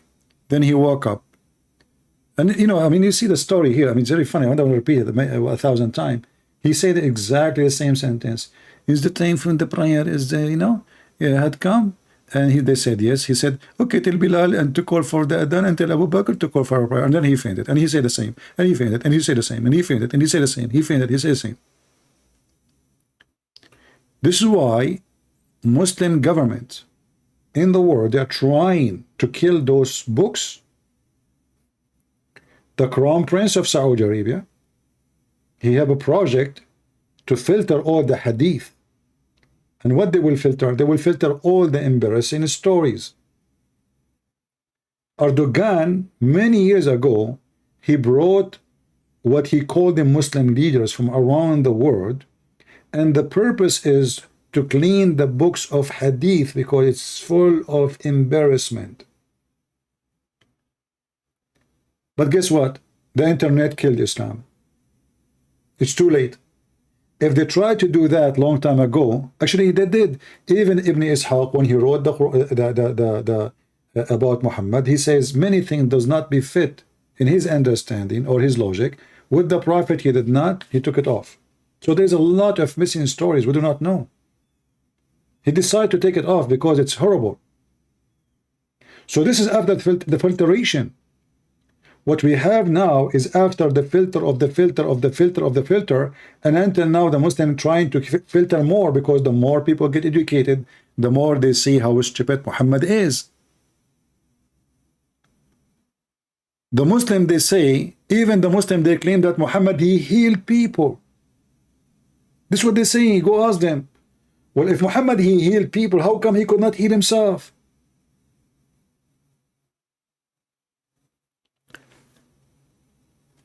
Mimi Hijab, when he start any video, he start selling negla seed. Correct? Negla seed. Like Lili Dawha, he sell halal food, halal cat food. I never heard of a cat eating halal food. But everything is possible in Islam. This is because those cats are Muslim cats, brother. They will not eat any food unless it is halal food. She is a good Muslim female cat. And maybe soon, Lili Dawha will start selling halal, what they call this thing the women they use for their period? I don't know, whatever. He will start selling halal diaper for Muslim cats. Halal food for cats. Do the cats, they say the name of Allah before they eat mice and cockroaches? Is it halal to eat a mice and you are a Muslim cat? Huh? Meow. Yeah. Let us go back to this poor drama.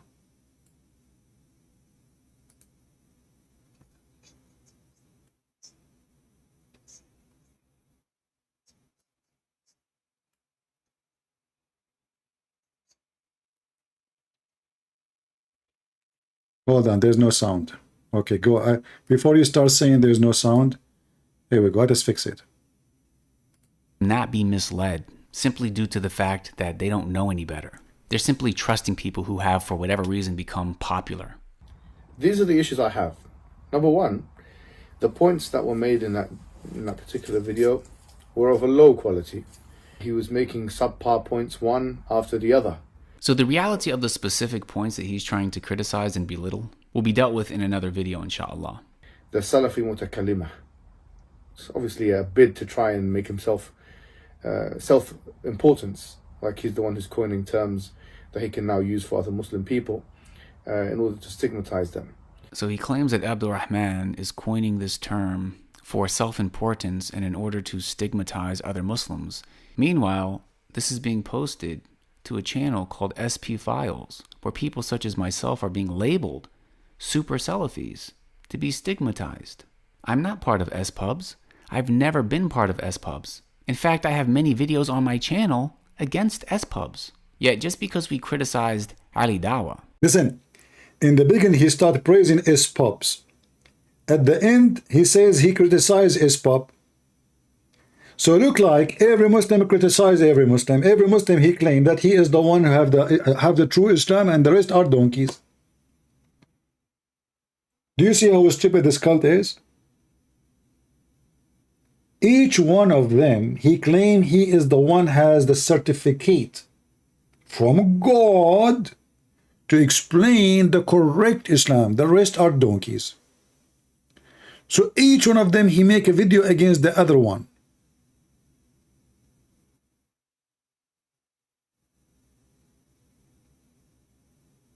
S-Bud, S-Pop. Yeah, I said S-Pop. So the S-Pop, he criticized them too, but in the beginning of the video, he praised them. Now it's time to criticize them. Now this label is carelessly slapped upon us in order for us to be stigmatized. I don't understand how he doesn't see how everything he's saying applies to him. So the man who was making one subpar point after the other, who Sajid had on his podcast. His name is Abdul Rahman of Knowledge North. The least you can do is remember his name. His name is Abdul Rahman of Knowledge North. Stupid Muhammad Hijab donkey. I mean, at least remember the name of the guy you are bashing, you idiot. I mean, you don't remember the name of the guy you are bashing, so how you can bash him without his name? See, listen to Sajid. Sajid is giving you advice. Next time you want to bash that guy, remember his name. How people will know you are bashing who? I mean, you make me upset now. You want to bash the guy without saying his name? Are you stupid or what? Sajid, you are right. Thank you. We just took a note. What his name, Sajid, was? Supposedly now Sajid, he fixed it. He just gave a finger for the guy. Muhammad Hijab, he did not want to say the name. Sajid, he's saying we should not speak against each other in public. And now he decided to tell the name of the guy he speak against in public. Why you did that? You remind me of Zakir Naik when they called him, or somebody sent him an email. He says, why you don't debate David Wood? He said, Brother Sitta, some people, they like to be famous. And if I call them and I debate them, debating celebrity, they will make them celebrity. And therefore, I'm only going to debate David Wood. You're stupid, you just said his name. If the purpose not to debate him, not to make him famous, why you mention his name? So now the one who never heard of his name, because if you heard of his name, so he don't want to debate him because he don't want to make him famous. So I'm not going to debate David Wood. You just said his name, you donkey. Hey Christians, why you don't go and challenge Zakir Naik to debate me? So because tell him that this guy, he is making a lot of people leave Islam, brother. Maybe Zakir Naik would not like to make me famous too, even though I'm way more known than this stupid idiot. But let us see if he will make a video and says, brother Twitter, I'm not going to make Brent because it will make him famous. What famous, you idiot? I mean, do you see the stupid excuse? If the Muslims, they are saying to you, debate this guy, that's mean he's already famous. Otherwise, how the Muslims knew about him?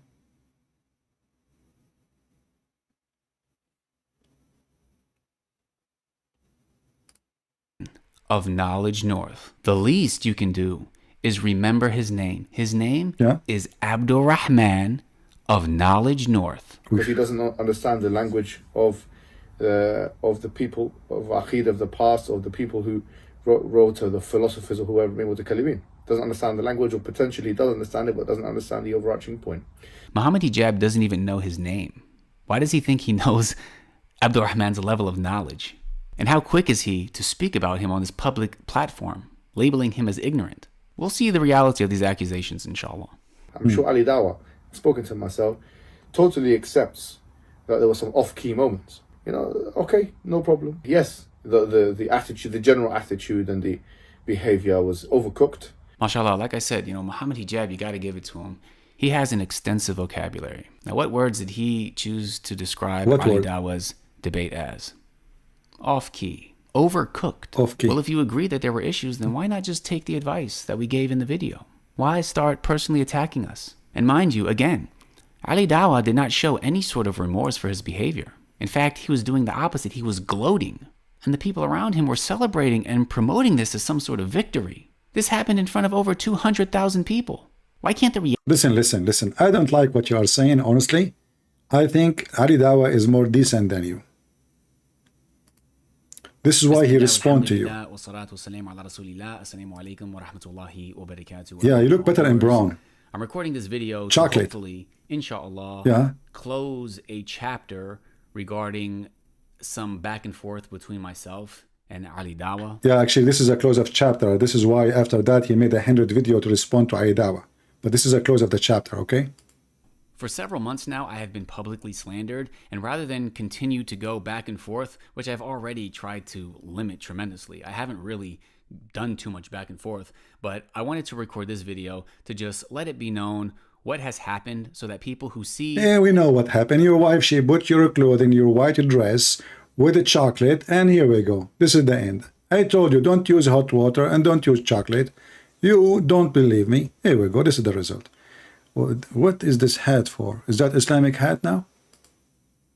Lies and accusations against me, they understand the context. By the way, why somebody want to wear a hat inside the house?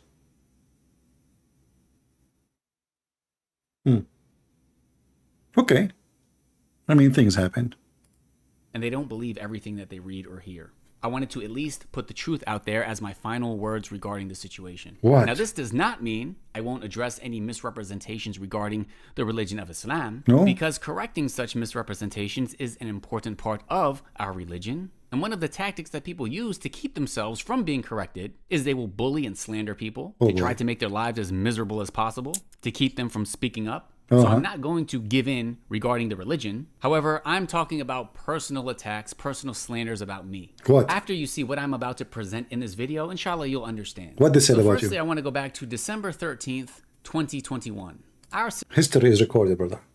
December 13th. It's a point, This will remind me of an Arab guy. He, the Arab, they have a tradition. If you farted, that is like a point of history. So the guy, he was sitting between a bunch of Abdul and he farted. And then his name is Hamad, which means Muhammad. So Hamad, he farted. And Hamad became famous, the guy who farted. They don't even say his name no more. So Hamad, because now he became like a point of humility, he decided to migrate and leave the land. And he stayed away for 40 years.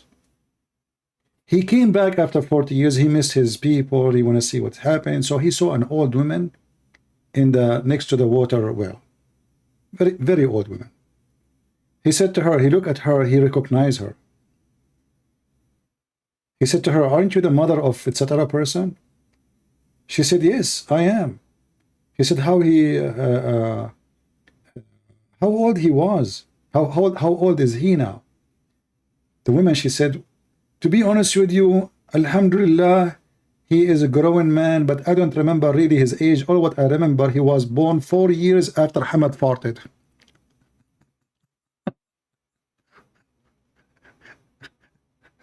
No, seriously, 4 years before Hamad farted. So the guy, he went away for 40 years, and now his fart became a point of history. The woman, she don't remember when her son was born, but she remembered that it was 4 years before Hamad farted. The guy, he went away for 40 years hoping they will forget about it. He came back after 40 years as an old man, and the woman, she is very old now. And she don't remember the date, the year, the month. No, she remembered that it was 4 years before Muhammad farted. And now, those Muslims, they took a point of history. Apostate prophet, he debated this, you know, blah, blah, blah, blah. In which date, brother? Is that the point of fart? So firstly, It's the point where the Muslim, they made a big fart. I want to go back to December 13th, 2021. Our sister in Islam, Millihan, went on the so-called Apostate Prophet's channel. The video is called Interviewing a Female Muslim Convert. Now, we should not be watching or promoting Apostate Prophet's channel. Really? I already have a video up explaining what scholars of Islam say about— Guys, we should not promote him. You see the intelligence? By the way, we should not promote him, okay?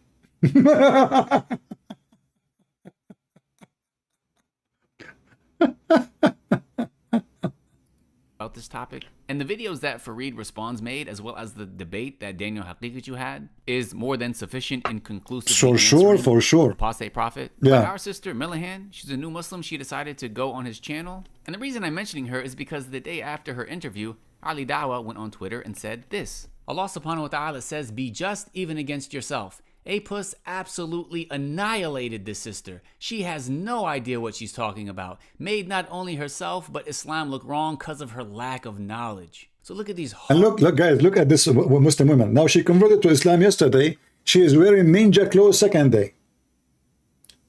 This woman, I saw her, you know, she is obviously, you know, she is seeking attention. She is not able to get married. She don't look good. You know, she have many problems. And, you know, here we go. We convert to Islam. A Muslim will marry me. I don't know if she will find somebody to marry her. But anyway, look what she's wearing. What happened? Is that halal, by the way?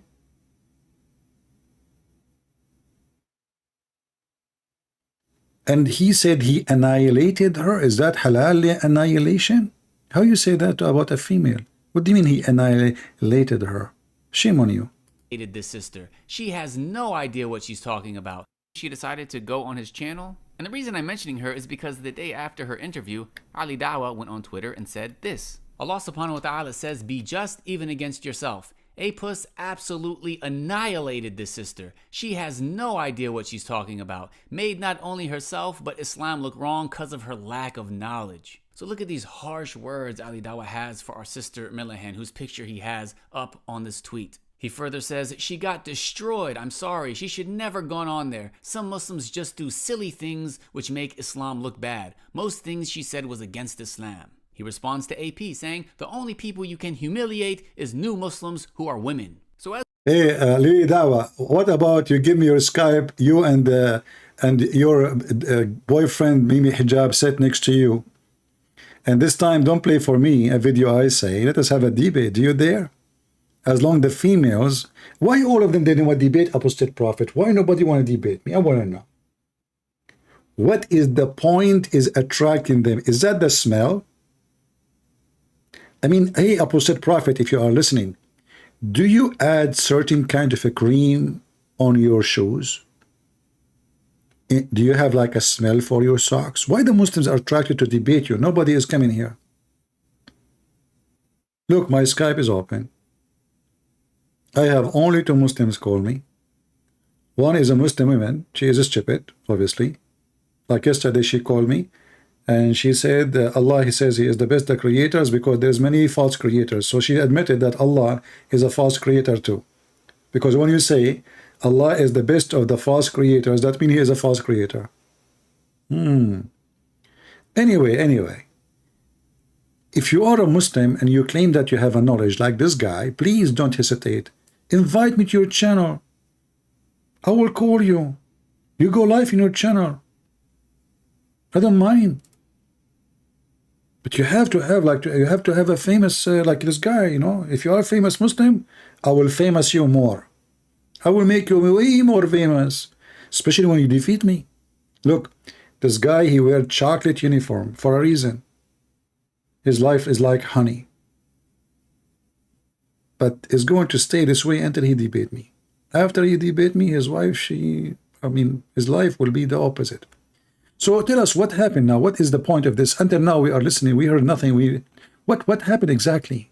As we can see, these are some really strong words of Ali Dawha publicly condemning Millihan. And it's not that he addressed anything that happened with knowledge, but rather he just said that AP annihilated her. She has a lack of knowledge. Muslims do silly things that make Islam look bad. And he dismissed her as a new... Like who? Like what? Why you don't say to him, aren't you the one who says the Quran miracle debunked? Isn't it him who says that God cannot enter his creation, and later in different video he says Allah enter his creation? Why you don't make a video about it? Come on, man. I didn't teach you. Get him busted. Make a video about what Lili Dawah, he said all the poo-poo he did, so you can drive Mimi Hijab and Lili Dawah more crazy. Who is a Muhammadan would like to call me? Mayday, mayday. You see, I'm tired right now. I'm speaking for many hours. So this is your opportunity to get me busted and win and bring victory to Allah. Not to forget to mention to you, if you call me and you bring victory, or even if you lose, Allah will extend the size of your penis. You know, I was thinking to convert to Islam, but since the Prophet, he said, I will have 70 years orgasm, I said to myself, when I'm going to eat my baklava then? I mean, 70 years for the orgasm. How many years then just for sex? If the orgasm alone is 70 years, I thought if I go to heaven of Allah, I will eat whatever I wish. But how we are going to have time to eat if our orgasm is 70 years? Just the orgasm alone. Okay, can we make it 69? I mean, come on. Don't you think 70 years? I mean, Muhammad is stuck with number 70. Even the orgasm is 70 years. And by the way, I'm not good in mathematics. Somebody calculate for me. If you have 72 women, I will go only with the 72, by the way, because 72 is the lowest number. However, even the 72, each one of them, each one of those 72, she have 70 maid. And each maid, she have 70 assistant. And every assistant, she have other 70 assistant. So if you calculate the number of the women, they will be by billions. However, let us focus only in the 72. So if the 72 are only the one you will sleep with, and each one of them you will have 70 years orgasm, how many years will take you to go to the same girl next time? Can somebody give me the number? 4,000 years something? More than 4,000 years. Can you believe it? So I'm counting only the orgasm, not the whole sex. 70 years, let us say a woman, her name is Fatima, and she is a virgin. She took off her panty, you start doing boom boom. According to Allah, halal, brother, halal. Boom, boom, boom, boom. And now, after like boom, boom for 200 years, because if the orgasm is 70 years, I mean, I'm assuming that the boom, boom, maybe for 1,000 years. If only we count the orgasm, that will be somebody saying 4,668 years. Imagine. So what the point? And all of them look the same. So now you promised me 72 women. All of them, they look the same. They have the same face, the same hair, the same height, and the same voice, and the same name, and they sing the same song. So what the point of having sex with all those women when they are the same women?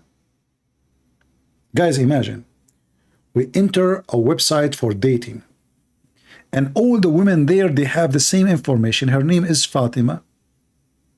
Her age is 6 years old. She have the same picture, the same description. All the females in the website, brother, alhamdulillah, they have the same picture, the same name, the same height, the same everything. So what the point of the 72? It's the same woman. It's just a copy of a copy of a copy. So I did not change the women yet. Once I was doing a seminar, and a Muslim woman, she got so upset. She stood up and she said, "Sir, I hope you agree to take criticism." I said, "Sure, sure."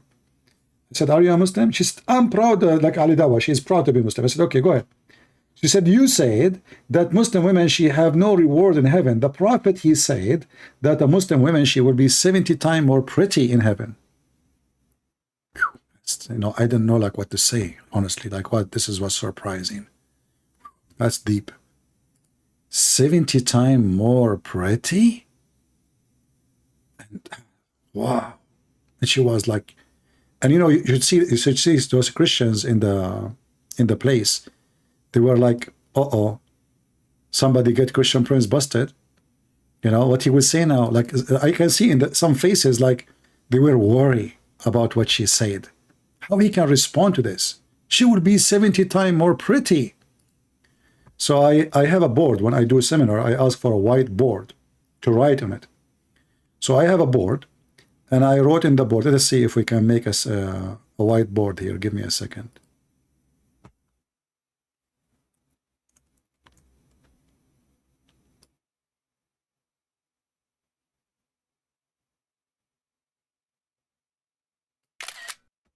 All right, we took a screenshot of a whiteboard so we can expand it in the screen. Just to show you how stupid Islam is. But this can be a valid argument if somebody he don't have a good intelligence and he don't have a very fast response, and to show how stupid it is. So I said to her, okay, let us say, like, I asked her what name you like. Anyway, so like, let us say a girl, her name is Fatima. So first one, her name is Fatima. Let's change the text color. We make it red. All right. So the first girl, her name is Fatima. Fatima, she have a beauty equal to 1. We will write first the names. Let us say Fatima, second one, her name is Aisha. Okay. The third one, her name is Zainab. Z. Fatima, her beauty, you see, in the, in earth, all of us, we have different look. Some they have a better look in the scales of a human being. Some they don't have less, I mean, it depends. So let us say that Fatima, she is in the standard of look is 1. She took the number 1. Not number 1 as the best, no. Aisha, she is twice more pretty than Fatima. Zainab, she is 3 times more pretty than Fatima. And now let us multiply with number 70. You will notice nothing changed. And I said to this girl, as you see, you were ugly in earth, you're still ugly in heaven. So I said to her, let us assume that you are Fatima. Do you mind to give you this name? She said, no. Okay. So now we multiply your beauty with 70. So now you are 70 times more pretty. Now Aisha is going to multiply 2 with 70. So now she is 70 times more pretty. And Zainab, her beauty is multiplied with number 70. So now she is 3 times more pretty. But in fact, nothing changed. You were ugly in earth, and you're still ugly in heaven.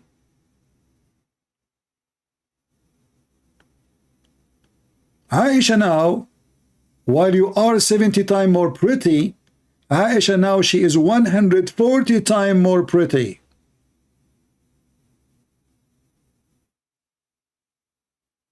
Zainab now, she is 210 more pretty. And you should see those Christians in the church, they died laughing. And this girl, she felt so bad. I mean, I feel sorry for her, She was so excited. She is like, and she was texting in the phone, like somebody told her, tell him this, Like there's somebody she is discussing, she joined the seminar and this guy is attacking Islam, And they told her, she's telling them he said women in Islam, they will not have any reward, they are just sex toys. And now she decided to get me in the corner. And here you notice, by the way, I mean, even if this is true, that you will be 70 times more pretty, let us say all of them, they will be equal in beauty. But at the end of the day, you are jailed in your room. Nobody can see you except one guy. So what happened exactly? What is the point? The Quran make it clear that all Muslim women in heaven, they will be jailed for eternity.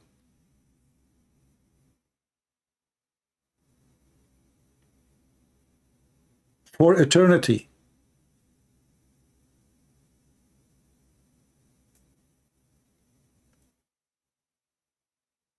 When a Muslim he try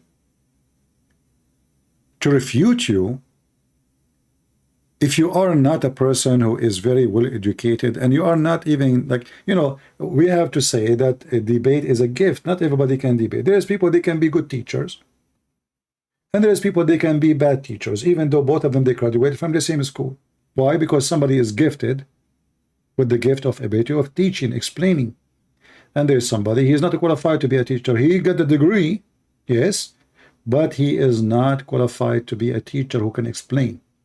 He can provide the information, the same as the other teacher, but he cannot make the information go to your brain easy. For his education ability is limited. Not because he's not educated, no. Education ability, which means to educate you. There's a gift. There's somebody have a nice voice. He sing, you enjoy the voice. But all of us, we have voices, but there's somebody have a gift. So God gave us gifts and we better use them. And most of us actually, we don't use our gifts and we depend on somebody else. The Muslim, they assume that all your gifts are dead and you are ignorant. And we can flatter you or we can make you feel bad because we quote for you verses. Chapter 3, 5, verse number, etc. says this. Supposedly now he shut you up. When you speak to a Muhammadan, listen carefully what the Abdul is saying, because he is giving you the best weapon to destroy what he just said. And this is why those Abdul don't dare to debate me, because I use what they say against them, not what I say. What their prophet said, not what I said.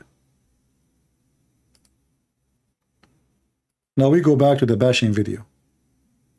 A Muslim who is a woman, and all of this happened in December 2021. Fast forward about 2 months later, and now Ali Dawha decided that he wanted to go on and have a discussion or a debate with the so-called apostate prophet. The video on his channel is titled Ali Dawha vs. A Puss. Full debate. Hilarious. Here we have Ali Dawha being fed grapes. It says a puss broke down and it shows some photoshopped tears coming out of his eyes. The video on Ali Dawha's channel currently has about 209,000 views, and the video on AP's channel has about 238,000 views. Together, we're talking about almost 500,000 views. Now, there is a very important principle in Islam regarding enjoining good and forbidding evil. Allah tells us in the Quran, and let there be arising from you a nation inviting to all that is good, enjoining what is right and forbidding what is wrong, and those will be the successful. So there is a what is right, you know, to cheat in your wife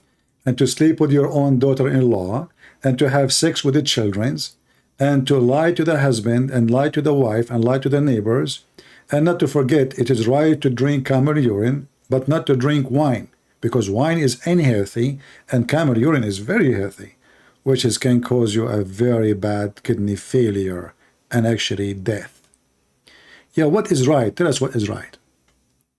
So what story happened, apostate prophet, he have debate with this girl, and this girl, according to Lady Dawha, she was annihilated, I don't know if this is an English word, I think it's a German, according to my understanding, excuse my English. So and now apostate prophet debating Ali Dawha, and Ali Dawha claiming that he wiped the floor with apostate prophet, and even he was crying, crying, I saw, and even he put in the Photoshop, there's tears coming from the apostate prophet. Okay. General principle according to the religion of Islam that if something reprehensible happens in public, it is a communal obligation upon the Muslims to right the wrong, to rectify, to clarify, to refute. So now he is giving himself legitimate reason why he is bashing Ali Dawha. You see how they do it? He go and he find the verse of the Quran and he claim now this verse telling him that he should put Ali Dawha in his place. Because this is what the Muslim should do, brother. So when Ali Dawha did it to you, he's a bad person. When you do it to him, you are the good Muslim. This public wrong. When I say it's a communal obligation, what does that mean? What does that It mean? means that if nobody from the community addresses and corrects this reprehensible behavior, then the Muslims as a whole are sinful. However, if some from the community do take on that responsibility, then that suffices, and the Muslim community is no longer considered sinful. So after Ali Dawah's absolutely egregious behavior that stemmed from flawed foundational principles, rather than being just even against yourself, Ali Dawah and his friends were gloating about his performance, praising what he did, encouraging each other to make highlight reels, which is... By the way, is it like eating the grape is making you upset, or because his wife's hands was dirty? I'm not sure. What are you trying to say? I mean, why you keep posting this picture? See, we aren't smart like Muslims. I mean, what happened exactly? The guy was debating. He told the wife, bring me grape, bring me grape. The wife, she grabbed a grape and she put it in his mouth like a bear. And what happened next? Why that make all the Muslims sinful? And that's deep. Thank God I'm not married. I can scream from now until tomorrow, give me a grape. Nobody will give me grape. Otherwise, I will be in your channel, man. Okay, give me... okay, what happened? Considered sinful. So after Ali Dawah's absolutely egregious behavior that stemmed from flawed foundational principles, rather than being just even against yourself, Ali Dawah and his friends were gloating about his performance, praising what he did, encouraging each other to make highlight reels, which is clearly misrepresenting Islam publicly in front of hundreds of thousands of people. So as a result, Abdul Rahman of Knowledge North and I were discussing our thoughts. And when we're faced with something like this that appears to be a communal obligation to correct, we had a decision to make. Communal obligation? What?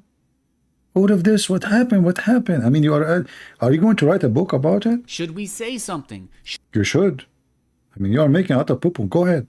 Should we speak up? And we ultimately decided that yes, we absolutely should say something about this. So we recorded a video entitled Debate Disaster, Ali Dawah vs. Apostate Prophet Reaction. No way. You have a deal. Okay, hold on. I'm going to search for it. Okay, hold on. Debate Disaster. We are missing a lot of news, man. I mean, those Muslim channels, a lot of comedy. Okay. Look at the video here. Yes, brother. Bismillah walhamdulillah. That will be maybe a common topic for the future, brother. I mean, what the heck is that? Debate disaster. And look, brother. Sajid, he is not like the rest of Muslims.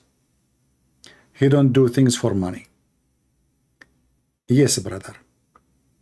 Okay, let us be honest here. So Lily Dawah selling halal cat food. Mimi Hijab selling the Nagla seed. Sajid, he is selling t-shirt. But all of them, brother, they are serving Allah. All of them. I mean, we have to be honest here. Buying a t-shirt from Allah will take you to heaven. $23.99 for a t-shirt. You can get it for $2. You must be very decent. Abdul, $44? Your prices is so cheap, man. Is that after discount? You remind me of Andrew Tate's. He is so good believer too, brother. His course about how to be a pimp usually is $300, but he make a discount for Muslims, $49. Hey guys, what do you think I should start selling in my channel? Seriously. Guys, should I start selling like watermelon for Muslim masturbation? Halal watermelon. Come with hole in it. You know, you tell us your size and we'll make the hole in the watermelon fit with your private part. Halal masturbation. You know? Like, I mean, can you find me one Muslim he is not selling something in his channel? But I have to admit, the most funny sales is the one in the channel of Lily Dawah, which is what? halal cat food.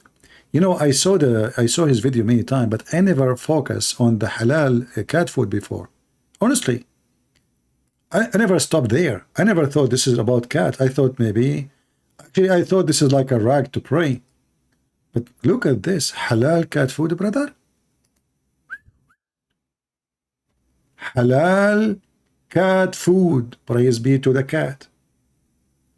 I mean, how many cats is very thankful for Didi Dawah? You know, cats through the centuries, since the time of a Prophet Muhammad, they were eating food which is not halal. Now, brother, now because the Muslim community support, they decide to support halal cat food. This is a food coming from halal slaughter mice. They bring the mice, we say Allahu Akbar Takbir, and we slaughter the mice. You know, the mice die. Then we cook the mice, and this is halal food, brother. Who can beat that?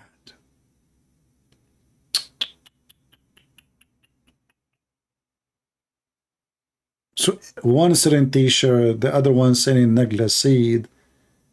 I don't know what to sell. I'm out of options now. Hold on, I will find something to sell. Hold on. What to sell? What to sell? What to sell? Camel urine? Even they sell that. Oh, they took all the market. I don't know what to sell now.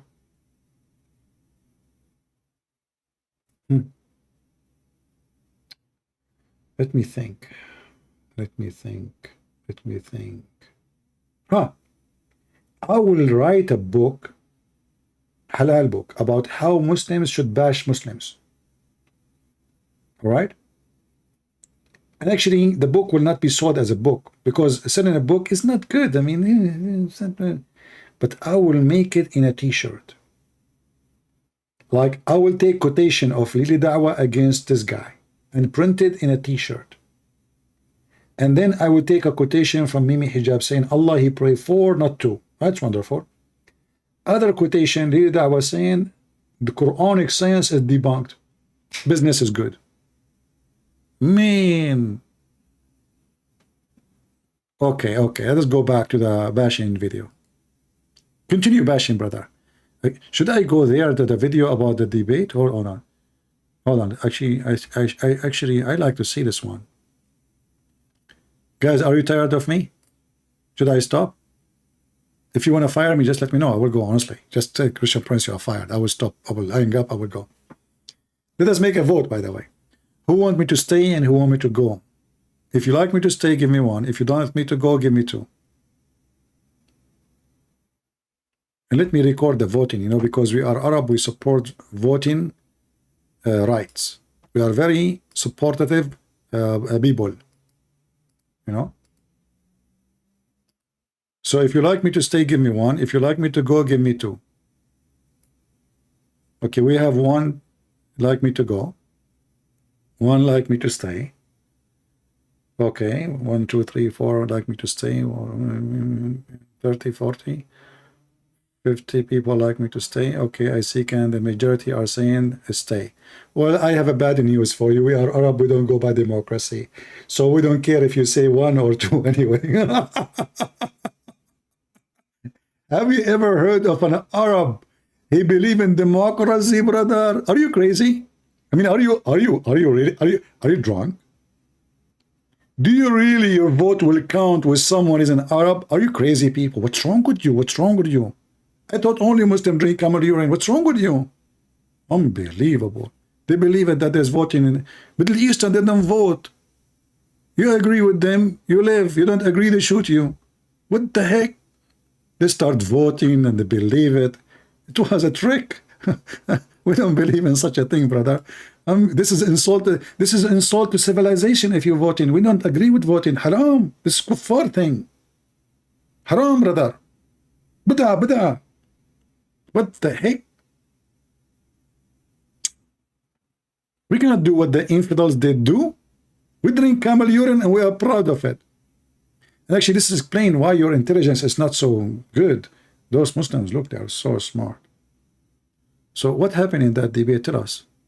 reaction. That video was a knowledge-based response. I never said anything like AP absolutely annihilated him, like he said about Sister Millihan. On the contrary, I made it clear that AP didn't come with anything. But we needed to publicly clarify how Islam was being publicly misrepresented. But how did Ali Dawha react? He has been non-stop slandering me ever since, calling me an opportunistic backstabber. Why? Is it because I criticized him? No, it's because I publicly criticized him.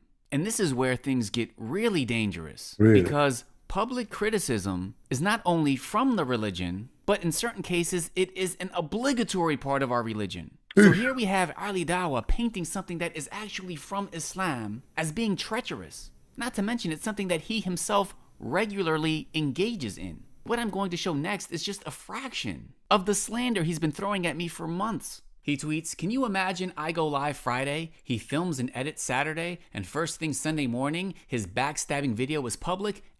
I like the way you shake your head.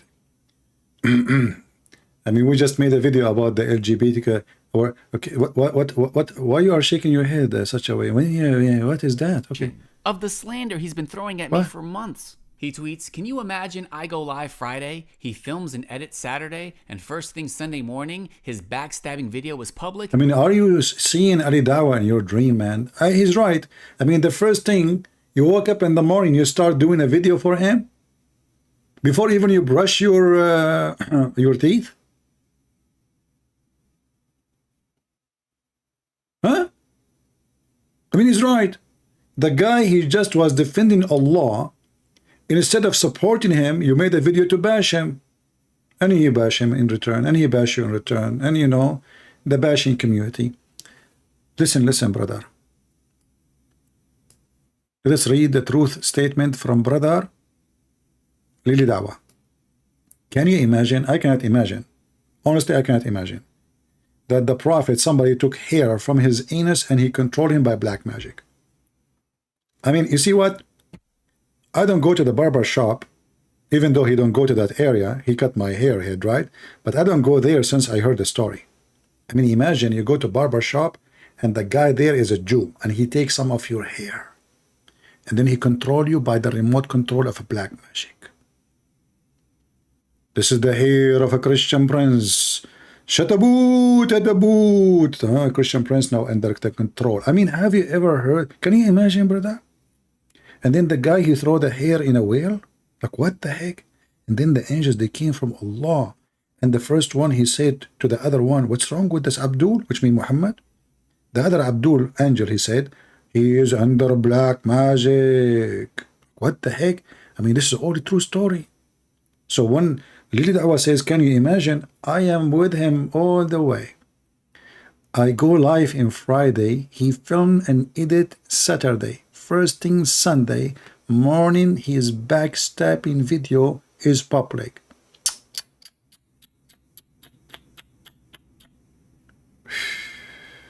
Brother, I don't know what to do. I think we need to take you, both of you, to a shrink. You know? His name is Andrew Tits. He can solve all your problems. LOL, he has my number and all his points were baseless. They even defended Apus. At Sajid Lippum, hashtag backstabber. And he posts this YouTube video with a thumbnail, backstabber or well-wisher, where Muhammad Hijab continues the slander. I respond basically saying, this is not personal, this has to do with the religion, and I expose the fact that people use these bullying tactics to keep people quiet, when they publicly have egregious behavior that deserves to be corrected. Muhammad Hijab responds saying that I have obsessive behavior. So of course, this back and forth is garnering a lot of attention, and it eventually leads to Sheikh Uthman making a statement about it during a live stream. And then that statement of his is isolated, it's turned into its own clip, it's sensationalized. And even though Sheikh Uthman did not want them to do this and asked them to take it down, they didn't take it down. It's still up. It has over 200,000 views. But it created this new narrative that Muhammad Hijab, Sheikh Uthman ibn Farouk, and Ali Dawha, they want to reconcile. But Sajid, he's against reconciliation. And this is the narrative that is still being pushed, which is a very common tactic that people use when they are refuted. Don't believe me? Ask Daniel Hakikachu. I've had several conversations with him about this because when you publicly enjoin good and forbid evil, and you publicly correct or warn against the mistakes of other Muslims in public, there are all types of tactics they'll use to reconcile. But what does reconcile mean? To many people, reconcile means don't say anything about my mistakes. Isn't it your prophet, he says, in the case of reconcile, you can lie? So lie to each other. Why you have to be, come on. Isn't this what your prophet said? I challenge you to say I'm not saying the truth. Have you ever heard of reconciling by lying? This is called re-lying, not reconcile. Whatever mistakes that I publicly make, you can come to me privately, and bam, problem solved. A lot of you probably wouldn't even believe the extent to which people will go to try to get other people to stop refuting their falsehood. That's done in public. And these tactics seem to work for a lot of people. But there's two things to keep in mind here. Number one, you don't have to reach out to somebody privately when they do something publicly. And number two, unfortunately, oftentimes there is this pattern of behavior where private advice doesn't work with certain individuals. Of course, we would all prefer to reach out to somebody privately and then they write all of... You are boring, man. I mean, say something funny. All what we hear is you bashing him and him bashing you. Say something funny for us. Okay, get there. Maybe here, let's see.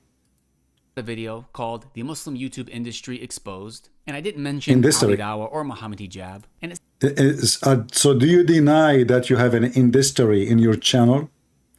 Do you deny that you turned religion into t-shirt sales? Can Lili Dawha deny that too? Isn't it this is your channel?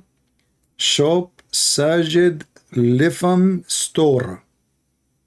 By the way, brother, do you have sardine?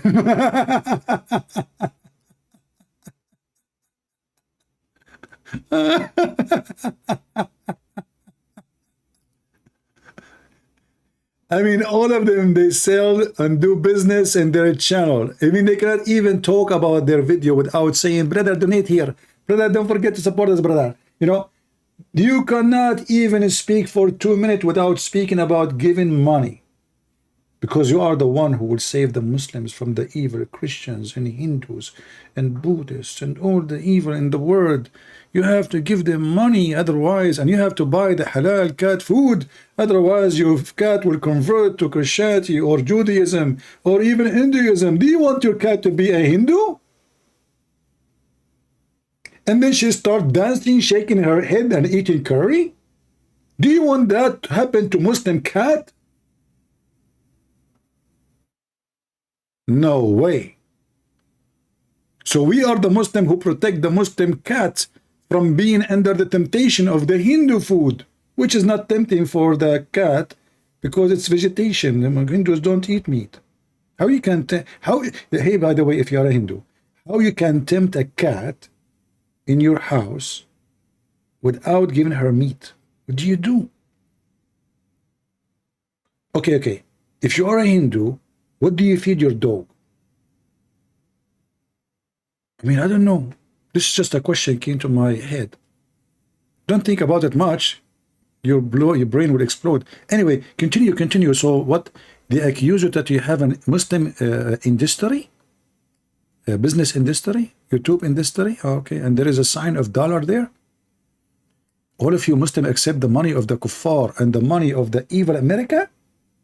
You don't accept the caliphate money? Why? Why don't accept the caliphate money? It seemed like perhaps we would all just move on. But just a few weeks later, there was a video posted entitled Slovak Muslim Responding to Smile to Jannah and His Facts About Russia vs. Ukraine War. Now this video was posted on March 4th, 2022. And just to show you how much this topic actually meant to us, back in January, Abdul Rahman of Knowledge North and myself, we posted a video entitled Russia Invading Ukraine, the Muslim Region, where we talked about this region Ukraine from is a Muslim region perspective. So I really appreciated this video and I found it beneficial. Thus, I left a comment saying, Jazakallahu khairan, brother. It's important for us to hear the perspective of people like yourself in that region. May Allah protect you. But to my surprise, Ali Dawha comes out of nowhere and says, Assalamu alaikum. Anyone that opposes me, Hijab, or Zishan, you are there. Wallahi, you are the walking, talking backstabber. Your hate for us is greater than your love for Islam. And this don't mean I'm against this brother's take on the matter, but just to show this backstabber's true face. He said, your hate for us is greater than your love for Islam. Do you understand the implications of such a statement? Keep in mind, this was on somebody else's channel that had nothing to do with Ali Dawah. So then you might think, okay, we're gonna move on. But then next month, April 19th, Ali Dawah posts a video called Mufti Menk Caught on Camera. This video has 168,000 views. About 9 minutes into this video about Mufti Menk, Ali Dawah says this about me. The very next day, it's as if somebody, these individuals, and literal opportunistic backstabbers. Is that something you copy from the song like Last Christmas, do you cook my heart?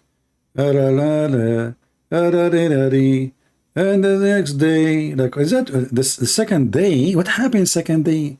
Like, this is drama, man, never ended. Look at this face. Look at this face. This is drama. It's so good, man. What happened? The day you took it away? About 9 minutes into this video about Mufti Menk, Ali Dawah says this about me. The very next day, it's as if somebody, these individuals, and literal opportunistic backstabbers. The guy didn't wait 1 day. He edited a video, recorded it, and released it attacking me. And not only attacking me, defending the guy that I've apparently slandered him, yeah? Now... Apparently he slandered him. Why a Muslim he's slandering a Muslim? Apparently I slandered, so he admit. Okay. These kind of individuals are backstabbers, opportunistic backstabbers. Who are these people? These are people who are waiting for your mistake. They are looking. How can I catch him? When can I? They are looking for your mistake. So you agreed that he is right. You have tons of mistakes. Because he's not looking for your right. He's looking for your mistakes. If you don't have a mistake, you cannot find anything. All right.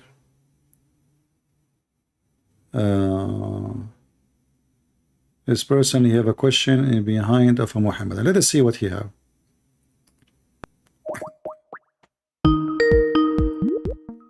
Just as a breaker from Lily Dawah and her friends.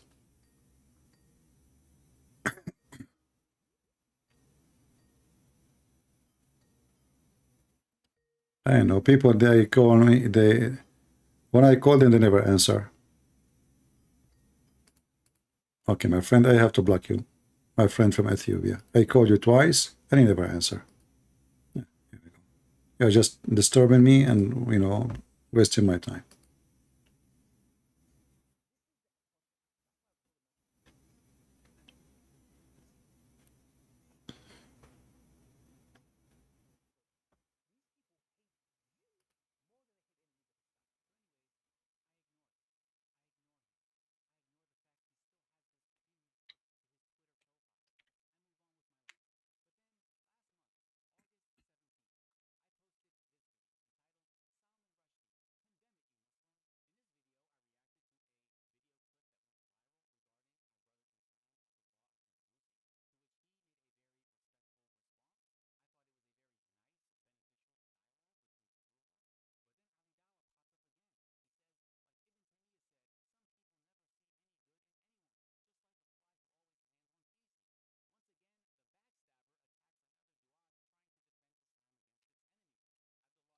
No sound. Sorry.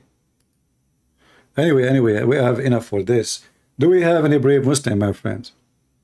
Who is a brave Muslim would like to call me? Listen, I'm tired. I'm here for more than 5 hours. And this is your opportunity to call me and knock me down. I mean, my brain is exhausted now. Hold on, I cannot even see and I feel dizzy. The Muslims are cursing me. They invoke Allah prayer on me. The Muslims, by the way, they are nation of cursing. Even Allah, he told Muhammad, when the Christian, they come to debate with Muhammad, he could not refute them, neither answer them. He invited them for a cursing party. What the heck? Yes, brother. Let us invoke the curse on the one who is lying. What a huge response from a prophet of God. He got them busted. if any one of them dispute in this matter about Jesus with you, tell them, come here, come here. Come, gather together, our sons and your sons. But the stupid Muhammad, he forgot that those are monks from Ethiopia. They are not having, they don't have kids, neither wives. I mean, do you see the stupidity? How much ignorant he is? Those are Ethiopian monks. They came to the city of Muhammad where he lived, and they challenged him to debate. And now he's asking them to bring their women and their children to attend the cursing party. So come, gather together, okay? Our sons and your sons, our women and your women, ourself. And I like it when he says ourself and yourself. So come, ourself and yourself. Are you sure? I thought they would come without bringing themselves. I mean, always I like to enter, you know, I mean, somewhere without being there. Like come together, and then ourself and yourself. That's deep. Because you never know, they might come and themselves are not there.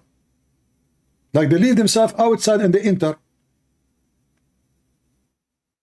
Like as I remember once, I went to, the place, you know the thing, without saying the name, because you know the thing. So I went there and I said to myself, I don't want to get in, but I have to get in. So what I did, I went inside without going myself inside. Like I went, let's say, inside together, but I wasn't there. I mean, who is the stupid who made this Arabic? Yourself and ourself, come. They are already there in front of you.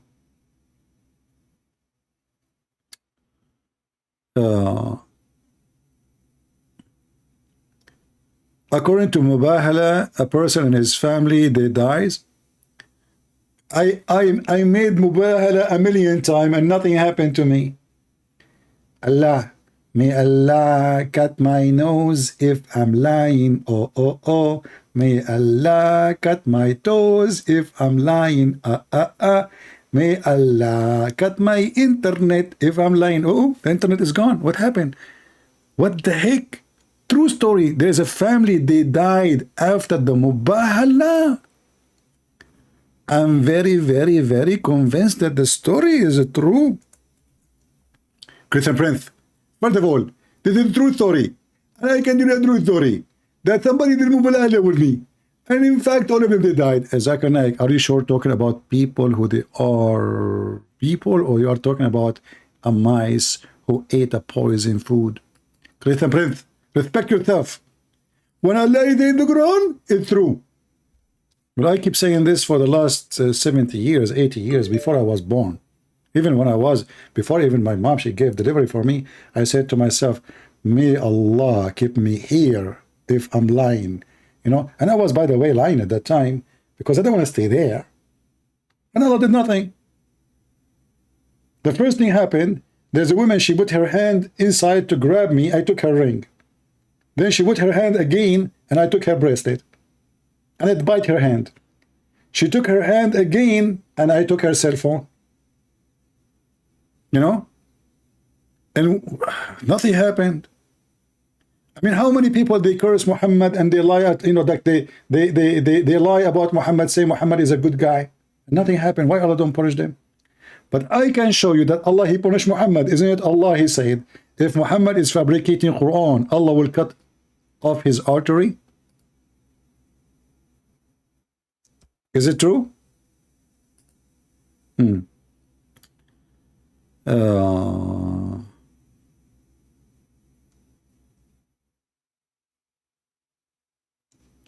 I am a Christian, but when you open for Christian, I ask you about, I heard you saying that the Satan is an angel. That is not correct. He is cherubim. Cherubim is not an angel? Lord have mercy. Anyway, let us see this person here. Look like he is a Muslim. Let us see.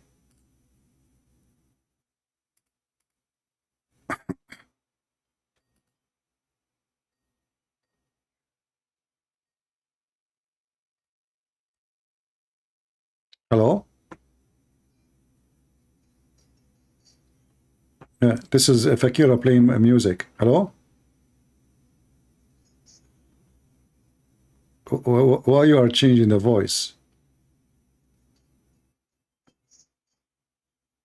Yeah, stupid. And he's playing for me Indian music. Kama Satra. I mean, can I find one Muslim he have a brain to talk to me? What is that? Why you are playing for me an Indian music and you don't even like, anyway, let's see. If you are a Muslim, you would like to talk to me, please let me know. Let's call this guy.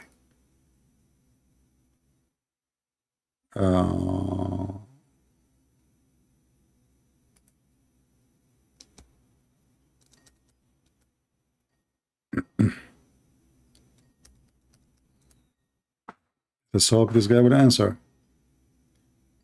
Until now, we have 0 real Muslim calling us. 0. We have nothing but a bunch of kids.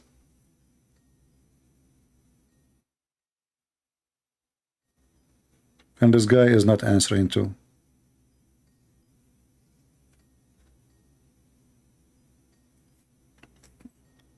All right, let me block you. Any one of you Muslims who text me and you don't answer, I will block you. Very simple.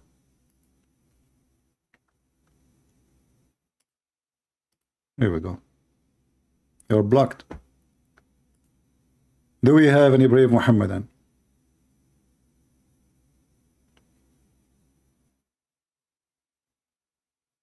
Kama Sutra, is that Indian?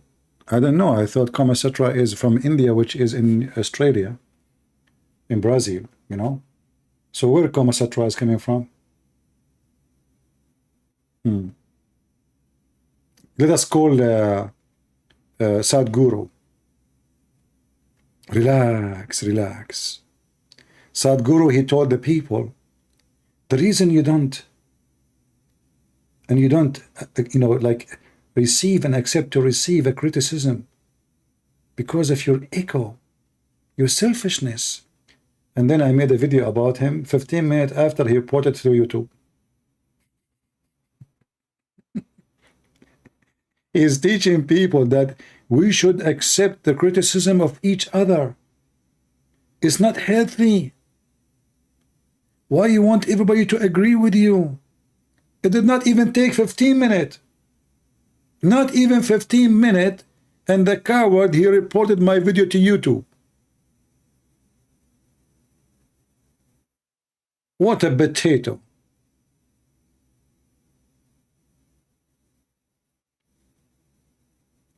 Do we have any Muhammadan?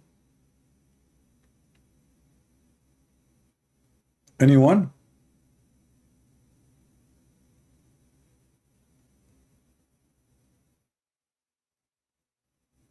Any half one? I mean, it's not right that all the time we are here challenging Muslim to call us, yet no Muslim is calling us. Something fishy. Don't you think with me something fishy? I'm telling you something fishy. Anyone? Any two?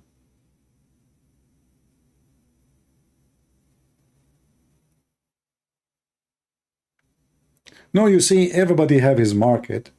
The Muslim, they have their market, and Sadhguru, he have a market. But we have to agree that both of them, they find a very nice, fresh market between the Western. You will notice that maybe 90% of the foolish people who follow and believe in Sadhguru, they are white, blonde people. I'm not exaggerating. And you will see that the majority of them, they are coming from rich background. Like this guy, he do seminars where? In Hollywood, California. And all the one who attend, they are blonde, rich women.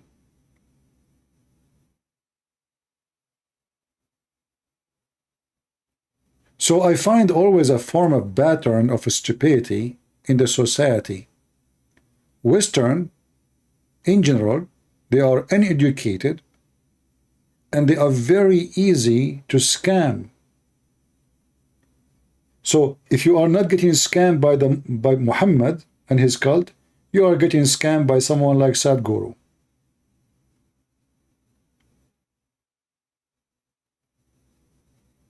The guy, he claimed that his method can fix the universe, but he live in the most miserable country in the world, maybe. What about you fix your country first? I don't have a problem with yoga as a sport. I have a problem with yoga as a stupid philosophy because it's not true. It's not exist. When they ask, you see, if yoga is something good, I will give you an example. They ask him about why and how his wife, she died. He said, and you can watch the video, that his wife, she decided to end her life by yoga.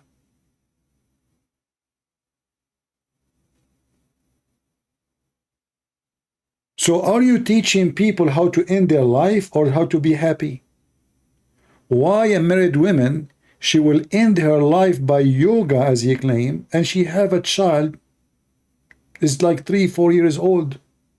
Girl, is that an action of somebody is being happy?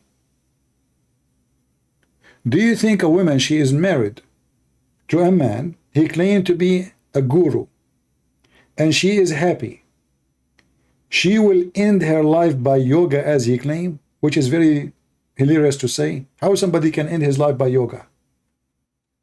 Like, what does that mean exactly? You order your ass to kill you? So you sit in your ass and you say, hey, my ass, kill me?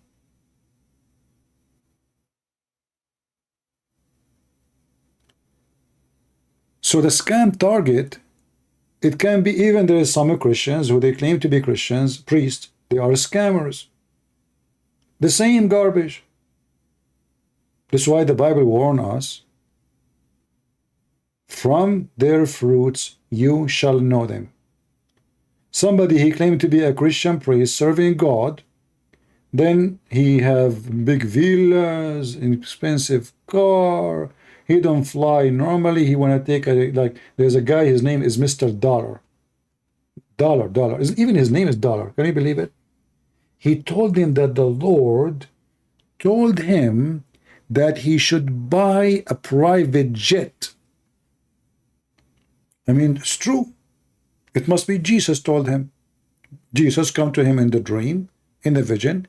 He said, listen, Abdul, you need to buy a private jet. I mean, how he can be a priest if you don't have a private jet? Just think about it.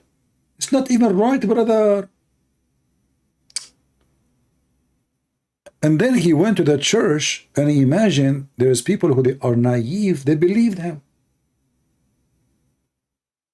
I mean, not even a single person, he says, man, you are a big fat scammer. Isn't it obvious? So there is people who they are using religion to scam people everywhere. Muhammad is the one of them. And we have many priests like Muhammad. They are just doing business. And there is Hindus, they do the same. Because all of those people, they are looking for a victim. Do you know the hadith?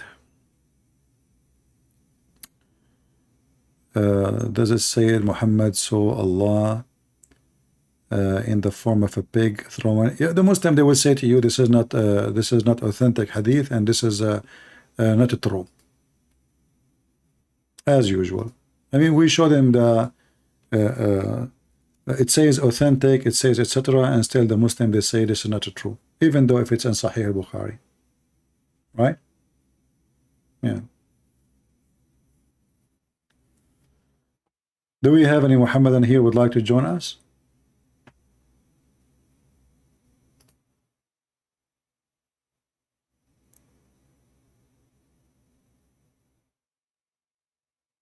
Any Abdul?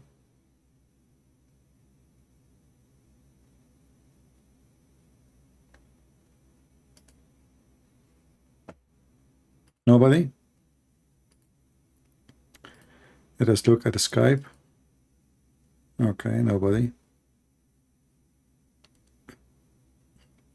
You know what? I decided to come today, like in the weekend early, like in the time where it's night time in Europe, because I said to myself, today we will find many Muslims, but I forgot that today is Saturday, and those Abdul, including Lady Dawha, they are going out to see women wearing short skirt. They are not here to call me. This is Saturday, the night of nightclub. You will find them now in the Soho in England.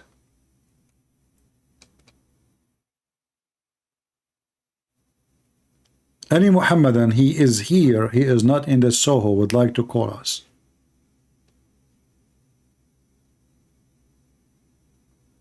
Anyone?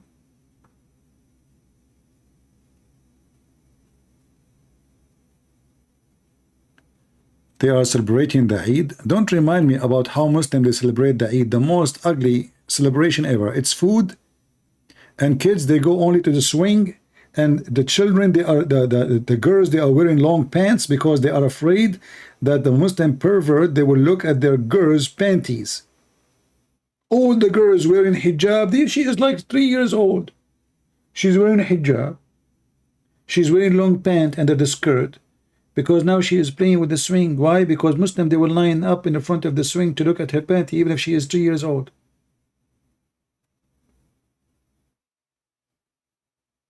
I used to look at how Muslims they celebrate their holiday and how we Christians celebrate our holiday. And since I was a child, I found that it is most unpleasant celebration is the Muslim celebration.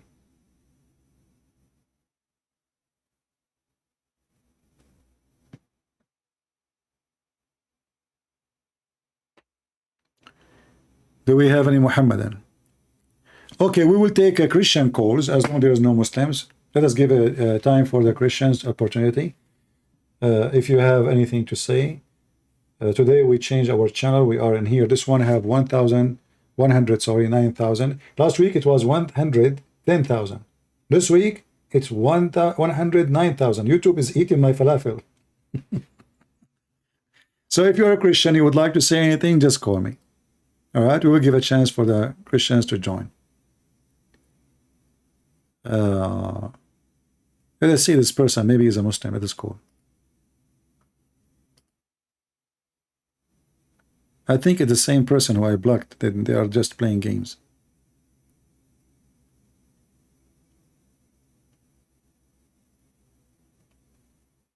No, you cannot even reach the person. Look like he is using the internet of the neighbors as the rest.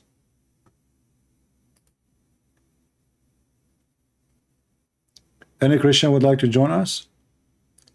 So when we say Christian, they can call us, they don't call me. When I say Muslim only can call me, Christian text me, can say, can we talk? Honestly. Yeah.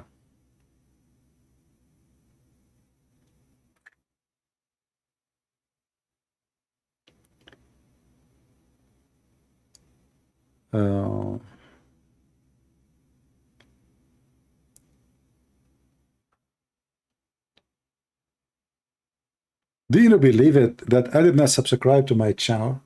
Just to tell you how bad my channel is. I never subscribed to my channel. I mean, this will remind me of the guy from Indonesia who called, who challenged me. You remember the guy from Indonesia? What's his name? Insane, whatever his name.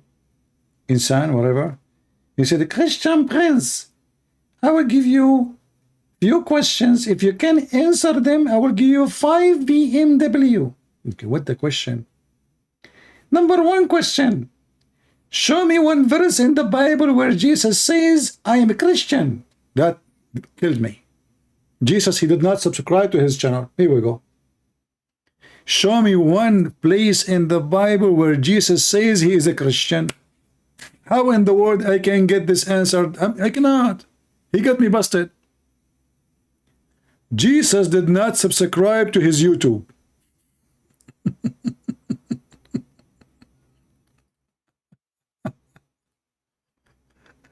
Oh boy.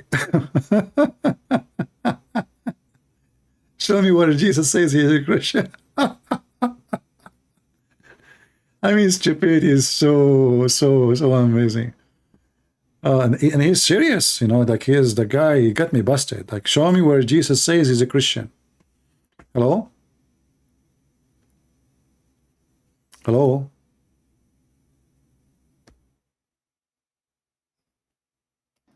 Go ahead, you are live on air. Hello?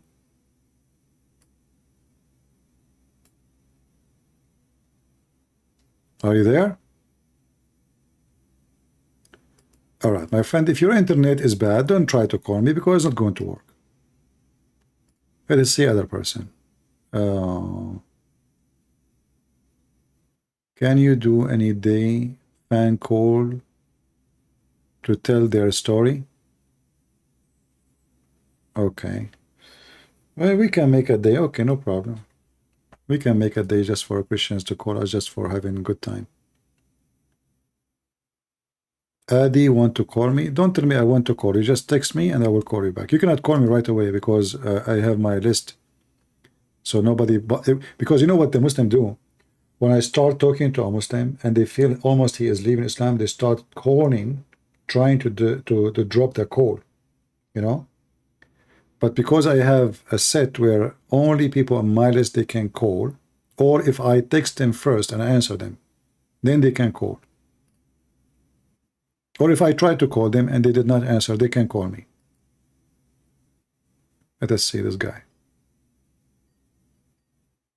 We are calling him again.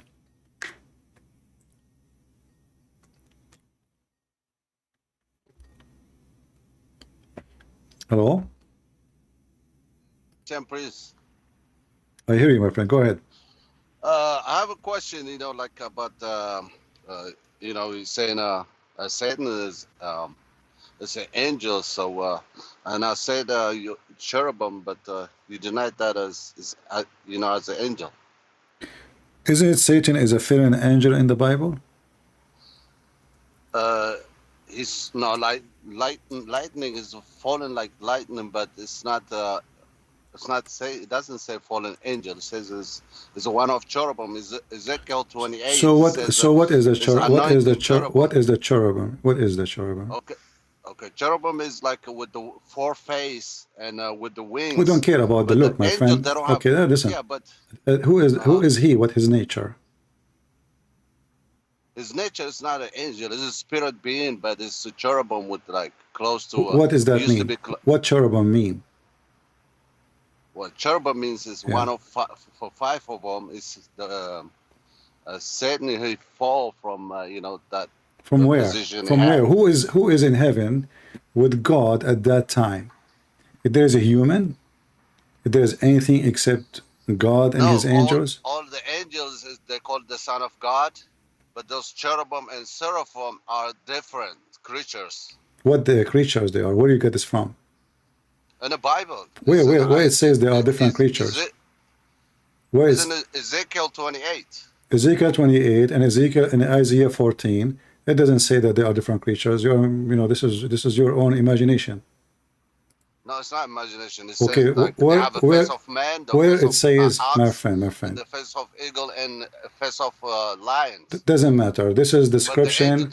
Listen. Even this is a story Muhammad he copied, and he claimed that there's 8 angels carrying the throne of God. You know, he copied some description from there, from Ezekiel 28. But still, this is an angel he failed. He is so close to God, and he is a failure. This is why. But in the New Testament, did it say that he can transform to the light of angel, or actually the New Testament says that he is a light, right? Why? No, it doesn't say light, but he transformed. Transformed to light. Why? Okay, how he transformed to light? So that's making him a light, appear to you as a light.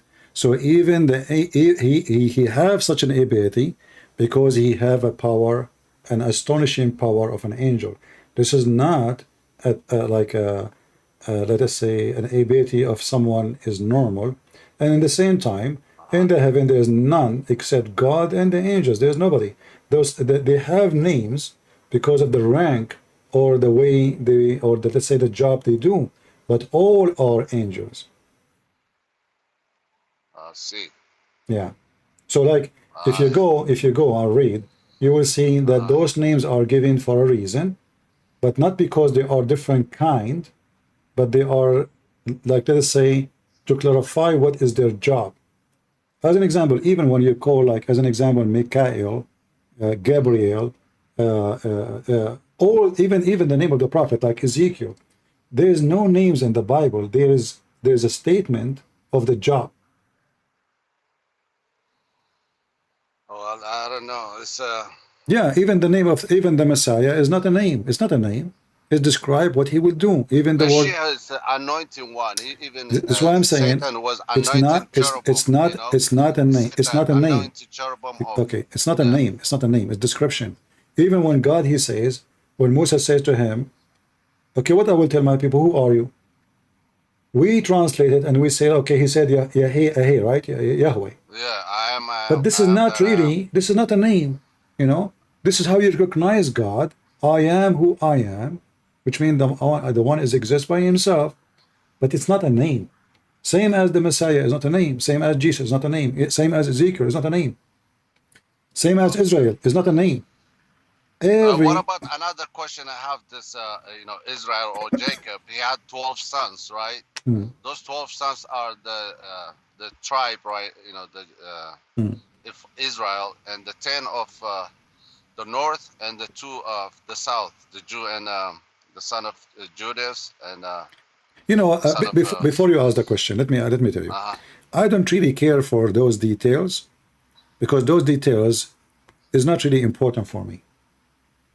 I'm not saying don't study it and research it, but I find that those details will not help me in anything in my mission. For me, I don't even really need to know the names of the children of Jacob, even the names of Noah children's. Why? Because there's no names there, and they are a story. If you go to Genesis 5 as an example, it's giving you a list of names. Is that correct? Yes. But if you go check, you will see that none of them is a name. This will be interesting for me, not the names. Otherwise, I never met those guys, and I don't, really care what happened to them. We care for our salvation today, not what they did, except to learn about the history of the man with God.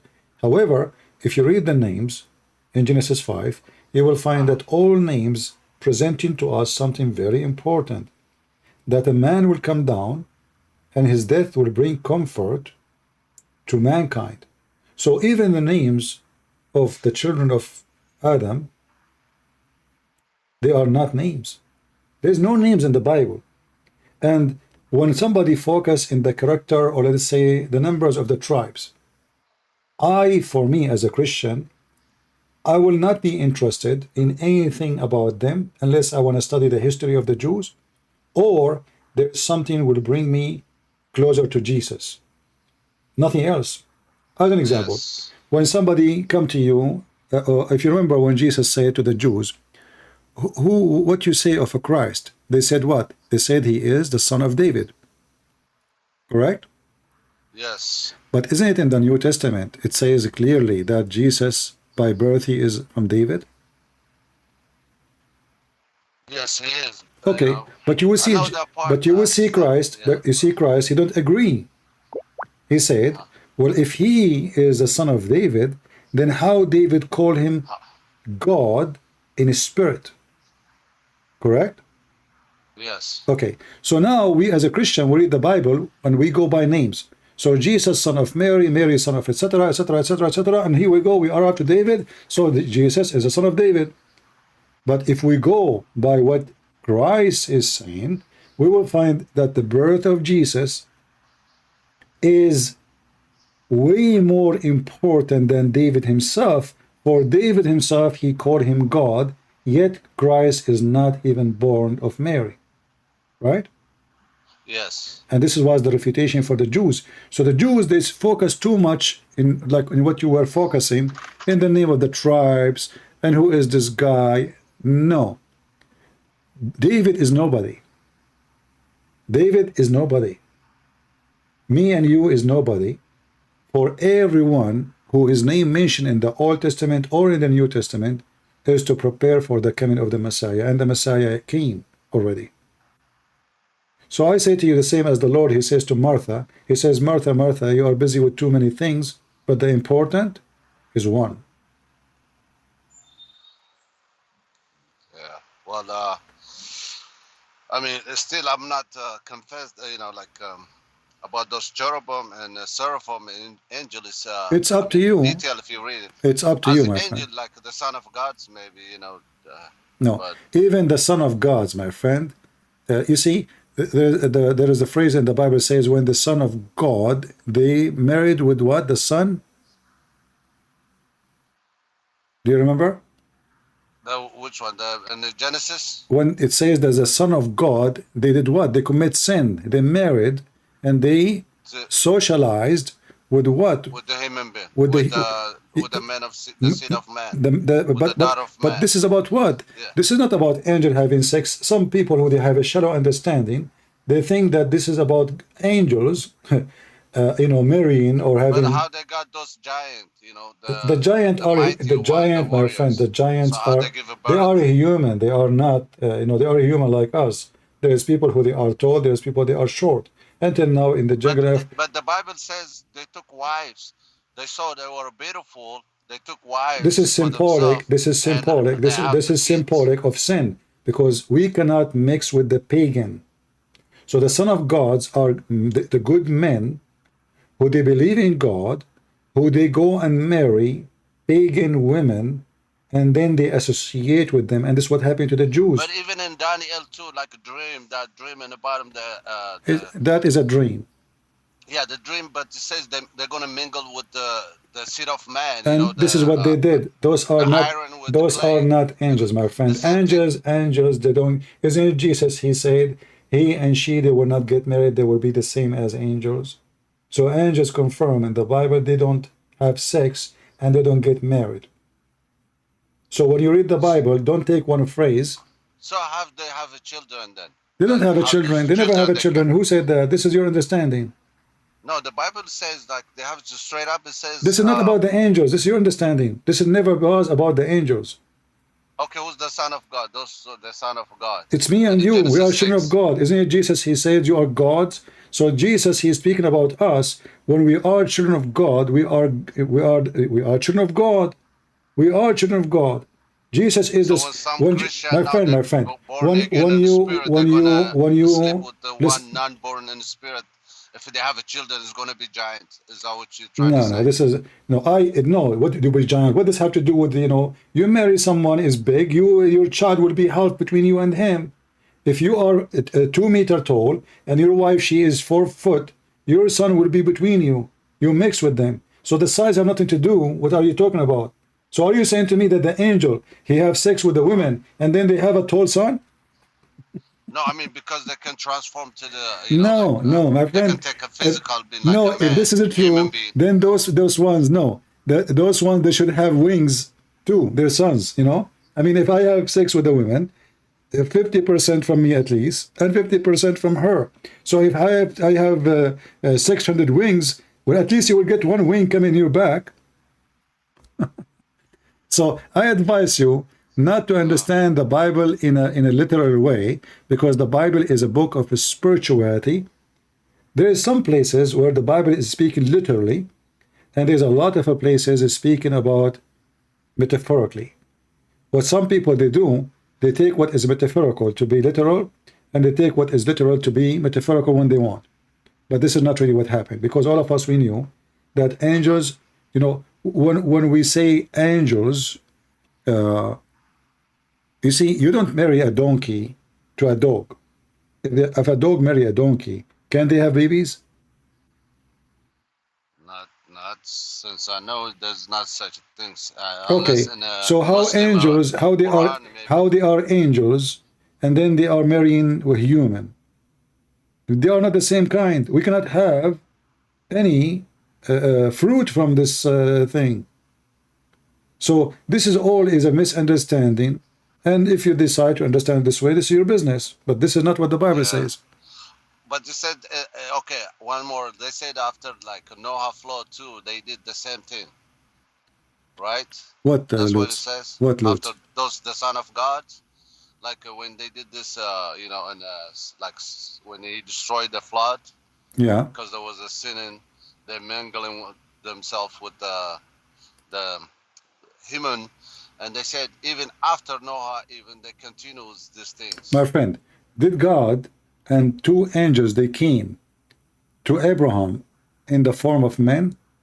Yes. Okay, so if they came in the form of men, does not make them men.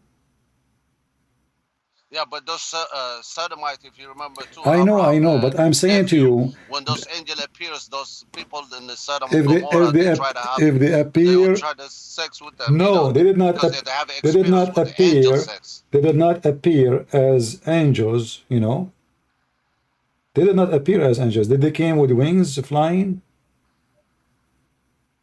No, with no wing, just they appear as a human. Okay, That's why, so like, so those they are people are seeking. recognized So because they they are have my friend. experience, You see, maybe. they are seeking a human. They are not seeking angels. Those are pagan. They don't believe in angels. So they are people who don't believe in the God of Abraham. So this is why they are seeking men. This guy he got guest. They like them. They wanna have sex with them. Pervert. So this is not about angels. This is about seeking sex with men. What they saw is men, and they are after men. They are not after angels. All right. Anyway, anything else, my friend? Because there's some more people. No, who I want really to. appreciated it for your explanation. So I'm gonna keep I studying. I advise you to research it more, and I advise you not to take the, because I know there's some people they take what is really have nothing to do with this like the metaphorical of it, and make it literally. This is what happened. Angels having sex with a human. If you go that direction, you will find that you become more like following Muhammad. And, No, and I'm a Christian, no, born I'm not again saying you are. Christian. I'm a No, like my friend. I'm not saying you are. Baptist kind of with the King James version. You know, I'm studying. Yeah, but doesn't matter I what don't version. believe Doesn't matter, this. my friend. I'm saying that Muhammad he heard the stories from the Jews, but because he is not educated, he got them wrong. All the stories Muhammad, either they are fairy tales coming from fairy tales, not from the Bible, or they are from the Bible and Muhammad he understood them as he wished. As an example, the story of the angels who came to Lut in the Quran. How did he notice that they are not a human like us? They don't eat food. He put food in the front of them. They refuse to eat food, but they are perfectly men. All these stories Muhammad he got them from the Jews. You know, so. So they didn't eat food when Abraham and Sarah, when she was cooking bread or something like. That's why like they sit down, they make something, but I don't know if they ate or not. My friend, even if they ate, okay, even if they ate, if you know, Jesus, he is the Son of God, correct? Yes. Did he eat? Yes. So He ate the drinks. Yes. so that changed nothing. So the nature, let us say the nature of such a being will not change because he just ate. This is about their ability. So the ability is to be like to go to the to heaven, to the sky. Their ability to be invisible. Their ability to be visible. The ability is to sit with us. The ability is to appear to us. But that does not change the fact that they are who they are and their nature never change. Yeah. So the angel stay angel even if he appear as a man. Are you with me? Yes, sir. He did not become a man. I mean, he is in the form of a man, but he is not a man. Same is in the Bible when we speak about Jesus. Jesus, he was 100% man, in the same time 100% God, correct? Yes. Okay, but we don't worship the flesh of Jesus, of the man. We worship God in the flesh. But he took a likeness of exactly. human, You see, it's not the same hour of life. so he humbled himself.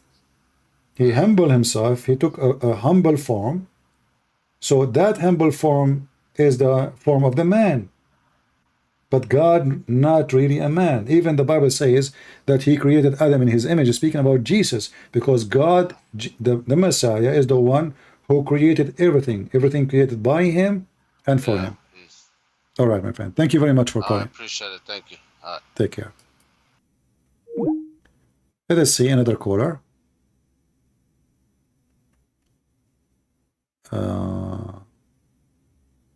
Somebody want to correct me about the Catholic? Go ahead. Give me a second. Hello? Man, I cannot stand Can up. you hear me? I stayed here for a long. Hello? I stayed on the chair for a long time. I tried to stand up. It hurt. Hello? Hello, can you hear me? Sorry. Hello? Hello. Yes, my Can you hear friend. me? You said you want to correct me about the Catholic. What do you want to correct me? Yes. First of all, thank you for accepting my call. I really appreciate your work. Okay. Yesterday I watched your live. I myself am an Orthodox, and we believe almost the same thing like the Catholics. All right. You talked about the eating bread and the drinking wine, Yeah. Meaning it is the flesh and blood of Jesus. Okay. Correct me if I'm wrong, but you said that it's a blessing when you do it as a Catholic. It doesn't matter who do it. Doesn't matter what you do it. Let me make it simple. When you go to the church and they give you a drink to drink, do you see a blood in front of you, or you see just juice? No. What do you see? No, it's wine. Okay, so it's not a blood anyway. So simply, this is obviously because when Jesus he served the bread, he said, "This is my body," and the drink, and he said, "This is my blood." Did he convert the bread into flesh, and they ate flesh, or still they ate bread, and they drank wine or juice? What they were eating? Did they eat? They still eat bread. And Exactly. So from here, we need to understand that Jesus, he can, and he did actually, he converted the water into water before, correct? True. So if the Messiah, he wanted us to drink what is a blood, or his blood, then he can, by the second he said, "This is my blood," that will become a blood. And this is my body, that will become a body. But never happened. What is still in the hands of Jesus is a bread and wine, correct? Therefore, that is correct, yes. Therefore, you can say, well, when we drink this and we eat this, we are receiving the blood of Jesus and the body of Jesus. I'm not against you saying that. But it is not literally. For if Jesus, I get your point. if Jesus, he transformed such a thing in literally, then it is literally. Well, whether it's literally or symbolically, what is in the Bible is not really the point. The point I would like to make is that the Catholics actually truly believe that if you drink the wine and eat the bread, the wine and the bread transforms into real flesh and real blood of Jesus Christ. Okay. This is you the can core say, doctrine no of problem. the Catholic Church about taking communion. Yeah, but this is not really accurate. Why? But you said not accurate. I will tell you why. I know what the Catholic believe. I know what the Catholic believe. But when they say that, you see, sometimes like you are the same as the brother who called just a minute ago, you are assuming the understanding of what I call it a blessing or receiving the gift of Jesus, which is his body and his blood. We assume that really it transforms literally into blood. This is just a philosophy. This is not what it's meant. But this is what the Catholic Church No. This is what the Catholic and the Protestant, wrong. or the Orthodox, sorry, they say. I understand, but this is, even when they say that, it never was. You see what happened? That you copy from somebody else, and somebody else copy from the one before him, and the one he copied from before him. But we cannot find what they say in the Bible saying exactly that this literally happened. This is just a philosophy. No, I agree with you. Okay. I absolutely agree with you. My point is that you said that the Catholics believe it's just a blessing, but they don't believe that. They believe it's depend on the person. Depend on the person. You might find a priest. He says to you, "I received the blood of Jesus because I did that for the memory and what the Messiah he did to us, and I believe it's true. Inside me transformed, but it's still he himself. He agree that nothing become blood. It is still a juice." And the bread is still a bread. Nobody agree that this is really blood. This is just a metaphorically, even when they say that yes, it became a blood, yes, it became a flesh, but you know and I know and he know that they were never become literally. But because we receive it for such a person, we receive it for such a purpose. Let us say, you know, when the Messiah, he says, if you believe in the rock, you will be healed. Is that correct? Mm-hmm. Do we believe in rocks? Yes. Do we believe in rocks? No. Do we believe that the rocks they can heal? No. So now we can say, oh, I'm going to believe in that rock, and that rock will make me heal. But this is what Jesus said. What Jesus is telling us, if you have a strong faith, that is a power. If you have a strong faith. So now the faith which you have in Jesus, that power make you enjoy the blood of Jesus, but not its real blood, and the flesh of Jesus, for this is his sacrifice to you, but it's not real blood, and never was and never be a real flesh. Mm-hmm. Well, this is what I learned from. I understand. Church. You know, you know. Truly, it becomes real blood. My friend, my family is one of the biggest Orthodox families in the world. We have tons of bishops, not one, not two, not three, not four, not five. So I'm the last one to tell me what the Catholic and the Protestant believe, and they are Orthodox, all of them, all of them. Yes. They are hardcore Orthodox. They are so stubborn too. But we have to understand the Bible in the spirit of God, not in our, you know, like material understanding. When the mother of the Lord, she came to him, and they were in the wedding of Cana. She said to him, the people of the wedding, they are out of wine. He said, it's not my time, women. Like, what are you asking me for? Still the Messiah, he did what Mary, she asked for, and what he did, he transformed the water into wine.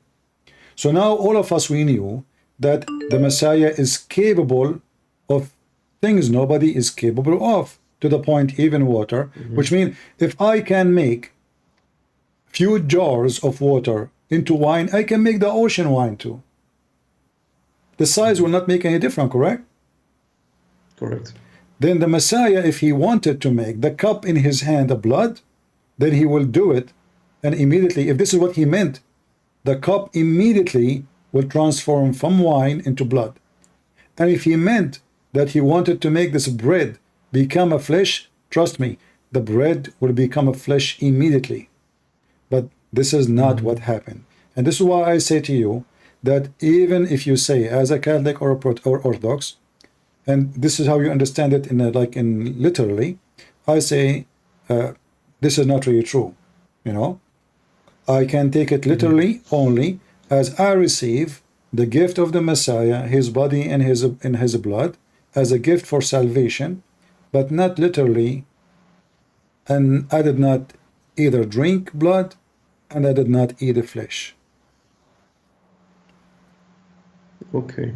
Yeah, and you don't have to agree with me. I mean, you can still, you see, we as a Christians, we are saved by believing in the Messiah. Those details will not make too much different, but the reason for me, I like to think about it deeply. I don't just listen to a priest. He says something, regardless if he is a Protestant or Orthodox or Catholic or, you know, I mean, whatever. We need to be listening to the Bible, the word of Jesus. And the first question you need to ask yourself,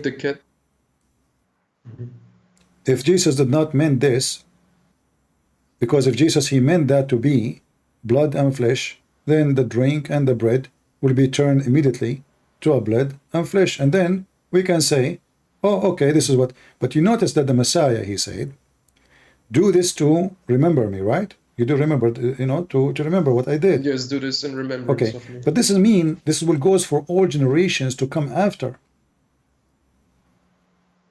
And if the Messiah, he meant it to say that this is my blood literally and my flesh literally, then trust me, even if the priest himself, he is serving bread, the bread will turn into flesh, because this is the power and the command of Jesus, no matter what time. So even if 10,000 years after, If Jesus command that anyone who do that in his memory, that bread will become flesh and that wine will become blood, trust me, is going to happen today, even though it is 2,000 years after. For his command So is can I eternal. ask you? All right. Can I ask you this question? So, would you argue that the Catholics and Orthodox have been doing the communion wrong for almost 2,000 years? Like, don't they have like the real doctrine preserved since from the beginning? Why they are doing it Or- wrong? I don't understand. Well, where did they learn this doctrine from, that it becomes true blood and true flesh? It must have started somewhere, No, right? it starts from And the Bible. Jesus, probably he said, no, Jesus, he said. You see, I'm not saying that this is wrong. I'm saying that if you take it literally, this is your wrong understanding, but not the communion is wrong. The So communion would is you not argue wrong. the church fathers are wrong?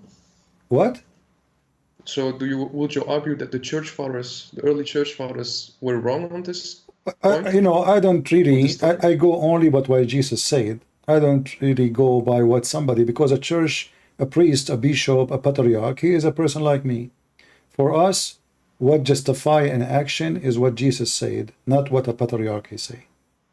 Correct? Okay. If you can show me where Jesus he made the blood, then I would say, okay, it's blood. If you can show me where Jesus he said, I get your point. it became the bread became a flesh, then I would say it's a flesh. I go only by what the Messiah said, nothing else. Nothing. I follow no man but the Messiah. No man. I get your point. Yeah. And don't listen to me. Don't follow me. Do you think that I'm nobody. You follow the Messiah. Never take what I say. Go and search it. Study it. Very good. And then you come to the conclusion. And you think, if in your conclusion you think, oh, Christian Prince here is wrong. Well, we can be wrong. Why not? I mean, we are. I'm not claiming to be the one who understands the Messiah better than you. All what I'm saying, I read carefully. I go deep in the words, and I don't make an assumption. People make assumption, and their assumption, it can be wrong, it can be right. For me, I don't go by assumption. I go by what happened. Yeah. All right? Okay. Thank you for answering the question. If you have time, can I ask one more question? Okay, go ahead. Do you think that God cares if you're Catholic, Orthodox, or Protestant? Absolutely not. Does God really care what denomination you are? Absolutely not. Isn't it the Messiah? He says, "From their fruit you shall know them." Yes. Okay. So who cares what church you go to? Isn't it the Messiah? He says they come to you in the clothes of a sheep, but they are wolves. Yes. If there's wolves in the Protestant and Catholic and Orthodox churches, there is a lot. There is. So, the name of a church can help me only to understand what those people stand for in general. But does not mean that everybody inside the church is a child of God. There's many wolves between them, and they are there for a hunt. So we have to be careful. This is why we don't follow a man, we don't follow a priest, and we don't have a trust in any. I trust no man, I trust God only. Isn't it the Messiah? He said to Peter himself, Peter, stay away from me, Satan. Yes. Okay, but this is Peter. I mean, can we be better than Peter? Can we be more close to the Messiah more than Peter? Isn't it him the rock of the church? Yet Peter, he did say something to the point made the Messiah so upset, and he said to him, stay away from me, Satan. So all of us as a human, we have a moment where we are acting like Satan or speaking like Satan, because we work for our wishes. We don't think deeply sometimes, even the decent one of us. We have our self-wish, and then we depend on ourselves to have a self-understanding. So I believe that if we try to give interpretation for things is not there as we wish, then we will go and we will have a wrong understanding. I will go only by what the Messiah say, not what somebody else trying to explain it as he wish. Anything else except what the Messiah say is not valid for me.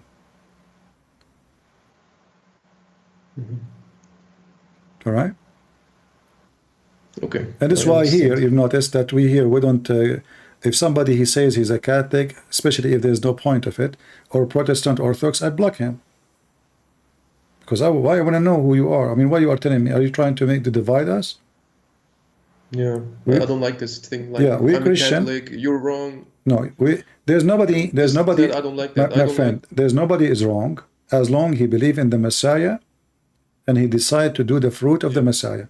You are wrong if you are a person who is a Christian by name, and you are attached to a sign, not to Jesus. Like if you say you are so proud to be Catholic, but you aren't so proud to be, Christian.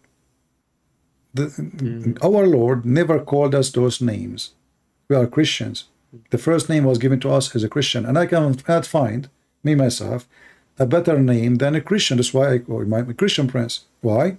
Because if there is a better name for me to describe myself except the name belong to the Messiah, Christ himself. So I advise all the Christians, never say you are Protestant, never say you are Orthodox, never say you are a Catholic, say I'm Christian. For this is the most honorable name a human being, male or female, can ever have. Christian. Yes. Nothing else. Absolutely. All right, my friend. That is true. Okay. Thank you. Thank you for everything calling. you do, and may God bless you. May the Lord bless you too. Thank you. No problem. Thank you. All right, let us see another call.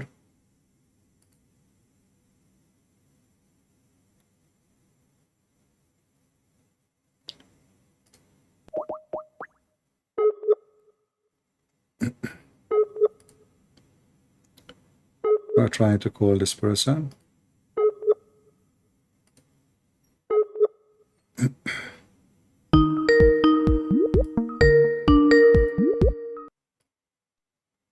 Hello? Hello, can you hear me? Yes, my friend, you are live on air. Go ahead.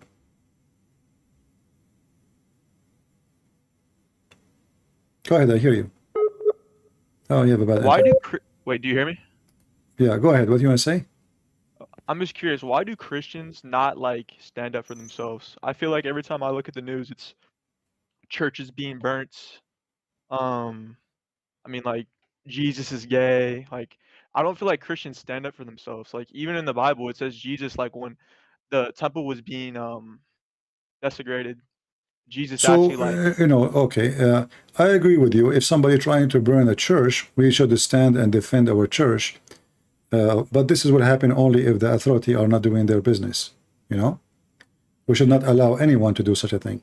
But if somebody he says he insulted Jesus, I believe that I should not do anything except putting him in his place the way he made it, like what we do now. We do not need to go and do violence, because violence is not really the right way. For the same person who insulted Jesus today, he might become a Christian tomorrow. Isn't it Paul? He used to be the enemy of Christ. Okay, so if I go and kill Paul, we will not have Paul. You're right, yeah. I just sometimes get upset because I feel like Christians just like sit down line and don't stand up for themselves at points. No, we like, stand. right now. We stand, and we should stand. And if somebody come to your house to burn your house, do you protect your house? Of course. So those potatoes who they are not protecting their churches, they are potatoes. They are fake Christians. If somebody come to a church in my area where I live, let him try. I will never let it happen. Yeah, I will not sit home watching, because this is not his right, and this is my right to protect my place of worship. This is not about being violent now. This is about defending your right and defending yourself. Very simple. Christian Prince, I have a question. Go ahead. So we all know that Christians in the Middle East are heavily prosecuted. Have you ever had a scenario when you were younger that you had to like stand up for Christians and like stand your ground? Because I know there's a lot my experience with the Middle Eastern Christians, because their families and the church, they teach them to be peaceful, which is right. I mean, which is good thing to be. I always find myself in trouble because I defend them. I never have actually, you know, I mentioned before that I was fired from school many times, but none of them it was because of me. It's just because I defend them, I stand for them. Whatever they discriminate them, let it go. I don't let it go. And I get fired from the school. And then they reach the point where if I do something wrong, like let's say, once the principal assistant, he came and he said, the Christians, tomorrow you have a holiday. The day after, if you don't come, I will teach you how to behave. He's threatening us. If we take one more holiday, he will punish us. So I stood and I said, I spoke to the Christian. I say, Christians, if any one of you come Monday, you will deal with me. And in Monday, I'm not saying I approve that, but this is what I did. In Monday, I came back in the front of the school, and I have some heavy-duty things in my hand. And any Christian he want to go inside the school, I kick him out. And the teacher was there. When I stood there in the classroom, I said, Christians, anyone who come in Monday, he will deal with me. The principal assistant, he said, listen, I'm not talking to you. You don't come on Monday yourself. You see how coward he is? Yeah. And I said, I'm not talking to you too. I'm talking to them. So Monday, I came very early in the morning to be sure no Christian would enter the school. And he was watching like a potato, did not even dare to say anything. Did not allow any Christian to get in. Even the one who was crying says, they will fire me. My mom, she will be upset. I said, I don't care about what your mom, she say. Just tell her this guy, he did not let me get in. Yeah. Anyway, my friend, thank you very much for calling. Yeah, I appreciate it, man. God bless. You're welcome.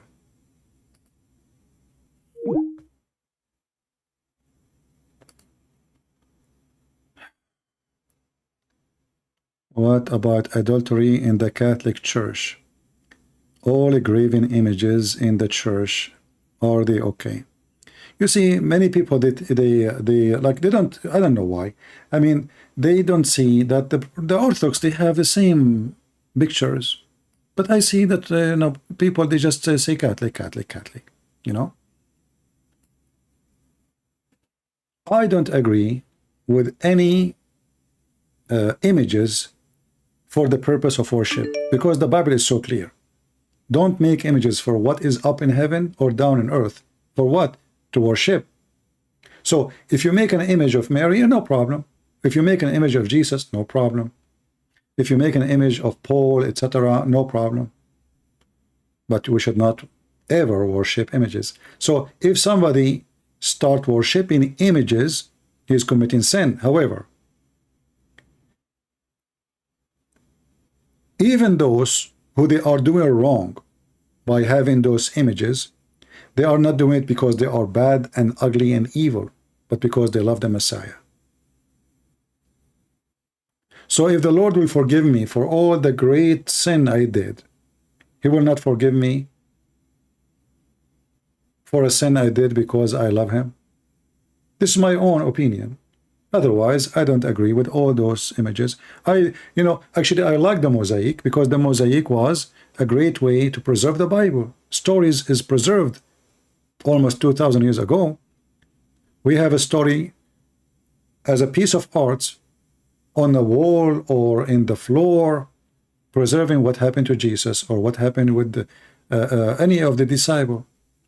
So art is wonderful, but art is something, and using images for worship is something else. However, I have to say, all of us, we do wrong. So if they do wrong, I do wrong too.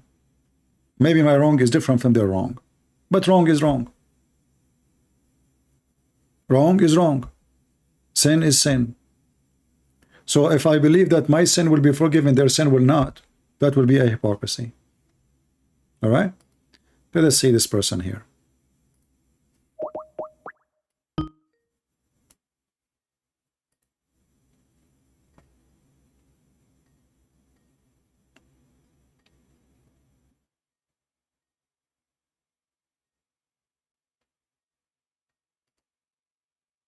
Hello?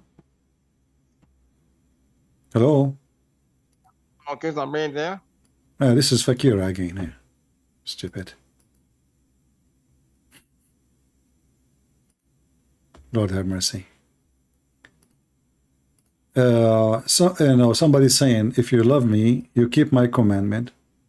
But who said that those who have arts in the church, they think they are not keeping the commandment? Because if you discuss with them, they will show you that Solomon, when he built the temple, etc., there's angels, there's images, there is. Trust me, they have their answers for you. The Orthodox are not a bunch of fools who do not know the Bible. They have a very deep. You see, my knowledge is really shallow compared to what you see in the library of the Orthodox Church. Still, they have images because they can show you, according to their understanding, the proof of it. Why it is not under what God He said, don't make images. But for me, I believe there's no need for it. Do I need an image of Jesus to believe in Jesus? Isn't it the Messiah? He says, bless the one who believed he did not see. Is that correct? The one who did not see and he believed, he is blessed more than the one he saw and he believed. So I do not need images. Same time, we don't even have the images of those people. We are just, it's an imaginary image of how Paul looked like and how even angels how look like. It's just an imaginary. So as I said, if it is for the purpose of telling a story and art, no problem. If we start worshipping the images, this is nothing but paganism. As simple as that.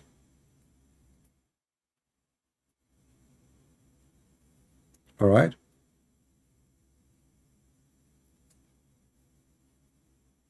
Those are not images. I don't know what are you talking about. Images is images. We know what image mean. Any drone made by man is an image. Do you have a picture of printed of Mary? She took a selfie and you know. Even did Jesus himself, he says, print images for me? Did he say that? If you can show me a verse, I will go and print an image for him. Another question saying, what about praying to Mary then? My friend, this is your wrong understanding. The Catholic, they don't pray to Mary. That is false. You see, what make me really upset from the Christians, that we go and listen to somebody, he is trying to insult and attack the Catholic. I am not a Catholic. I don't, there's many things they say, I don't agree with it. But I don't like somebody, he lie about them. And this is not a Christian act. We can agree, disagree about anything. But don't lie about me, and don't lie about you, and don't lie about someone else just because you don't agree with them. You see, when I speak about Islam, I don't lie about Muhammad, what he did. I show what Muhammad did, what Muhammad said. But what people do, especially some priests from both churches or other churches, they are devilish. They are the same as Muhammad. What about praying to Mary? Where you can show me that the Catholic, they pray to Mary? They don't. They ask Mary to pray for them. They say, Mary, pray for us.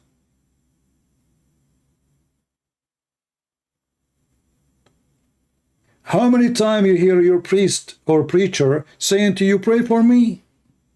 Pray for me, not to me. Pray for me, which means ask God. Let us say I'm sick. Pray for me, guys.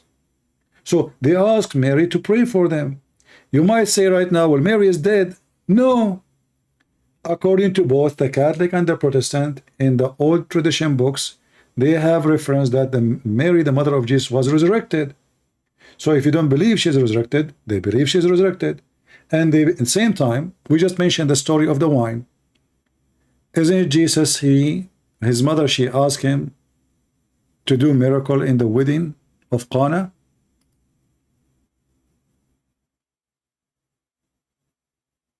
Yes, she did. Isn't it Jesus, he said, it's not my time yet? Yes, he said. But did Jesus say what Mary she asked for? Yes, he did. So both Catholic and Orthodox, they say,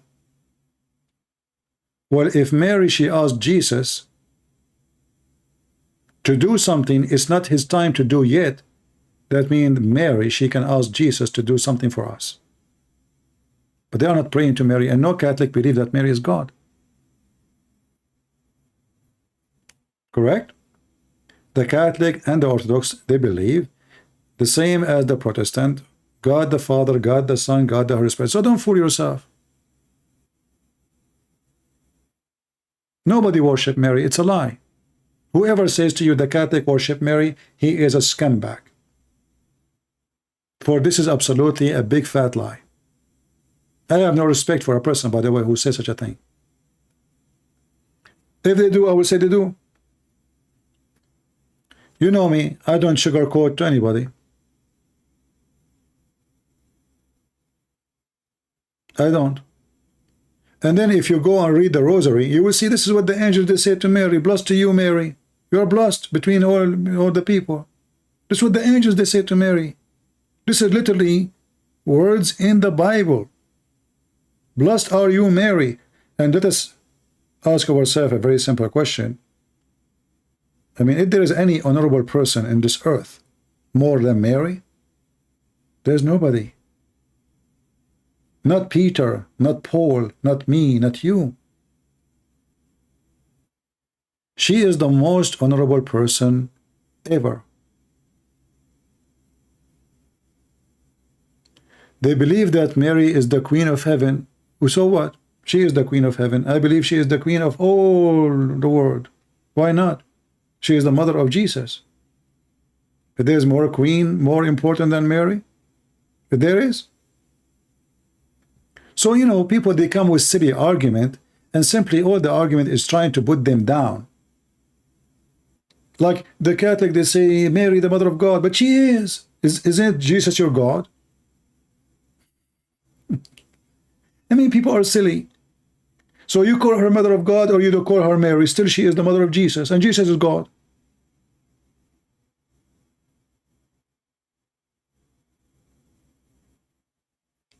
So I find that people, they come with very silly and, you know, non-usable, like, I don't know, I mean, it's a silly argument. Right? No problem, you can say whatever you want about I am accurate or not. Who cares if you think of me accurate? I believe at the end of the day that none of this will change anything about you and your salvation. For at the end of the day, neither the Catholic, neither the Protestant, neither the Orthodox, they worship Mary.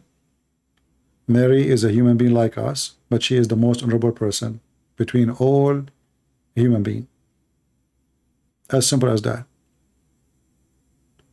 We Christians, our salvation is based on believing in Jesus and what Jesus did, not on Mary. Our salvation is not coming from Mary, is not coming from Peter, is not coming from Paul, is not coming from any of the disciples, only one person. He is our master, his name is the Messiah. And this is something all Catholic, Orthodox, Protestant, they understand. So a smart Christian is the one who looks for unity, not for division.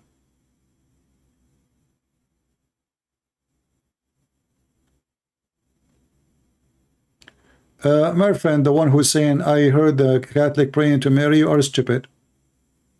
Because this is a lie. The rosary, when the Catholic, they pray, the prayer you are talking about is called the rosary. Search it online. They are asking Mary, it says, pray for us, we are the sinners. Pray for us. So what does that mean? That Mary, she is begging God, forgive them. Correct? It's not Mary who forgive them. So people are silly, stupid. I mean, it's even disgusting. Pray for us, we are the sinners. This is what the Catholic, they say. So they are asking Mary to go in her knee next to them and beg for forgiveness for them. People are hypocrite liars. People are copy-paste. They heard the priest saying that, they copy it. Donkeys. monkeys, chimpanzees. That's why we are here.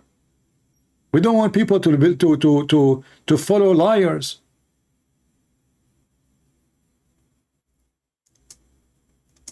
I mean, the prayer is there.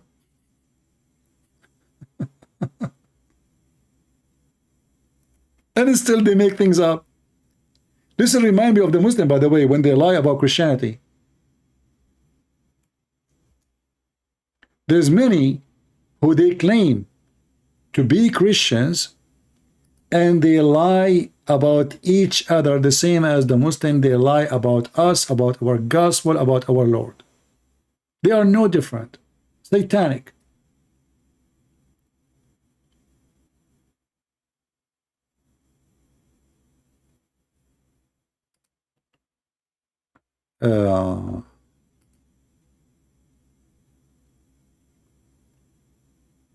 Anyway, people in heaven, they can pray for us. I believe anyone who is alive can pray for us. Why not? Why not? You know, when the Messiah was resurrected, isn't it the Bible says that there's thousands of saints, they were resurrected? Okay. If my brother in Christ, who is me and you, and he is not a saint, he can pray for me, why a saint he cannot? And he's alive.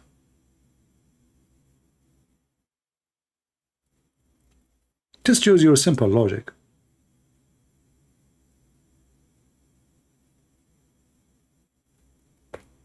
Always fight anyone, oppose anyone who try to divide the Christians. This is from Satan. This is not from Jesus. Doesn't matter if he call himself Catholic or Protestant or Orthodox.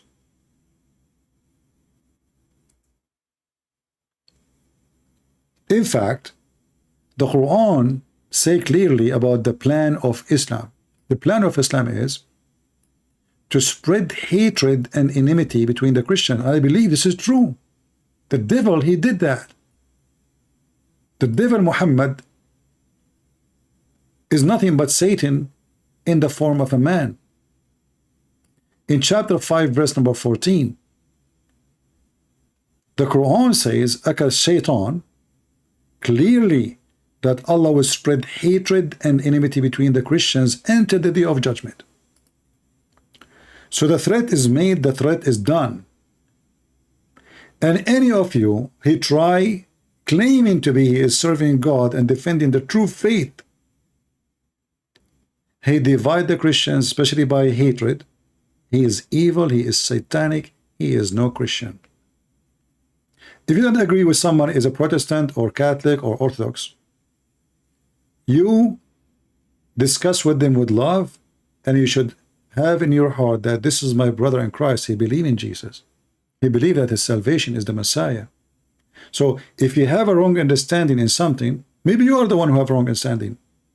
Maybe it's him. But don't play God. And as long he believes in the Messiah as his Savior and only Savior, then if he do wrong, and you do wrong too, and I do wrong too, our judgment will be for the Messiah, not for you, not for me. What people they do, because they are evil or they are stupid, they start practicing judgment day. They decide who will go to heaven, who will go to hell.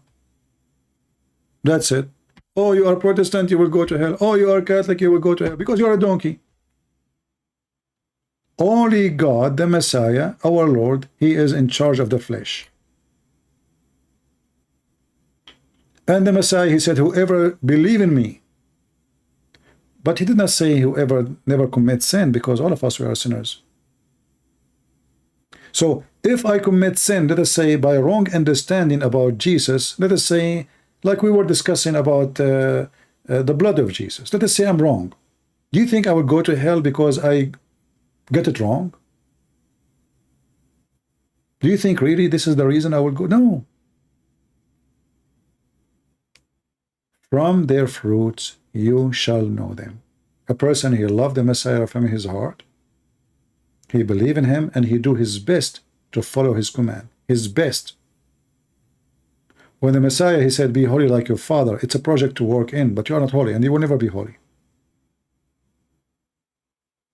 But if you decide to become the one who judge, you are replacing the Messiah. You are like the Muhammad, you know. You go to heaven. The Khomeini start giving keys for heaven, you know. Who want to have keys? Go die for us, and we will give you the key to heaven.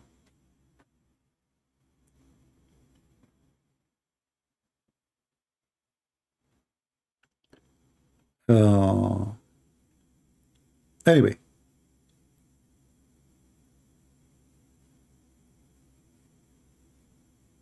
Do you believe Jesus had brothers?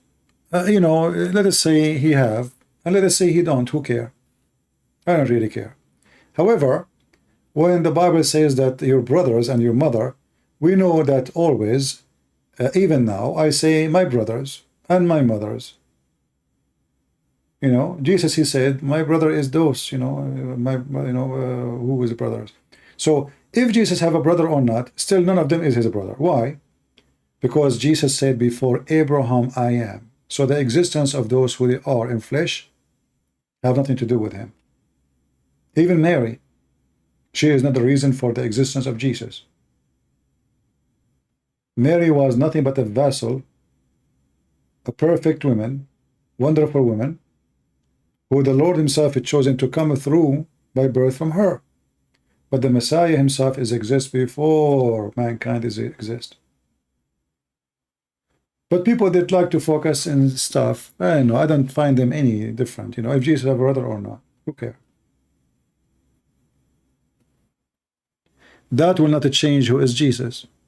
Still, Jesus is the one who walk in water, control nature, forgive sin, make the blind see, and make the one who cannot walk.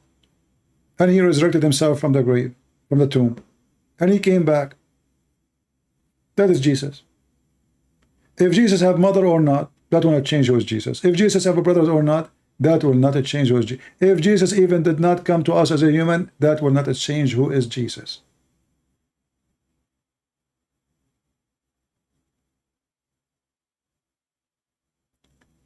If you decide to attach your Lord to a certain image in your mind, that is a mistake.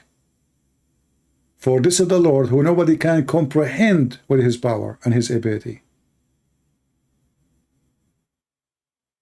He is above all images. He is above all description. And there is no name actually can describe him.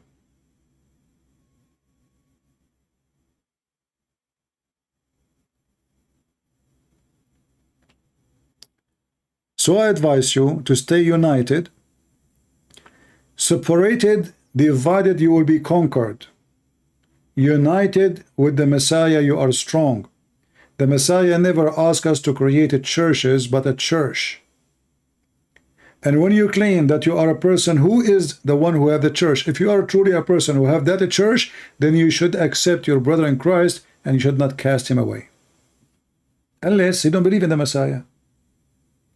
So a church, a true priest of God, who is serving God, he should welcome everybody to his church as long they obey the command.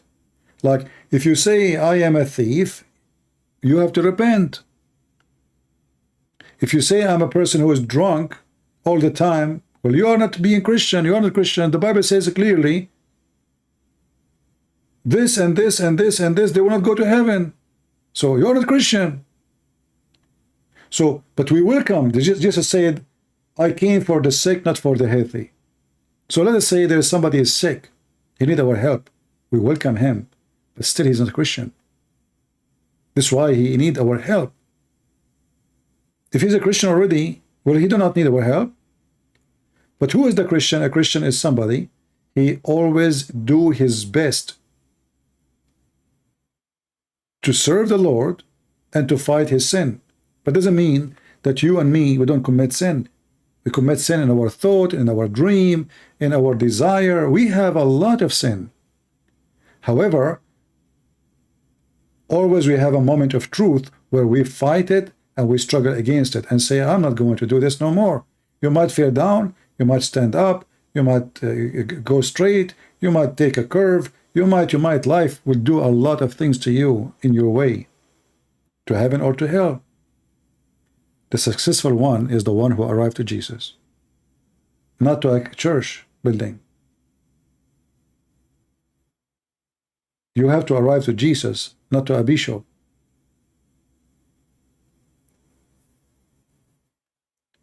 So I advise you all, if you want to be beloved by the Messiah, don't divide our churches. The simple question you ask yourself, do you think the Messiah will be happy to see us divided, fighting over silly stuff? When a woman, she committed prostitution, did the Messiah forgive her and say to her, do sin no more? I don't judge you. Go and sin no more. Prostitution. Prostitution, not just something bad. So the Messiah, my friend, he come with mercy, with love. For God, he loved the world. So try always when you speak with other Christians, try to hold your brakes. Sometimes me, myself, I lose my brakes. I get so angry. But the right thing to do is to always discuss with your follower in Christ, even if you don't belong to your church, even if you disagree with him. Try always to speak with love. The second the love is not there, that's mean the devil is there. Isn't it the Bible says love never fail? Love never fail. Somebody is so ugly with you. He's so aggressive. He always tries to hurt you. And then you treat back by love. First time, second time, third time, first time, 10 times, 20 times. This guy, he will go crazy. I mean, I'm hurting this person. He's still acting the act of love to me. The stone will collapse.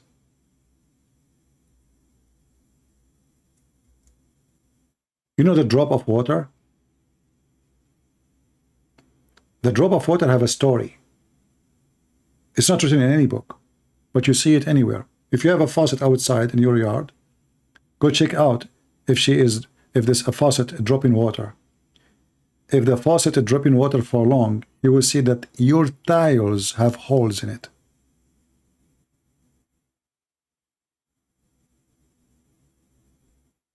How a drop of water can make a hole in a very hard rock. That is mission impossible. Hard to believe. If I say to you, if you say to me, oh, a water drop can make a hole, I would say you are crazy. I would say this is stupid. But it's true. This is why you can be weak as the weakest thing ever you can imagine around you, a drop of water, which usually harm nobody. Have you ever heard of somebody died because of a drop of water in his body? No. It's not a sword.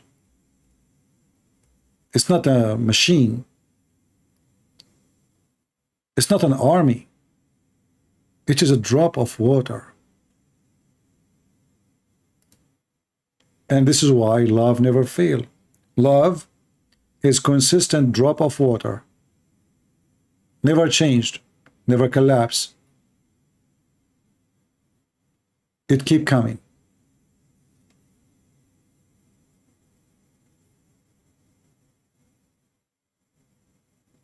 And even if somebody, he will never even care for your love. In the worst scenario, love never fail with you. Let us say this person, he don't even care what you're saying. Are you a Christian or are you making fun of you? Love you have in your heart is a victory for you. Even if they are laughing at you. Or you have peace nobody have. You have a state of mind nobody have. You see, when those people, you see those blonde white people, don't take it bad when I say white people, but this is what happened. You see a lot of white people going to the guru, you know, the guru. Yoga, they are doing yoga. What they are seeking? They are empty inside. Why they are empty? Because they have no love. They go and do yoga, and yoga teach them how to be hypocrite and how to be self-worship. Because now you focus on yourself. This is your worship. This is your new religion.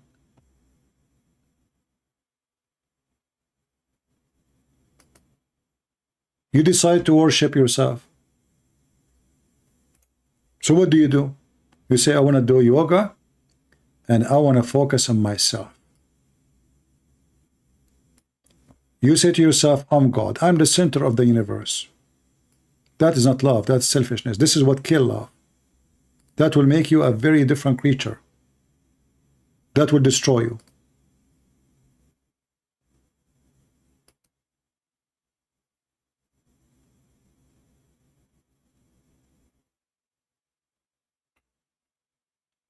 Love is not about loving yourself.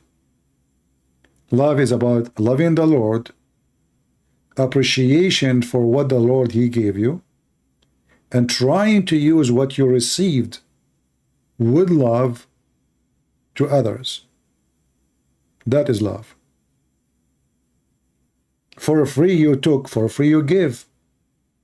So the Lord, He gave you things for free. Everything you have is for free.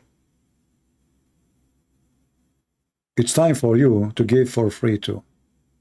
And what is that? Love. You start with love. It doesn't cost you money.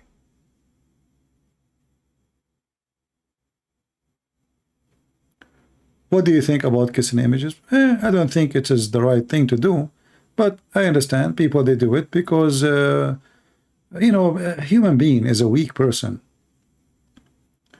Their weak nature, you know, like they need God in front of them, you know. So some, they think that image is, you know, like doing the job. So I understand the weakness, but absolutely it's wrong.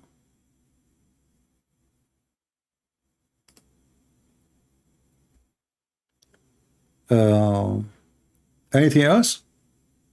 I'm here for how many hours? Let us see. Only 6 hours or 7 hours. 6 hours and 42 minutes only. Not bad. I mean, this is a short video.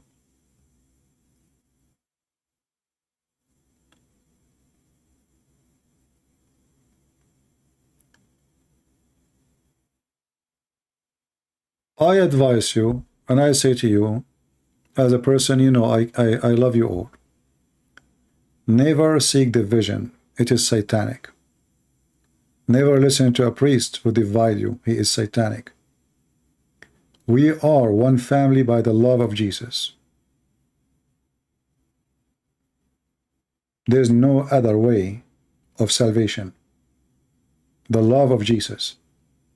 And if you love Jesus, you love your brother in Christ. We even love the Muslims. That is why we are trying to save them.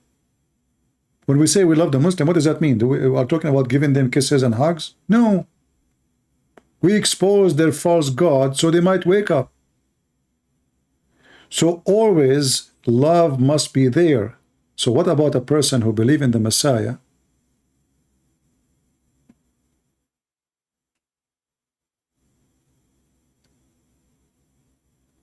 And he is truthful in his heart, even if he kisses images. So, I mean, you do fornication, you expect God to forgive you. And now you are saying to me, a person who kisses an image, he will not be forgiven. But we know that he kissed it because he believed that he will believe in God, the true God. He don't worship the image. You know it's an image. So don't play God and don't decide yourself who will go to heaven, who's not. If we will go to hell because we commit sin, all of us, we will go to hell. If this is the case, because all of us, we commit sin. And don't think your sin is better than their sin. All right? Don't ever think or assume that your sin is better than their sin. You are the good guy. You are the good guy. Don't ever think this way. I will never think about myself in such a way too. How many people they become Christians? I go, I stay many hours losing my voice. My back is hurt from sitting all those hours. I try to stand up, my knee is hurting, really, honestly. Very badly hurt. It's not easy to sit all those hours. But can I say I'm a good person? What make me good? My sin or my good deeds? No human being is good, not in the front of God. So never be proud and think of yourself highly and someone else down, especially if the person who worshiped the Messiah and he believed that he is the only salvation. Your sin is not better than his sin, trust me. And sin is sin. You know, Adam, he disobeyed God and he ate from the tree. That's it. He did not kill. He did not fornicate. He did not, he just ate from the tree. What the Bible says about that? The wage of sin is what? Is death. Do we remember? The wage of sin is death. So even if it is maybe a fruit he took, right? It's still death. Still the same. What is death is disobeying God. Doesn't matter what you disobey God with.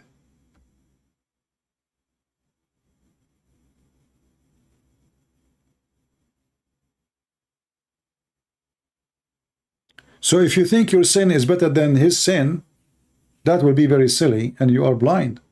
So all of us are sinners and all of us we need the grace of the Lord to be forgiven. However, the work is very important, and this is something some people they disagree about. Like Protestant, they say we are saved by the grace only. Catholic, they say we are saved by grace and work. I believe both of them they are true, because at the end of the day we are saved by the grace of God only. However, the Bible says faith without work is a dead faith, which means I'm not going to be saved because I did work, but if I'm a truthful Christian, then my work should come with my faith. Otherwise, my faith is false. Right?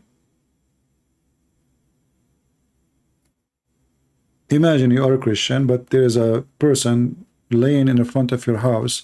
It's snowing outside, and you pray to Jesus to give him food. What kind of a Christian you are? This is what Christianity is about. You know, you pray to Jesus to feed him. What about you feed him? So Christianity is not, sometimes actually I see many comments, they make me upset. Like, we pray to Andrew Tate. Why do you want to pray to Andrew Tate? What do you mean pray to Andrew Tate? Why you want to pray for him? It's not the prayer who will make Andrew Tate's different person. It's not. We believe that prayer is powerful, but work. Even the Messiah, he did work. The Messiah, he make mud, he put it on the eye of the blind man. He did not say, let me ask the Father. I do not need to do anything. Even the Messiah, he did work. He said, I work and my Father worked too. Even the Father worked. What many Christians, they want to do, they want to accomplish things by prayer, not by working. They want to go to the exam in school and pass the exam without studying. How? We pray to Jesus. That's it. I will pass. That is silly.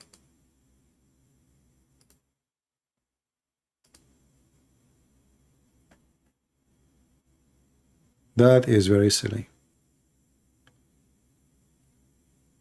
Anyway, this video will become so long, I don't think people will be able to download it, so I don't know if I will keep it or not. However, people, don't forget, please, to subscribe. Starting from now, we will be coming in this channel here, all right?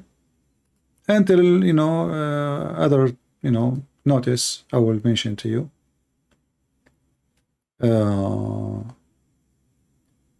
And we will see. Anything else before we finish for today? You are a great teacher. My friend, there is no teacher except the Messiah. Nobody is our teacher. Never take a man as your teacher. I know you don't mean it in the way, but I find it offending to praise me, for I am nobody. You see, I get upset when people, they say, you know, thank you, Christian Prince, in the comment. I say something important about what we showed you. I don't want people to say, thank you, God bless you, Christian Prince. Say something. You know, we spoke for 6 hours. Do you have something to say about the 6 hours we said? I find it very offending when people just start praising a man. No man deserves to be praised. Doesn't matter how good his work.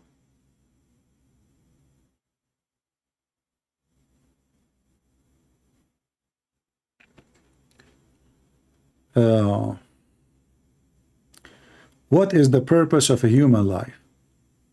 You know, but isn't it weird, Tony, that you are a human and you do not know what is your purpose?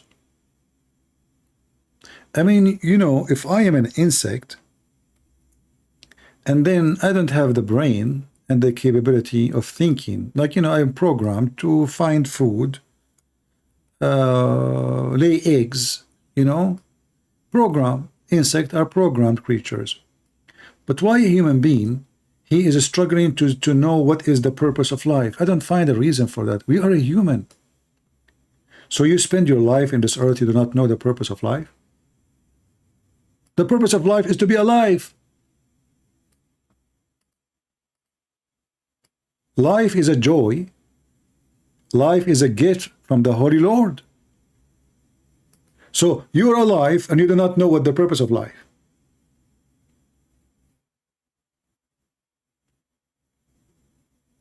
Life is a joy. Life is a gift from God. Life is a glory from God. Death is a penalty. So the purpose of life, that God, he gave you the opportunity to enjoy something you as dust you cannot even imagine. Life itself is the purpose of life. Life with the Lord. Life with the glory of the Lord. Life in the presence of the Lord. And the one who gave us pleasures in even tasting food or a nice smell of a flower. How beautiful the smell. Don't you think that this is amazing gift from God? Beautiful. You look at the cloud, you glorify God. Look how beautiful. The purpose of life, my friend, is you see how and what you can accomplish just by being a child of God. Loving person, praising and appreciating, and the Lord will give you more. So, how I can be a living being and yet I did not understand the purpose of life?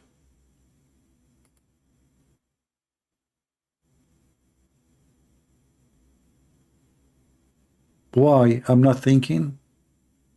I'm not capable of thinking? I never take anything about Christianity from a Christian Prince. Why you are here, a Gabi? Don't take it. Go ahead. How many times I block you, you keep coming. And I never say take anything about Christianity from me. You take it from Jesus. Did I come with the new Bible now? You know, there's people, they are like bugs. They never do good. They never provide anything, and they keep complaining. Those are the bugs. Those are not children of God. Agabi, what about you open your channel and teach about God?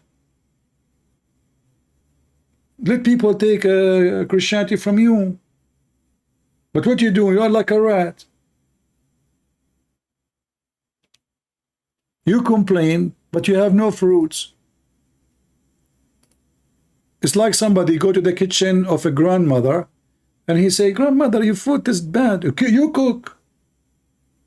Second day he come to the kitchen again and he eat the food and he complain about it. You cook, why you don't cook? Rats who hide in the corners.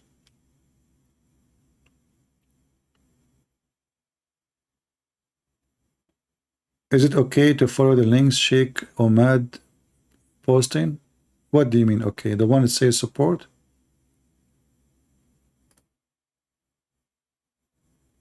Yeah, this is Patreon, Christian Prince, yeah. Anyway. Never take anything from me, my friend. Never, never.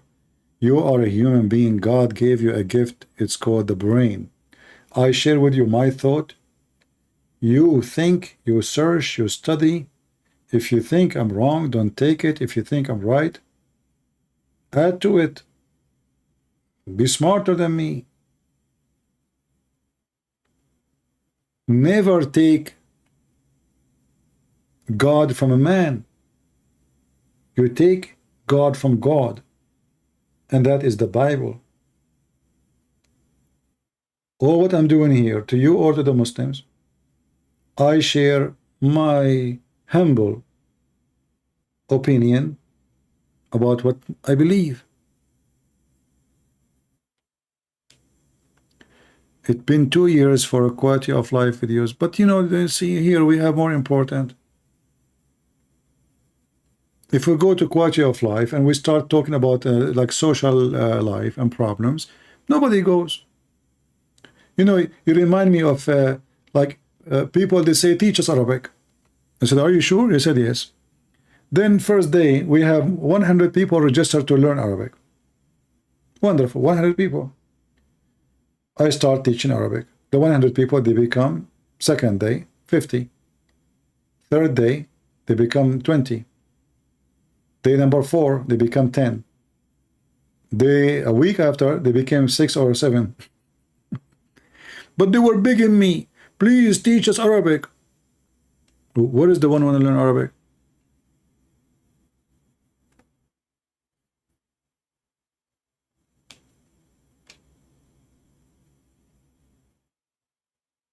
The second we started seriously teaching the class, nobody show up. And I have my Arabic page to teach Arabic is there. You can even go and learn, by the way. Arab for Christ. For free. You can learn how to write and read Arabic, if you are sincere to learn, in a few weeks.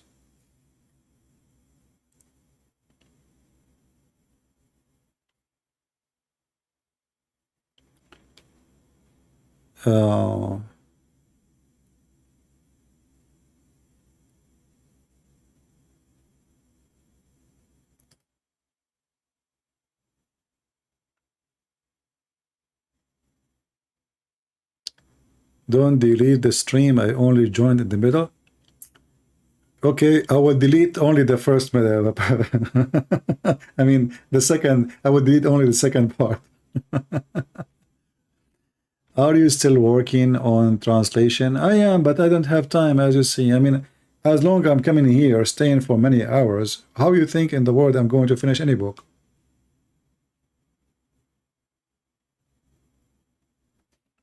Right?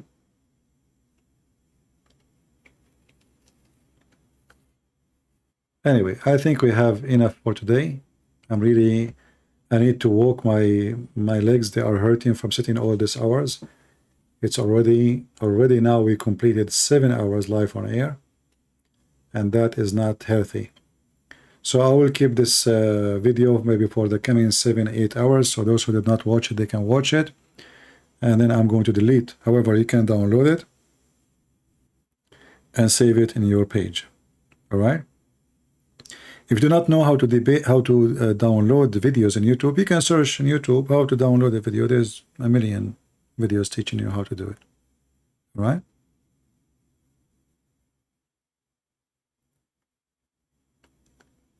All the Arabic Bibles using the word Allah, this is false translation, because simply Arabic Bible is nothing but translation, and this is a false translation.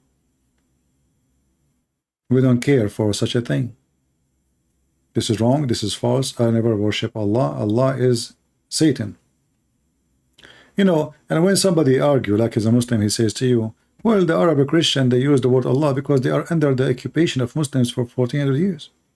That's why you will not find anyone who is out of the border where Muslim control using the word Allah. Never. Only where the Muslims occupy, they use the word Allah. And we have a very clear, none of them is good to, there is a translation, I forgot to, by who, I think that they took the word Allah totally. However, I have a good idea for you. You can download the Bible as Microsoft Word. Many websites, they offer you that. And then you can choose in Microsoft Word the word Allah and replace it with the word Lord, Yahweh. Because most of the cases, either it is the word Lord, God, or in few location it is Yahweh. Change it.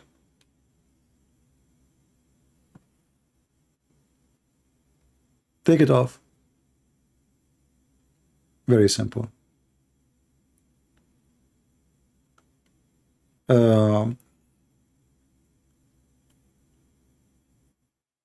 False translation is a false translation.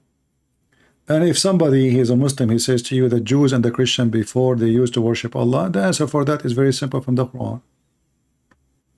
You will see that the Jews, obviously, if they believe in, you know, we and the Jews, we believe in the same God. So if the Jews, they made fun of Allah, then obviously the Christian, they make fun of Allah too. In chapter 5, verse number 64, you will see that the Jews making fun of Allah. So obviously the Muslim, they lie when they say that the Jews and the Christians always they used to worship Allah. If they worship Allah, they will not make fun of Allah. As you see, this is Quran. This is not weak hadith. Chapter 5, verse number 64. They did not say the hand of God. They said the hand of Allah is tied up, which means this God can't do nothing. Making fun of him. He cannot do a miracle. He cannot give Muhammad anything. All right? And that is a clear proof that none of the Jews, neither the Christians, they believe in such a fake, false God, Satan. And by the way, even if the Muslim, they change the name of their God and his name is not Allah. Let us say they change the name and they call him the Messiah. Still, he is not our God. Islam is not a fake cult because of a name. No. What if Muhammad, he did not mention Allah? He mentioned, you know, what God says to Moses. What if he say God, his name is Elohim? Still not the same. I will give you an example. The Mormon and Jehovah's Witnesses, they use words as we use. But we know, and you know, that none of them is a Christian. Correct? Does the Bible, Arabic Bible, use the word Isa? No. The Arabic Bible uses the word Yeshua.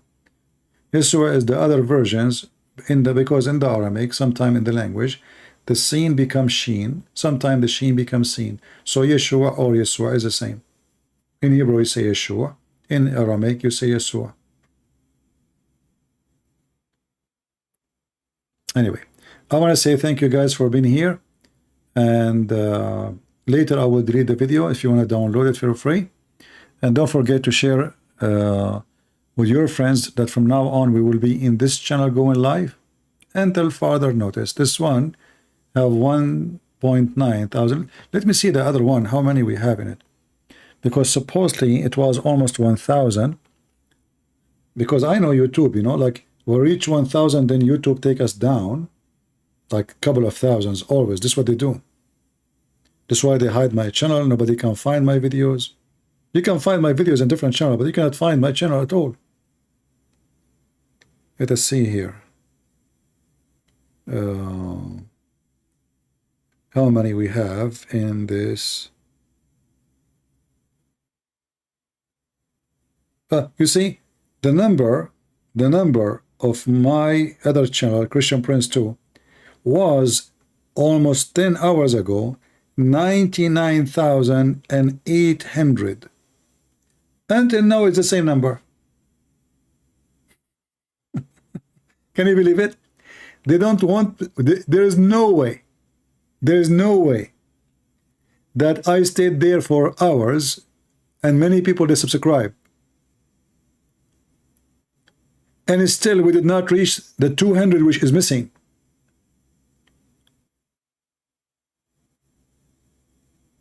Obviously, YouTube is playing their dirty game as usual.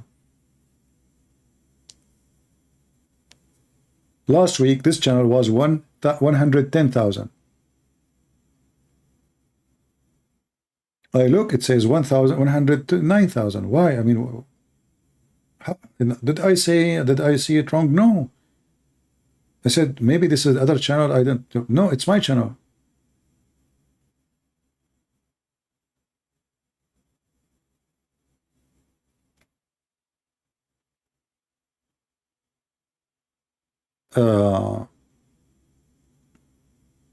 Yeah, they want to keep it 9,000, like 99,000, 800, or maybe a few days. Just wait.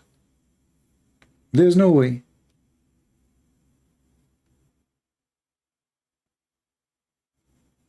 I know. This is why the Muslims in YouTube, they push their channel. Like, imagine, do you know why I cannot have advertising in my channel? Anyone knows? First, they said your channel is against our guideline. Then they come with second excuse. Your content is copied from somebody else. This is, I'm a Christian Prince. People copy my videos, not the opposite. And at that time, I would never play a video of anyone else. Just me talking. They claim that I am a Christian Prince copying the videos of a Christian Prince. Can you believe it? They are looking for any excuse to stop me from receiving any kind of support.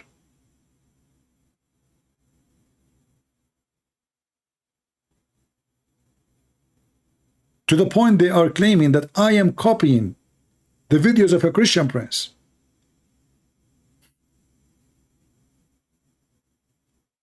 So I am a Christian Prince who go live copying the videos of Christian Prince.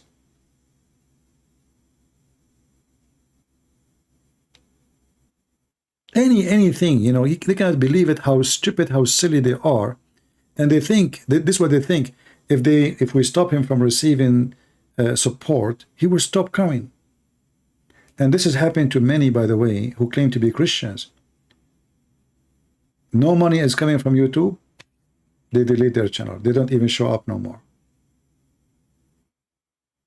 They thought, I mean, he is the same as the rest. If he is not getting support from here, he will go to a different place. Well, you are mistaken. I go even more live and I stay more hours. That will not change anything. And you know, the funny is, even, you will see channels who they are copying my videos. They have 10, I mean, the video, I just go live and I have more than 100,000 subscribers. And then I get like 10,000 views. Then a guy, he copied my video. He posted few hours after he have more than me, twice, 3 times more than me. It doesn't make sense. Why? Because that channel is not shadow, is not hidden by them. My channel is the target. Otherwise, there's no way that somebody is copying my videos. He have way more view than me. Funny, isn't it? This will remind me, actually, talking about Christian Prince copying from Christian Prince. You know, once there was a gentleman. He wanted to help me to get a scholarship to do PhD. I thought about doing PhD, you know, in Islam, in the state here. So he told me, I told him I can't afford it. It's so expensive. You know, I mean, this is really expensive schools. There's no way for someone. He said, I will spoke to them. Anyway, so he gave me a phone number of somebody. He is a professor, and he is like, you know, he have a good position in the university. So I told him, I want to study, make a study about Islam. And then he said to me, well, I am not really, I mean, I am in charge of religious study, but to be honest with you, I'm not too much knowledgeable about the topic. Most of the things I learned if from somebody, his name is a Christian Prince in YouTube. By the way, you have a voice like him.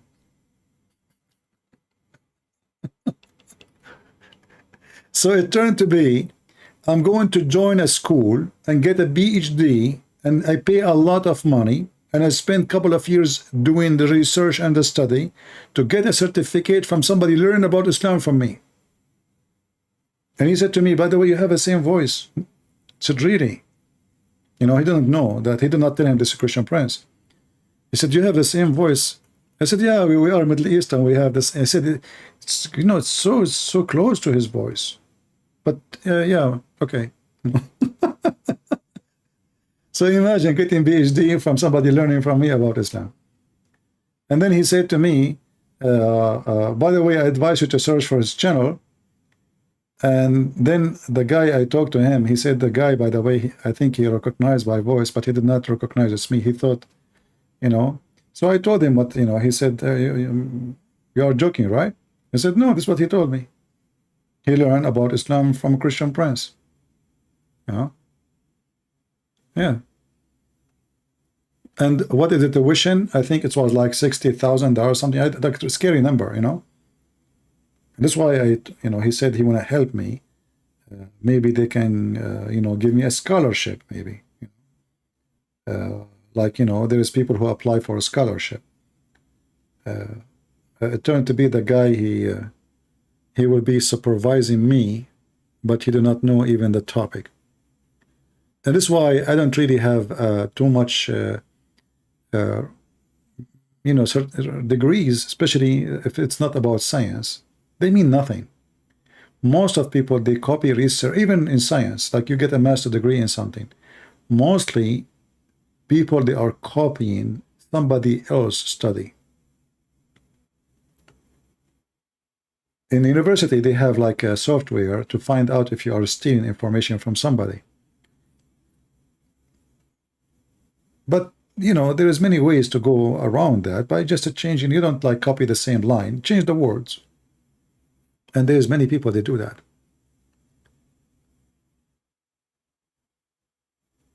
Let us help you. Give me PayPal. Well, I have Patreon. Is the same. Patreon, they have PayPal if you're interested. Anyway, guys, I want to say thank you for being here. I hope we have a good time. And I pray to the Lord that the Lord will make us more united as Christians and will never bring division between us. Always remember one advice from me. When the division at home, there's no home.